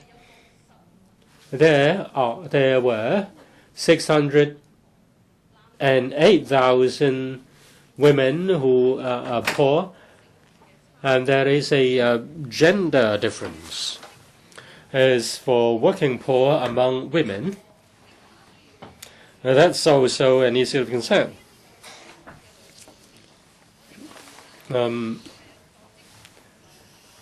Among working women, there are many poor women, and the problem is more serious than men. If you look at HKCSS statistics, you can see that women in Hong Kong, among women in Hong Kong, many of them are working poor in comparison with men. In 2010, 7.3% of full-time working women belong to low income, belong to the poor, and men just 3.3%. They were full-time working people, and they belong to the low-income earners. And the number of poor working women is 100% more than poor working men. Among our measures to help the poor, apart from paying attention to the needs of the elderly, there should be a gender perspective to deal with poverty among women. Can this gender perspective be introduced in our poverty alleviation policy? If a woman is getting poor, what are the reasons for that? Some people say that in the past 30 years, with economic transformation, Hong Kong has moved into the industrialization process. Many low-skilled female workers have not been able to upgrade their skills, and they have not been able to find jobs with high incomes. How can we help them through retraining? Many of them, having had retraining, continue to work on low-paid jobs such as domestic helpers, cleansing workers. Even though they work full-time, they are just making $5,000 or $6,000. Even if they have a full-time job, they are still poor. And some single mothers they have to care for their children and they therefore cannot work full-time. They need help. And some women have to quit their jobs for some time because of giving birth to their children. And after they quit their jobs for several years, and when they want to return to the job market, they wouldn't be able to get better paid jobs because there is no age discrimination, no law against age discrimination. Shouldn't we legislate against discrimination on grounds of age? Because middle-aged women find it difficult to get jobs. And we also need to pay attention to new immigrants, new female immigrants. We come into contact with these people in Sam Shui Po and in Changsha Wan in particular. They complained that they wanted to get jobs, but they had difficulties because they have children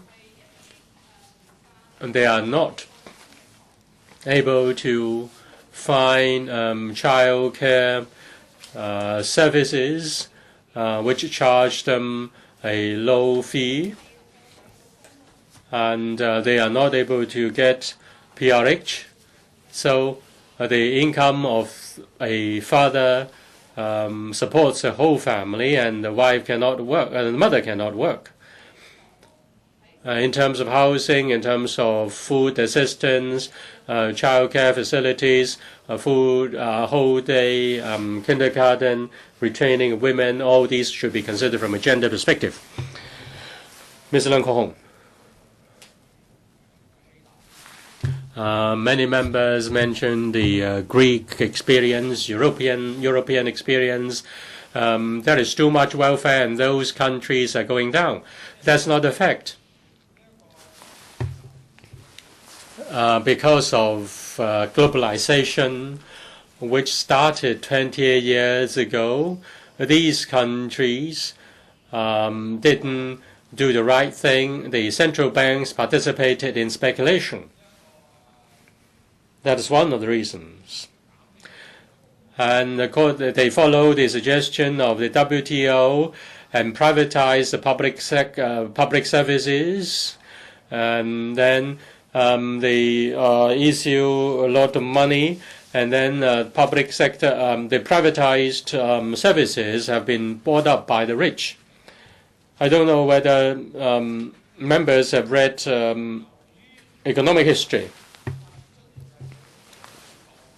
After the Second World War, there has been the welfare system has been the welfare system developed after the Second World War is undermined by globalization. Greece was invited to join the European Union and opened up its market, and then its economy goes down. It has to cut expenditure on education, on welfare. The rich people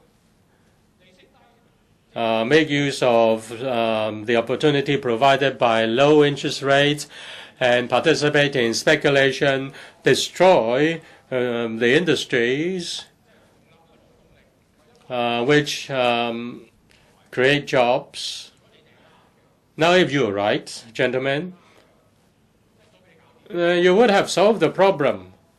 And just the European countries should follow Hong Kong's example and introduce a low-tax regime. Now, when the European countries were having a low-tax regime, why didn't they have a good economy? Now, Mr. Chairman, you wouldn't have rectified a pronunciation in Cantonese, 將制. In fact, it was a slip of tongue. It's not helping, but it is indeed a kind of muddying the water. According to Karl Marx, the relationship of commodities is a kind of human relation. Any commodity obtained or any money obtained, apparently is fair. I pay you $28 per hour, that's market rate. But it is human relation. Interest is the same, including dividends. Just like Ling Reid, they buy our assets and then give out dividends. They make huge profits. And also rent is included in profits. Now property prices are high, rents are high. And the problem is with wages. Wages cannot go up. Now those who get profits are eating wages. Now the real estate developers, the big financial institutions, the rent seekers, they are in fact eating up wages. When you ask for an increase in profits tax by 1%, they will say it's doomsday. Haven't they got enough profits? Aren't the consortia earning new profits year after year? Isn't our Gini Coefficient rising every year? When we ask to help the poor, they refuse increasing tax. They are making a bigger and bigger cake. Elderly people died, women died, small children died because of poverty. And then there are problems in education, in healthcare, in transportation. We have $2,400 billion. They are all Hong Kong people's money. They don't belong to the rich. Just get 10% to help the poor will mean a lot. And you can spend on the poor for a long period of time. We ask you to increase the profit tax by 1%, and you say that's the end of the world. And CY Leung asked for means test for OALA. That's ridiculous. Now you are cursing the poor for they want to improve their living. You curse other people who ask for improving society by just a slight adjustment to our system. Now look into history. Why a country bankrupt? Is it because the welfare is too good? Or is it because the capitalists go to New York and speculate? The issue is very simple. I'm really infuriated. You are too rich, and you still want to become richer. You are so rich that you're afraid the administration will increase tax when the administration has $2,400 billion. Now we have zero interest and we lend money to people to speculate. And we are in fact digging our own grave. This is really a mess because this government is a mess. It robbed the poor in order to make the rich people richer. Mr. President, I hope when you rectify people's pronunciation, you should be fair. 其他議員要發言，李卓人議員。Does any other member wish to speak? Mr. Lee Cheuk-yen. Mr. President, the CY Leung's administration has always been saying that priority will be given to alleviation of poverty among the various livelihood issues. Yes, they've re-established the Commission on Poverty. We don't know what will come out of it. We are most disappointed by the administration's refusal to waive means testing for OALA. I don't think the elderly can live on $2,200. I don't think we should just confine ourselves to alleviation of poverty. If we don't also talk about the wealth gap, it is meaningless. We talk about poverty reduction. It means that we try to be conscientious and we help the disadvantaged. But in fact, we should look at the injustice in our economic structure, and we should also look at the uneven distribution of wealth. Otherwise, it is all empty talk. If you don't have a reallocation, redistribution of resources, you can't alleviate poverty, and then you have to count on proper expenditure. Proper expenditure means that you rely on the tax regime to have a redistribution of wealth, a redistribution of resources, and then you can fund the proper expenditure. So fundamentally, we need to address the problem of unevenness, inequalities. If you strive for genuine social harmony, you must narrow the wealth gap. In a society, if we only reward those who are rich, who have got the capital to speculate, to create even more wealth, it is like a casino for this.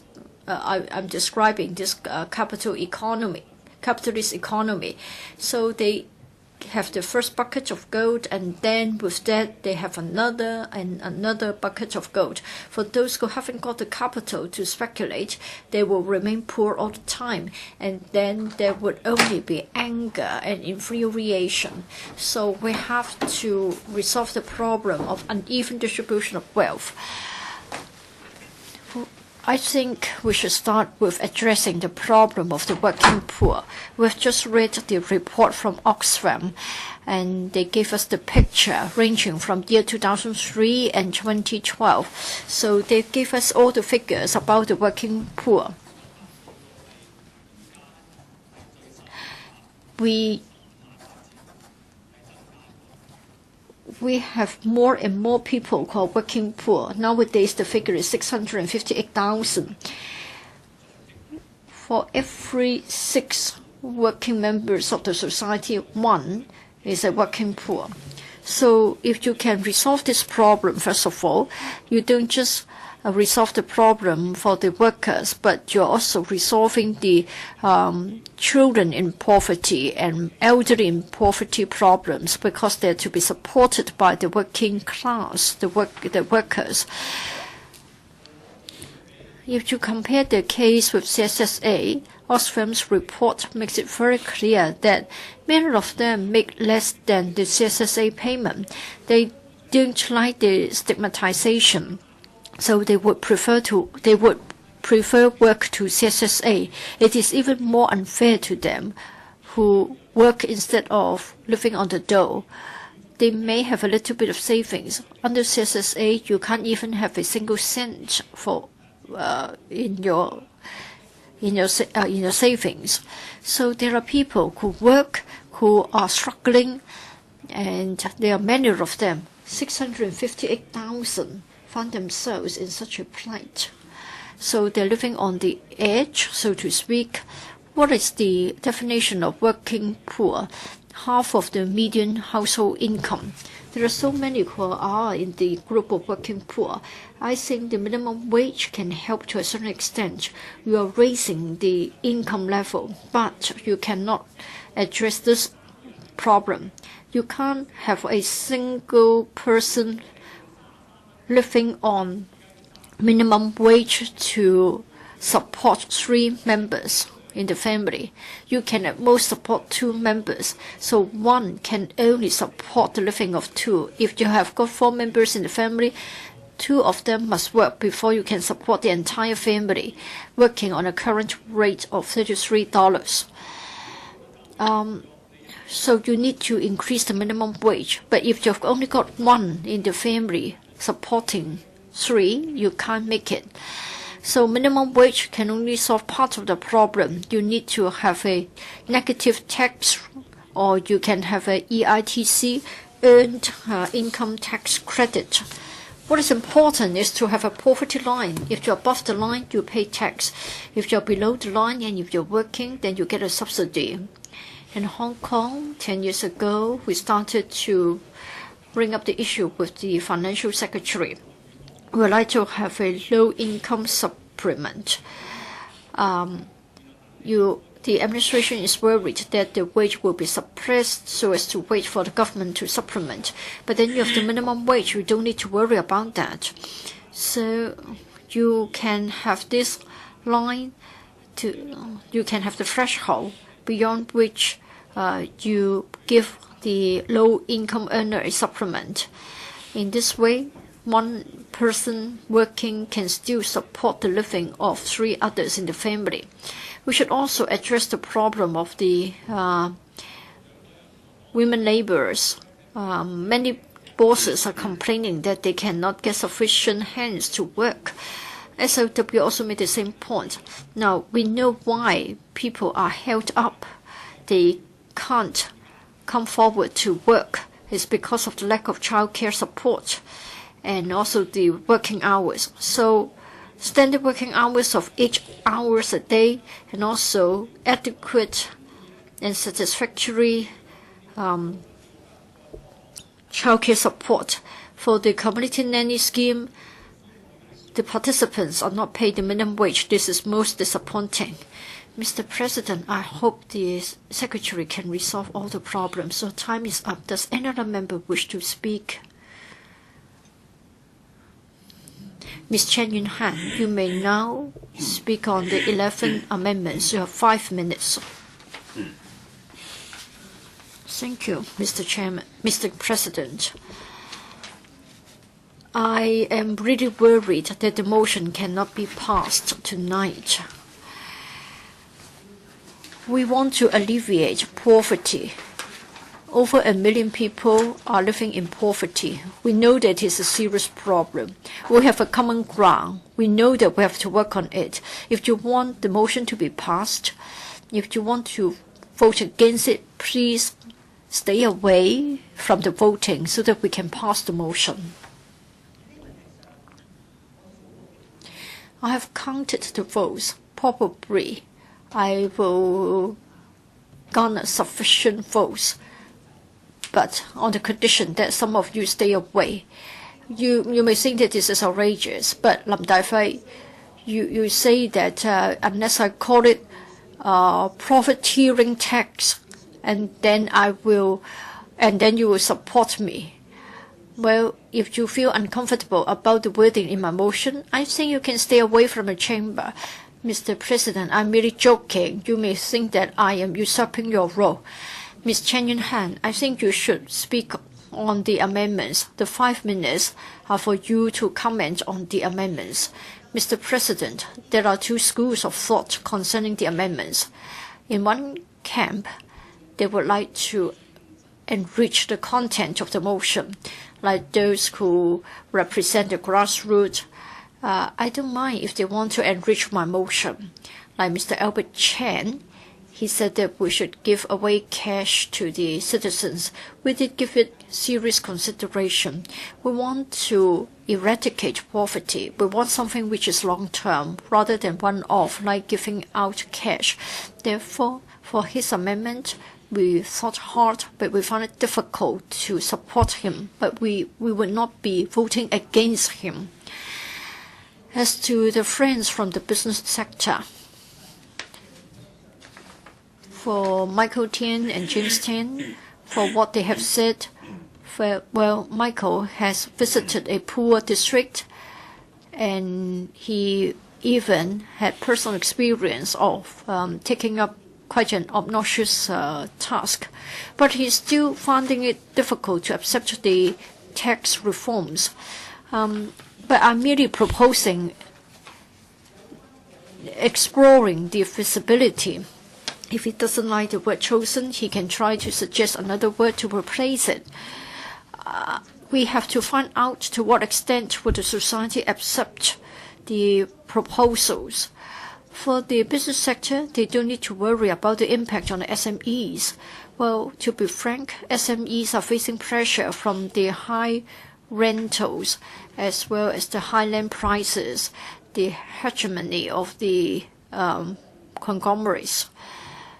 James Tian referred to his opinions. He said that he would support government expenditures. The government sits on huge reserves, and he agrees with more expenditure to help the poor. But I hope that he would not close the door once we venture into the realm of tax reforms.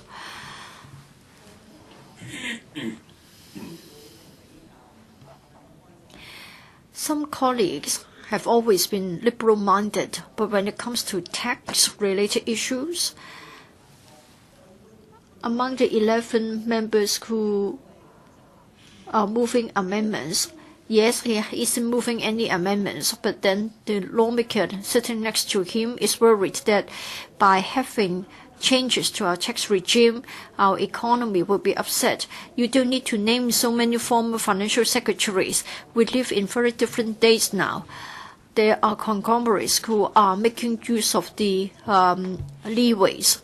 I think we need to have we need to abide by the principle of being fair vertically, vertical equity. So I think we should think along such lines.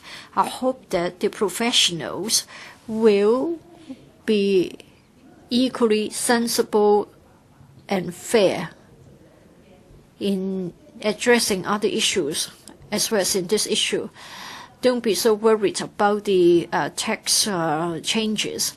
Mr. Leung, I think the FTU can have a debate with you. I hope that you will understand that we are not trying to upset the simple tax regime. If you are very inflexible, then the society cannot progress. Thank you. Secretary for Labour and Welfare.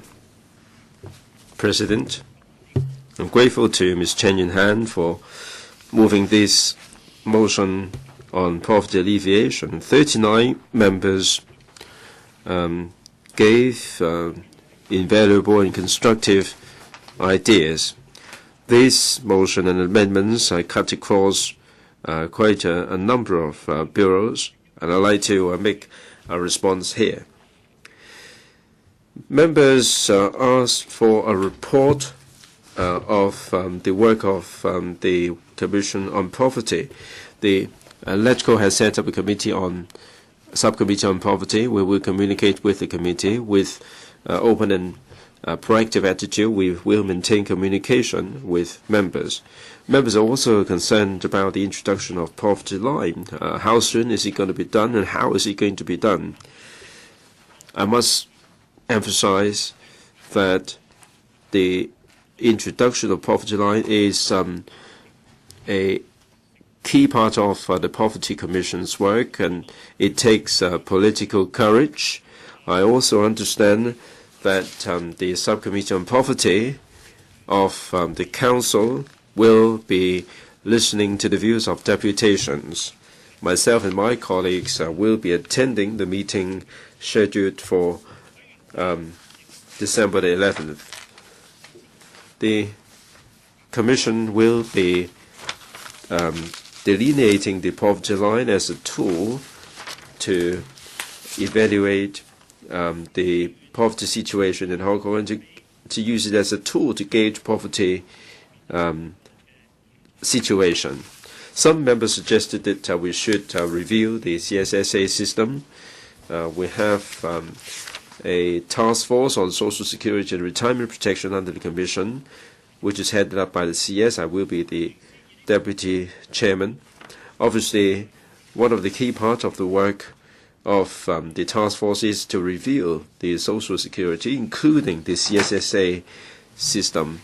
I'm sure members are aware that there are a lot of complicated issues which will take time to address. And each year, under the existing mechanism, we will be reviewing the rent allowance and the standard rate. Some other members suggested that we should do away with the declaration of not supporting parents, and also the system of application on the basis of a household. I must point out that the household unit is on the basis of our traditional values, and the family members should support themselves. The more able family members should look after those who are less in a lesser situation. If they can do so, there is no need for them to rely on the CSSA. The idea of CSSA is to make up for the inadequacy. So when senior citizens are seeking CSSA, the SWT would ask their children to make a declaration, not so much to do anything else, but to ascertain the financial situation, because otherwise it would be very difficult for the SWT to ascertain the financial situation and work out the sum. Other members suggested other measures like a living supplement and negative income tax. All these would have implications on public finance, not to mention all the complicated issues. We have to tread carefully. That in fact the Commission's terms of reference is very broad. We will review the existing policy and formulate new policies to achieve the objectives of preventing and alleviating poverty and social exclusion and promoting social mobility. We will provide an appropriate safety net to better help the disadvantaged, overcome material deprivation, and improve livelihood. For the elderly, we're just as concerned about the elderly as members are. Hong Kong is moving into an old age demographics with aging population. Now, with the Social Security and Retirement Protection Task Force, we will be discussing social security. Now, under the OALA, the requirement is the same as the senior citizens between 65 and 69 at the present moment. As for the Guangdong scheme, we are making it convenient for those who retire across the boundary in Guangdong. We chose Guangdong as opposed to other provinces because of the four unique reasons. First of all, most of the senior citizens who retire across the boundary choose Guangdong, and in terms of geographical and economic situation, Guangdong is closer to Hong Kong. We have very close ties under the Guangdong-Hong Kong Cooperation Framework Agreement, and with the infrastructural development, it would be convenient for people to travel back and forth. And when they move to Guangdong, they can still maintain close ties with their family members and receive their family support. So because of these unique conditions, we have picked Guangdong for this particular scheme. The SWT is making preparation for the commencement, and in the second half of 2013, the senior citizens who have retired across the boundary in Guangdong will stand to benefit. Some members suggested that the dental service under the CCF should be improved. There is a sum of $100,000 under the CCF to help the low-income senior citizens to receive denture and dental treatment, and the eligible people should be 60 years of age and not on CSSA, and this has been implemented on 24th of September. The CCF will be reviewing the situation. Now, in terms of the disabled, the government is just as concerned about the disabled as honourable members, in particular those who are severely disabled, because they have to procure expensive medical equipment. At the moment, we have higher standard rate for the disabled, not to mention the supplements and special allowances. In particular, for those who need special care, under the CCF, in September last year, it has introduced an assistance item for the non-CSSA people who are severely disabled, living in the community who need constant care, there is an allowance of $2,000 for them to alleviate the burden of the heavy cost of care. In 2012 to 13, we will be continuing with the scheme with more relaxation to benefit more people. The government is also looking into how we can assist the essential medical expenditure for the disabled under the CCF. For the middle-aged and young people job training, some members suggested that the places should be increased. Now, for middle-aged and young people, the Labour Department has launched a number of schemes which are familiar to members, the YPTP and the YWETs, and also employment program for the middle-aged. We are incentivizing the employer to hire these people and so that they can improve their employability. The Employee Retraining Board has provided 130,000 places in 2012 to 13 with 30,000 in reserve. And also the utilization has increased from 87,000 in 2007 to 8 to 116,000 in 2011 to 12. That goes to show that we're devoting that much more resources to strengthen the services. In terms of continuing learning fund, it is meant to encourage a local workforce to continue with their education, to tie in with globalization and the knowledge-based economic development. The eligible people don't really have to be subject to any means test. Once they have completed the course successfully, they will get reimbursement up to 80% of the tuition fee, subject to a maximum of $10,000. Most of the courses are within $10,000, and these allowance will be sufficient for them to meet the course fees. Some members expressed concerns about how to help the CSSA recipients to get back to the workforce. Under the self-reliance program, we are helping the unemployed CSSA recipients to get back to the workforce. Now, for the able-bodied people between 15 and 59, we have the Integrated Employment Assistance Scheme, the IEAS, for recipients between 15 and 29. We have the My Step program, and also for single parents with children between 12 and 14, we have the New Dawn program for them. We will be rationalizing all these different programs and launch a one-stop employment assistance service for them.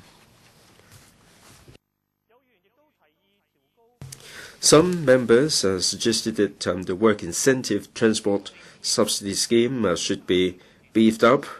In March, members are probably aware that we have adjusted upward the income and asset limit by 11.7% to 17.1%, so that more working people will stand to benefit.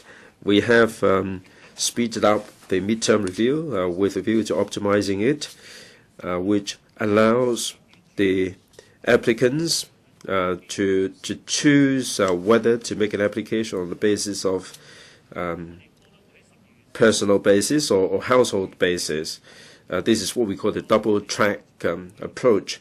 We will be taking the proposals to the Manpower Panel with a view to seeking funding approval from the Finance Committee. Some members suggested that we should improve the student travel subsidy. The rate of subsidy would depend very much on the family financial situation. There can be full rate and half rate subsidy. Starting from 2011 to 12, we have drastically improved the system to increase the income limit for full fare subsidy, so the more people would benefit. With this relaxation, the number of students, secondary and primary students, that is, who enjoy full fare will increase from 30% to 60%. And also to improve the burden of arising from student loan interest, we have launched a whole host of improvement measures. We have increased the repayment period to 15 years, and also the interest rate has also come down. Some members asked for the government to provide the healthcare voucher scheme for children and also better after-school care service. The Bureau at the moment doesn't have any intention to set up such a voucher scheme. As for the occasional childcare service and after-school childcare service, through the NGOs, we're providing a wide variety of such childcare services. In order to improve the service, in October last year, members are aware that the neighborhood childcare scheme has been regularized and expanded to all 18 districts in Hong Kong to benefit more families. We are also providing more flexible childcare services to foster neighborhood care and neighborly care. The Social Welfare Department has been providing fee waiver or fee remission for the low-income families. At the present moment, there is still spare capacity in this regard. The SWT will be monitoring the utilization situation in this regard to make sure that all these childcare services will be able to meet the needs of the community. Some members urged the administration to build more rental housing. According to the building program of the Housing Authority in 2013 to 13 through to 2016 to 17, on average, we will have a production of 15,000 per annum. But this target is not cast in concrete. If more land becomes available, the production target can be adjusted to maintain the waiting time of around 3 years. When the long-term housing strategy is formulated, the government will be evaluating the demand and supply situation, like the target of production and so on. Other members suggested that we should bring back the rent control regime. The government doesn't have any intention of doing so, but we are concerned about the rising trend of rental. All these measures have to be approached with due precaution. We have to balance the interests of the landlords and the tenants to make sure that there would not be any undesirable effects and negative impacts on the market. Some members are of the view that we should promote a local economy to benefit local people. The idea of local economy is to stimulate consumption and to highlight local character and create jobs. The government will offer appropriate assistance and promote the local characteristics. We would encourage the private sector participation in investment. In terms of social enterprises, we have the Self-Reliance through District Partnership Scheme, which was launched in 2006. We have earmarked a sum of $150 million for 40-odd social enterprises with different jobs, 140 social enterprises with a lot of jobs created. We will be enhancing awareness of social enterprises. To enhance the viability of the social enterprises, there is going to be a mentor scheme to foster the growth of social enterprises. There will be volunteer mentors who will be attached to the social enterprises, who will offer counseling and advisory services to upgrade their competitive edge. What is worthy of note is that we have a Social Innovation and Entrepreneurship Development Fund task force, which is looking at this area. Some members expressed concerns about the ethnic minorities. The government has been providing a number of services for the ethnic minorities to tie in with their needs. In terms of recruitment of the ethnic minorities into the civil service, we have an open and fair competition policy. The ethnic background will not make any difference at all. Certain departments will be recruiting ethnic minorities for operational needs. For instance, in order to enhance communication, in 2010, the police have recruited some ethnic minorities to become community liaison assistants in 5 police districts. In 2011, this has been expanded to 13 districts. The Correctional Services Department has also replaced the Chinese written test by and just an interview in the recruitment of correctional assistant 2, and those who know foreign languages will also enjoy extra points in the recruitment. There are different suggestions made by members, widening the tax base, capital gains tax, progressive profits tax, money from the from the exchange fund, and so on. All these will have profound implications. In fact, the Commission on Poverty will be analyzing the causes of poverty. They will be concerned about the disadvantaged. Other than that, we will be reviewing the situation and see how we can prevent and alleviate poverty and social exclusion. We will promote social mobility and facilitate social development. The terms of reference are very clear, and we will be evaluating the situation and measures funded by the CCF, the Social Innovation Entrepreneurship Development Fund, with the view to utilizing the resources more effectively. President, this is an issue of concern to us, and this is the key part of our initiatives. We will be proactively and pragmatically addressing the poverty problem. We look forward to tripartite cooperation between the government, the business sector, and the community.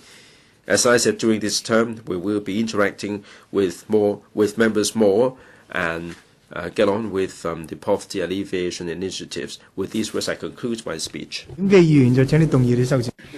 Mr. Frederick Fung, please move the amendment to the motion. President, I move that Honorable Chan Yuen-han's motion be amended.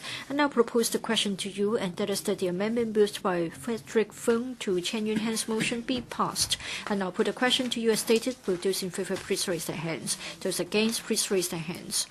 I think the question, Mr. Fung claims a division. The bell will be rung for 5 minutes.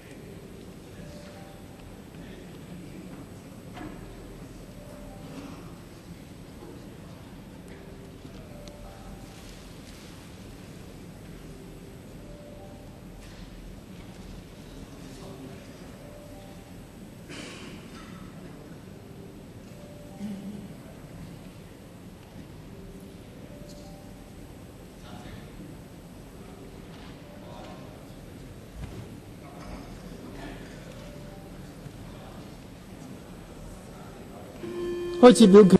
Voting begins.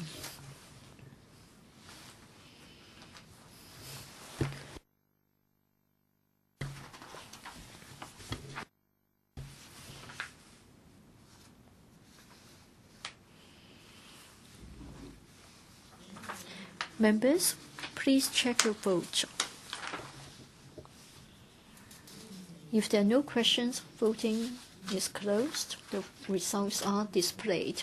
Results are members returned by FCs 33 present, 17 for, 7 against, 9 abstentions. Members returned by GCs 34 present, 29 for, 4 against, no abstention. The question has been agreed by a majority, respectively, of each of the two groups of members who are present. I declare the amendment passed. Mr. Andrew Leung. Mr. President, I move that in the event of further divisions being claimed at this meeting in respect of the alleviation of poverty, the Council shall proceed forthwith to the division after the bell has been rung for 1 minute.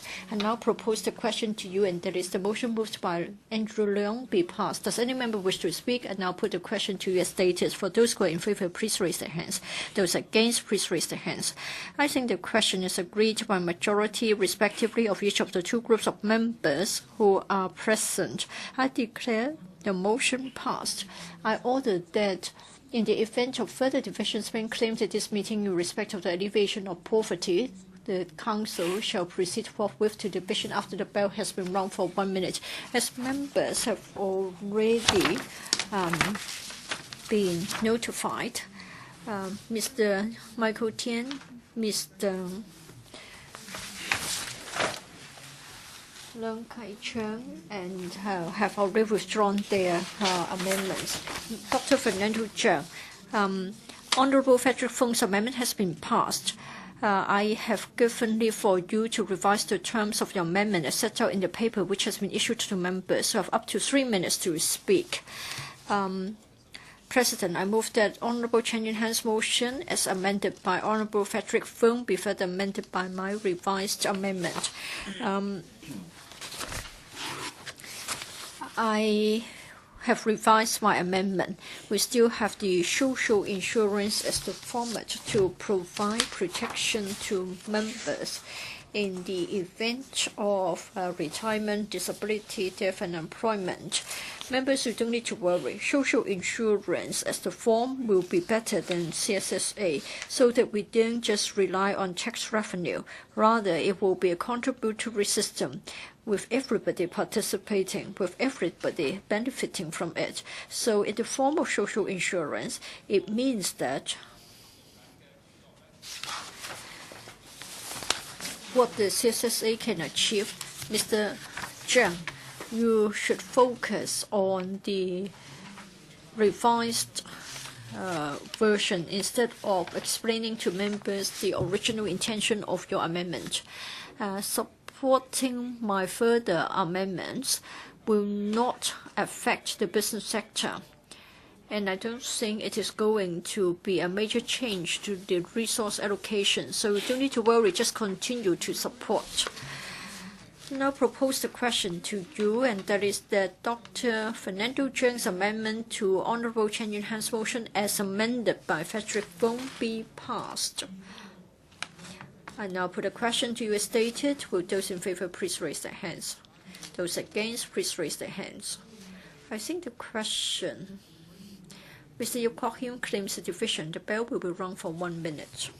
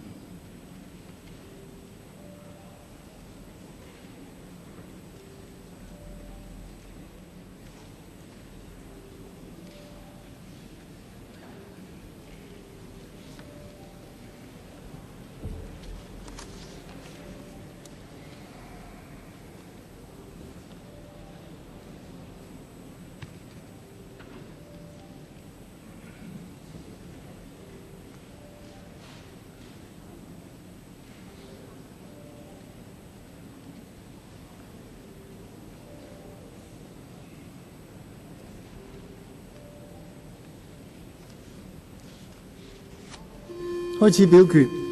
Voting begins.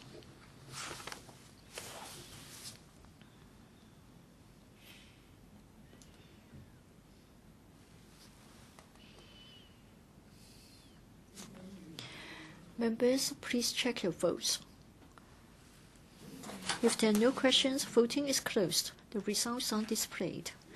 Members, the results are members returned by FCs 34 present, 13 for, 15 against, 6 abstentions. Members returned by GCs 34 present, 21 for, 4 against, 8 abstentions. The question hasn't been agreed by a majority, respectively, of each of the two groups of members who are present. I declare the amendment negatived. Honourable Chan Kwok-chi, as Honourable Frederick Fung's amendment has been passed, you may now move your revised amendment. You may speak for up to 3 minutes to explain the revised terms in your amendment. Mr. Chan Kwok-chi. Thank you, Mr. President. I move that Honourable Chan Yuen-han's motion as amended by Honourable Frederick Fung be further amended by my revised amendment. Mr. President, well, in fact, it is very simple. There are 3 points here. First of all, I would like to see an increase in the monthly income limit for the work incentive transport subsidy scheme. A lot of members have referred to this. I simply have included it in the wording. And then I would like to emphasize having a study studying the negative income tax. It has been mentioned by Friedman. So don't just press the wrong button when you hear the word tax. And then for the third point, since the current absence of rent control has imposed a heavy burden on the grassroots, would like to reinstate rent control to prevent landlords from increasing rents drastically and terminating tenancy agreements arbitrarily, so as to protect the rights and interests of the grassroots tenants. A lot of people said that the rentals are on the high side, so we need to adopt this measure. So I hope those who are in favor of livelihood improvements should support me. I now propose the question to you, and that is Honourable Chan Kwok-chi's amendment to Honourable Chan Yuen-han's motion as amended by Frederick Fung be passed. I now put the question to you as stated. Will those in favor please raise their hands? Those against, please raise their hands. I think the question, Andrew Leung claims a division. The bell will be rung for 1 minute.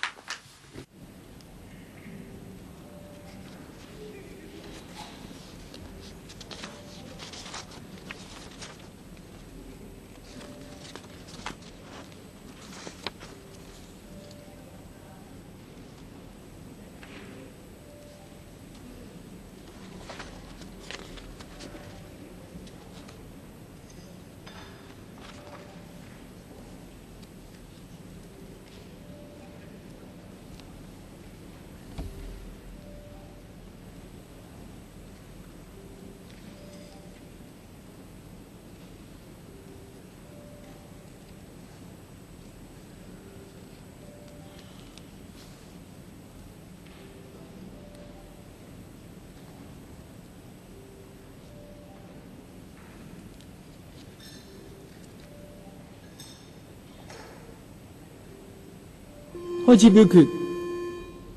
begins.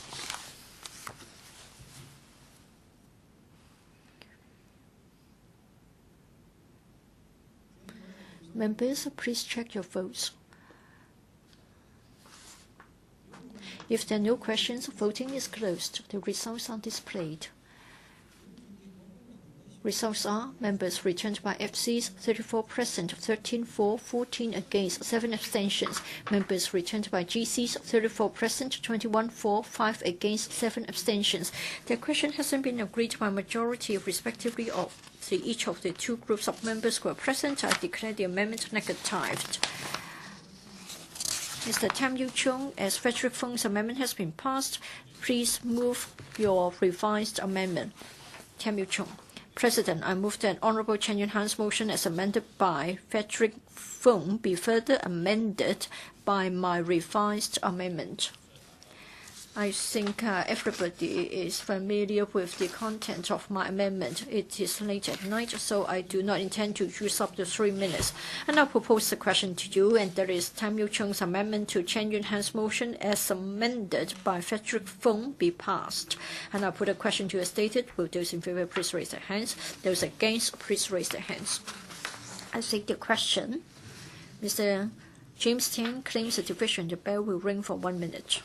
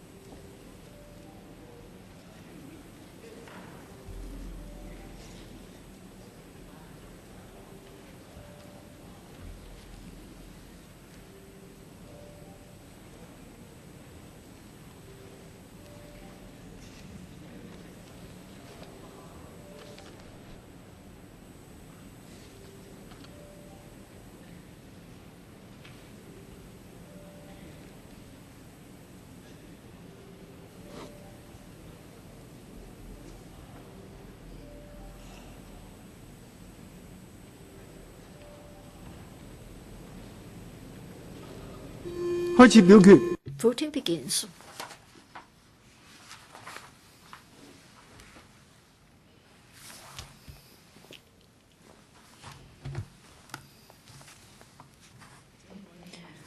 Members, please check your votes. If there are no questions, the voting is closed. The results are displayed. The results are members returned by GFCs 34 present, 18 for, 5 against, 11 abstentions.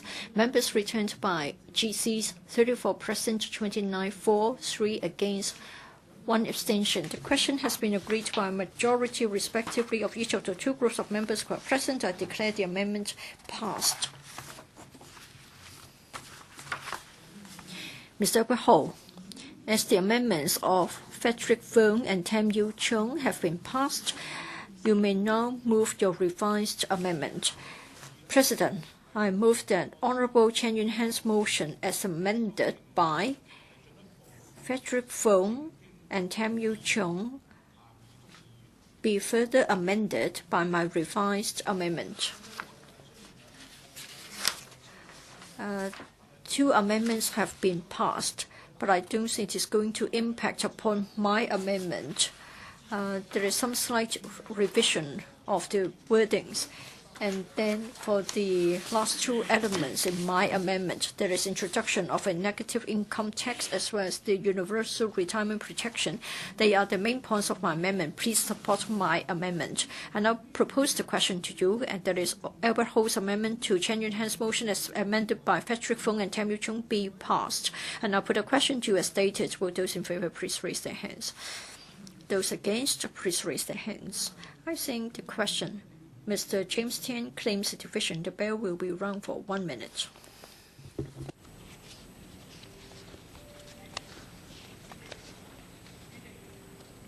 Mr. Kwok Him.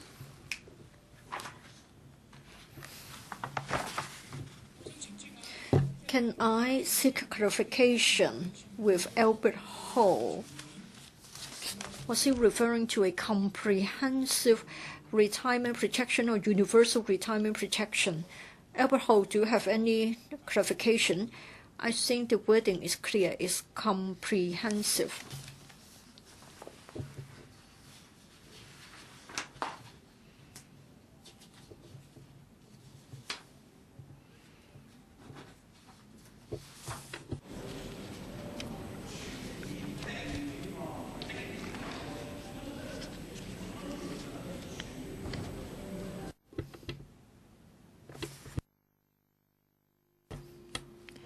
Voting begins.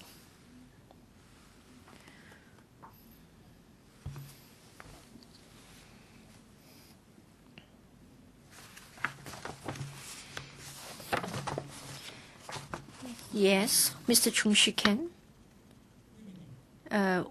What is the matter? Mr. Chung Shi-ken, didn't you raise your hand?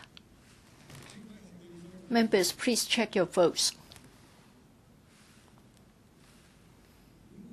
If there are no questions, voting is closed. The results are displayed. Results are: members returned by FCs 34 present, 19 for, 14 against, 1 abstention. Members returned by GCs 34 present, 28 for, 4 against, 1 abstention. The question has been agreed by majority respectively of each of the 2 groups of members who are present. I declare the amendment passed. Mr. Alan Leong, as the amendments of Frederick Fung, Tam Yu Chung, and Albert Ho have been passed, you may now move your revised amendment. President, I move that Honorable Chan Yuen-han's motion as amended by Frederick Fung, Tam Yu Chung, and Albert Ho be further amended by my revised amendment. I now propose the question to you, and that is Alan Leong's amendment to Honorable Chan Yuen-han's motion as amended by Frederick Fung, Tam Yu Chung, and Albert Ho be passed. I now put the question to you as stated. Will those in favor please raise their hands? Those against, please raise their hands. Mr. James Tin claims a division. The bell will ring for 1 minute.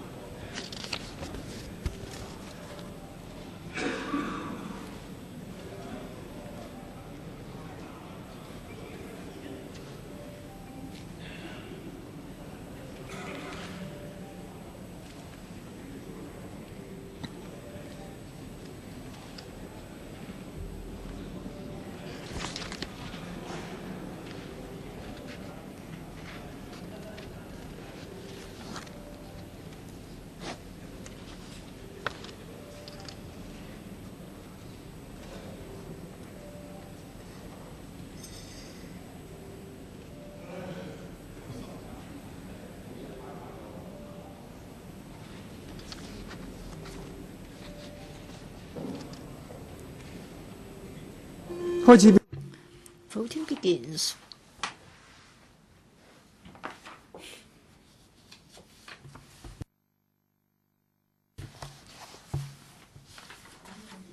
Members, please check your votes.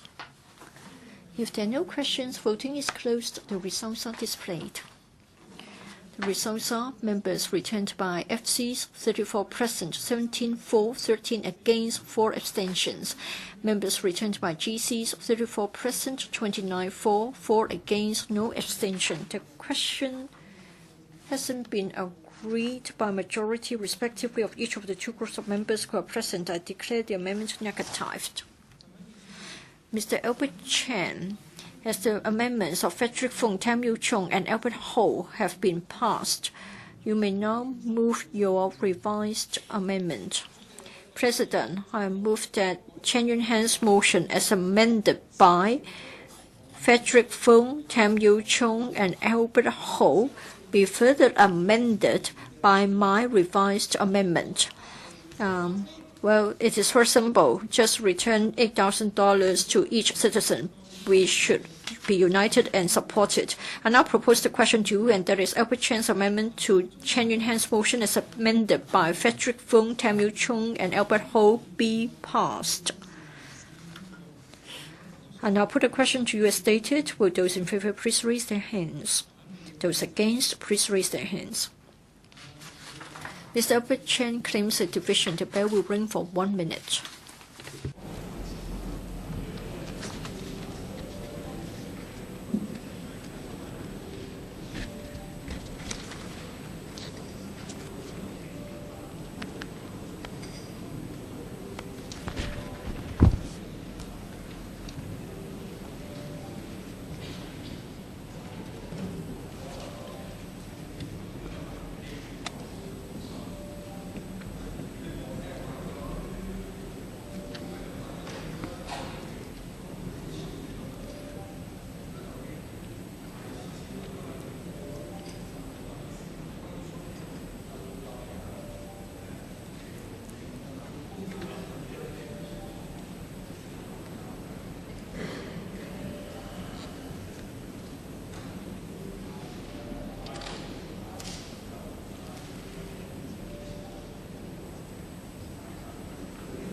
開始表決。 Voting begins.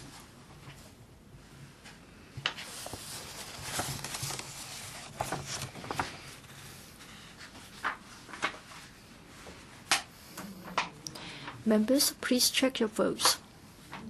If there are no questions, voting is closed. The results are displayed. The results are members returned by FCs, 34 present, no one favors it, 24 no, and 10 abstentions. Members returned by GCs. Members, order please. Please remain silent. Members returned by GCs, 34 present, 5 for, 17 against, 11 abstentions. The question hasn't been agreed by majority respectively of each of the two groups of members who are present. I declare the amendment negatived. Ms. Chan Yuen-han, you have already used up all your speaking time, so you cannot speak to reply. The debate has come to a close.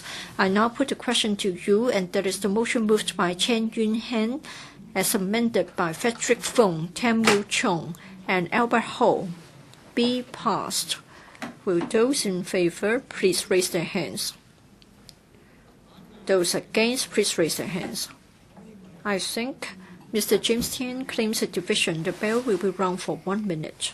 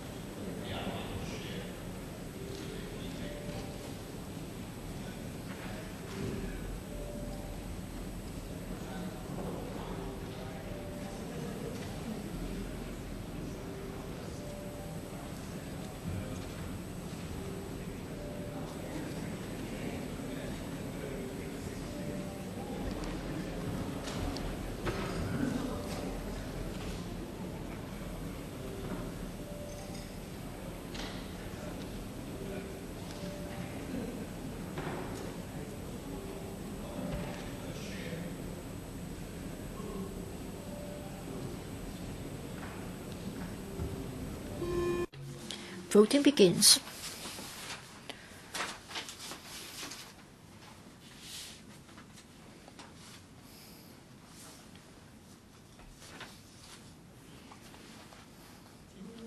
Members, please check your votes. If there are no questions, voting is closed. The results are to be displayed.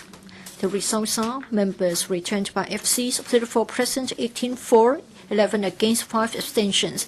Members returned by GCs, 33 present, 34, 2 against, no abstention. The question is agreed by majority respectively of each of the two groups of members who are present. I declare the motion as amended passed. I now adjourn the Council until 11 a.m. on Wednesday, 21st of November 2012.